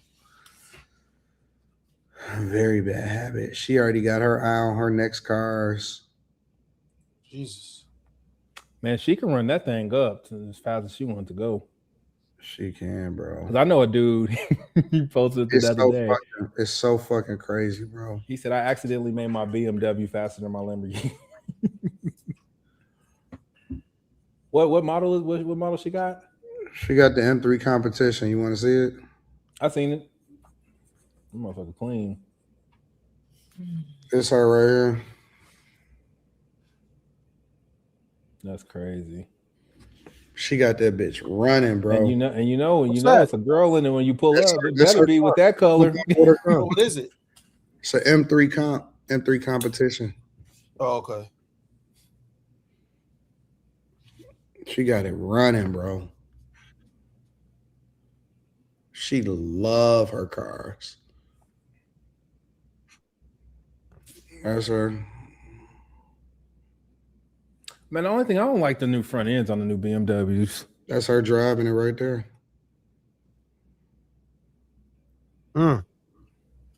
You know the weirdest father-daughter shit I ever seen in my life? My homeboy Brian and his daughter got pulled over for racing at the same time. Look at this shit. Is that y'all racing?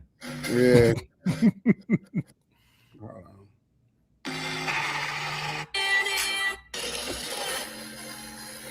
Should be gone in that bitch, bro. She got that ticket money on deck, man. Yeah, she be pushing it. The TRS probably faster than that though. Nah, she got this bitch tuned, bro. Got you. She got it running. Then she got the cam on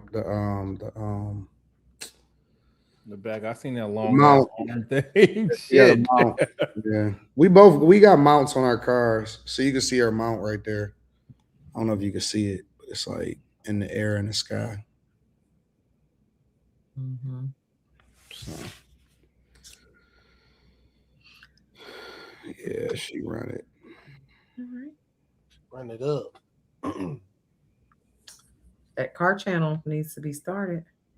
We working on it. She got a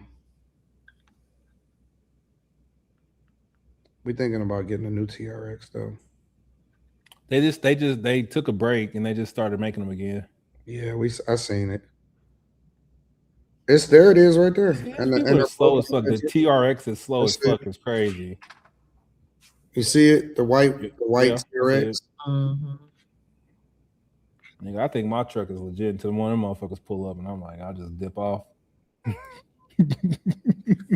it is right there. Yeah, that motherfucker clean. Them tires is expensive as fuck though, nigga. $550 a tire, nigga.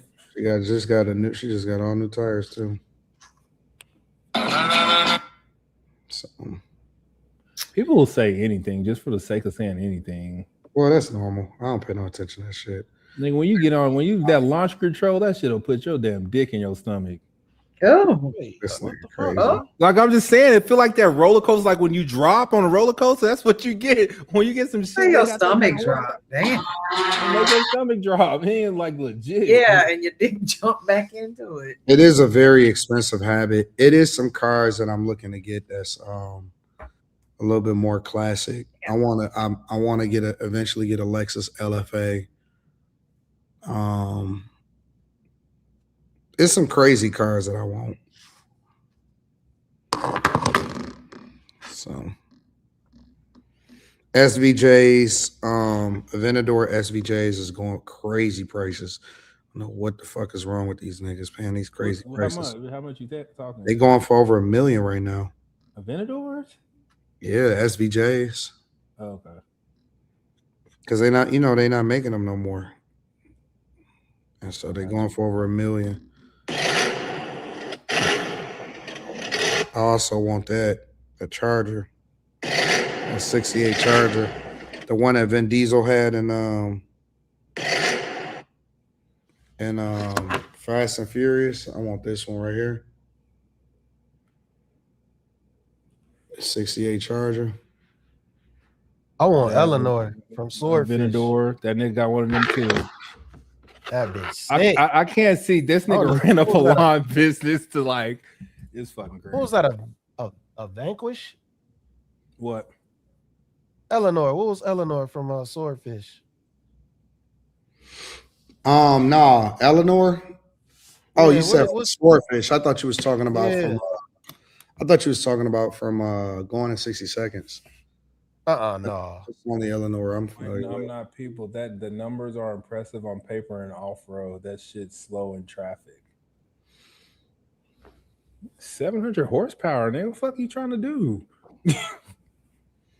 The new ones come, I think, with 777. The new TRX. Any truck car with that kind of horsepower on the road is insane. That was a that new Lamborghini.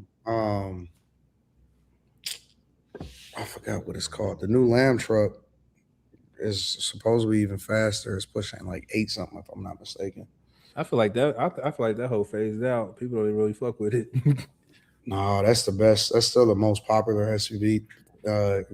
Like they like it over the Ferrari Paraswingway and over. Everybody can't buy no Ferrari. True. That's true. I bet you. I mean, because they don't make. I bet you everybody could buy one. Like niggas that got the money can't even buy no Ferrari. Because they don't make the Jeep Trackhawks and shit no more. I think they're supposed to be bringing it back out eventually, but the Jeep Trackhawks, them motherfuckers was clean. Yeah, that's what my daughter really wants. She want a Trackhawk. Y'all don't do off-road shit, do y'all? Nah. Oh, Eleanor wasn't Gone in 60 Seconds. Yeah. So what was the movie? What was the car in Swordfish? I don't know which one you talking about. I know Eleanor is Gone in 60 Seconds. That's the Mustang. Yeah, the Shelby. What was? Nah, he had. This was a modern car. In Swordfish, man. Y'all remember that movie, fucking Biker Boys, nigga? Yeah, the motorcycle movie. Yeah. I'm gonna try to go get my bike tomorrow, bro. I think I gotta check the weather actually. Yeah, they sent us they updated the weather. They said we got about 30 more days. It's gonna be 60 degrees. So I know it's about to be cold up there. Nah, I changed my mind. I'm not gonna go get it because it's supposed to be raining on Saturday, Sunday, Monday, Tuesday, Wednesday, and Thursday. Fuck. Oh, it's a TVR. Oh, I never. Look at this weather, bro. Shit is crazy. TVR, Tuskegee. It rain a lot up there? Not really. Woo! Not really. So, I don't know. I don't know. I'm thinking about selling my track bike. And getting what? Nothing. I just ain't been to the track. We used to go like 15 times a year. Don't even waste your time and sell it, bro. You're going to want another one, and that's going to be the end of it. You said what? Don't waste your time and sell it, bro. You're going to want another one, and you're going to get it. Like I used to go to the track 15 times a year, and I've probably been 3 in the last 2. Woo! That's sick. I like it. That is sick. No, you don't want another one. That's what I wound up doing when I sold my bike. I wound up going to getting another one, bro. Well, I got a street bike though, so I just can't go to the track. Then that's cool then. I want a night ride, bro. The Harley night ride V ride too.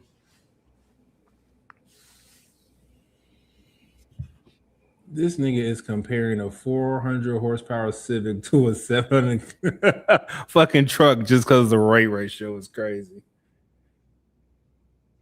Yeah, I love cars, bro. I love cars. That should be all over my timeline. What's that? Gatlinburg before? Yeah, I've been to Gatlinburg. You been to the Star Car exhibit? I just been up there in the little fucking cabins where that shit is crazy. And there be bears out there and shit. The biggest motorcycle museum is in Alabama in the world. They got a nice bike scene in Milwaukee. A bike what? A nice bike scene in Milwaukee. Man, I got out of that, man. There's too many people dying, and it's like bike culture is just trash when you get old. Like sport bike stuff. That's why you get you. Nigga, like I ran from the cops before, nigga. That just sounds shit coming out of my mouth. I ran from the fucking cops. Yeah. But I mean, that's why I want a V ride, because the V ride look dope. And it ain't a sport bike, but it just look dope. I want a night ride, V ride. V rides are so fucking loud. There's a dude, we all had our sport bikes, and it was one V ride. That nigga get on that shit, and our ears be like, I'm like, bro, yo, bitch ass Harley out of here, man. Mimi, don't get mad. No Harley slander in this chat. A Harley rolling with all these fucking crotch rockets is insane. Yeah, I don't see a lot of Hellcats on the road no more. They're expensive. They all stolen, and they don't make. Do they still make Hellcats? Stop making them in 2023. That's what I thought. And a lot of them is stolen now, and so a lot of the ones that you even think is a Hellcat is fake. They just got the badging. Bad. Nigga sound like a V6. Nigga ain't have to scoop on the hood. Nope. Yeah, they be getting stolen a lot. They be getting stolen a whole lot. I took some pictures of mine the other day.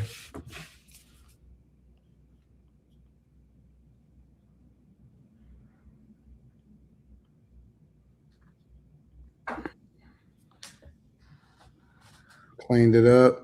Took some pictures in that bitch. It's looking mean, boy. Fucking mean, boy. What's that? That's my Hellcat, my Challenger Hellcat. Right by the back door. That's what happens. You can do that when you don't live with women. And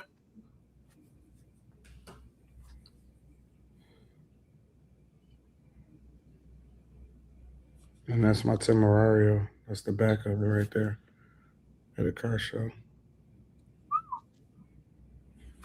The Civic from a roll will dog walk your bike. Well, from a dig, maybe, nigga, because I can't have traction. But from a roll, nigga, shut the fuck up, bro. People are so stupid. You can't just say a Civic, nigga. Just not a basic Civic. Is not gonna Nigga, I don't care how fast your Civic is, nigga. Like, nigga, I have a Ducati and a BMW, and they're dog walking any fucking Civic. I don't give a fuck what you got done to it. That's true. Nigga, like the bikes that beat me on the street, nigga, got upwards of 1,200 horsepower. And they only beat me on the big end, nigga. We got to get up to 150 miles an hour before they come around me. Bikes are so scary, bro. Yeah, that was stupid as shit. Going 150 miles an hour on the street is stupid.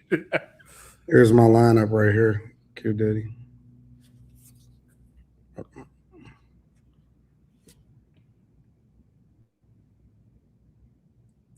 That's quite a diverse lineup. Got to get the American muscle, and then you got to get the lamb, bro.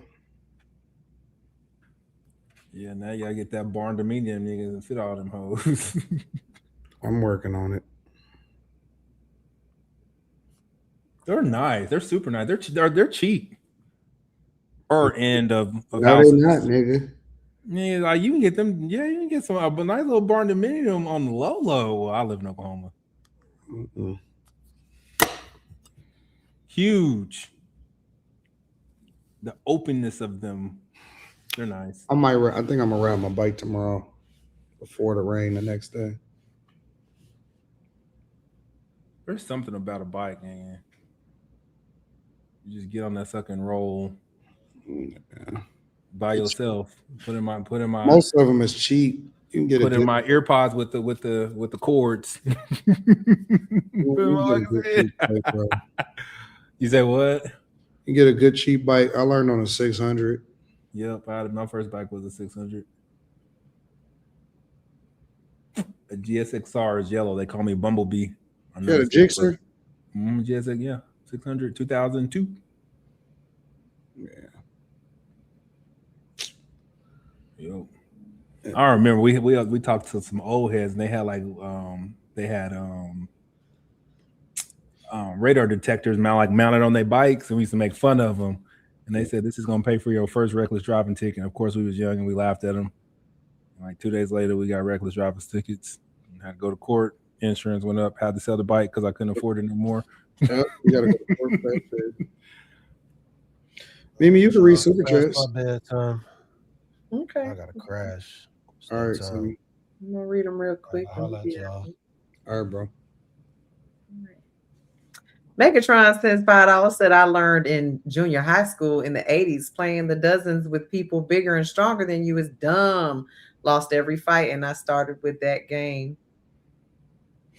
TS Car Wash Detail Service since $2 says them Wizards nice. It's only 5 teams in the East.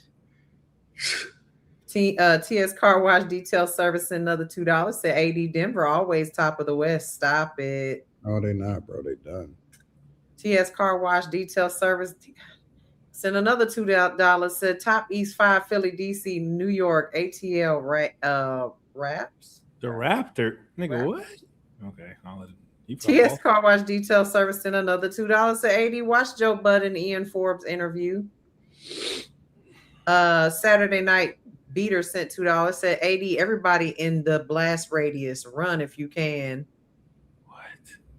Dubman the Great sent $5 said punish the parents only if the child is in jail. Otherwise, foster care would be overcrowded. Single mothers would overpopulate the prisons. Though. TS Car Wash Detail Service sent $2 said Dave East stuff.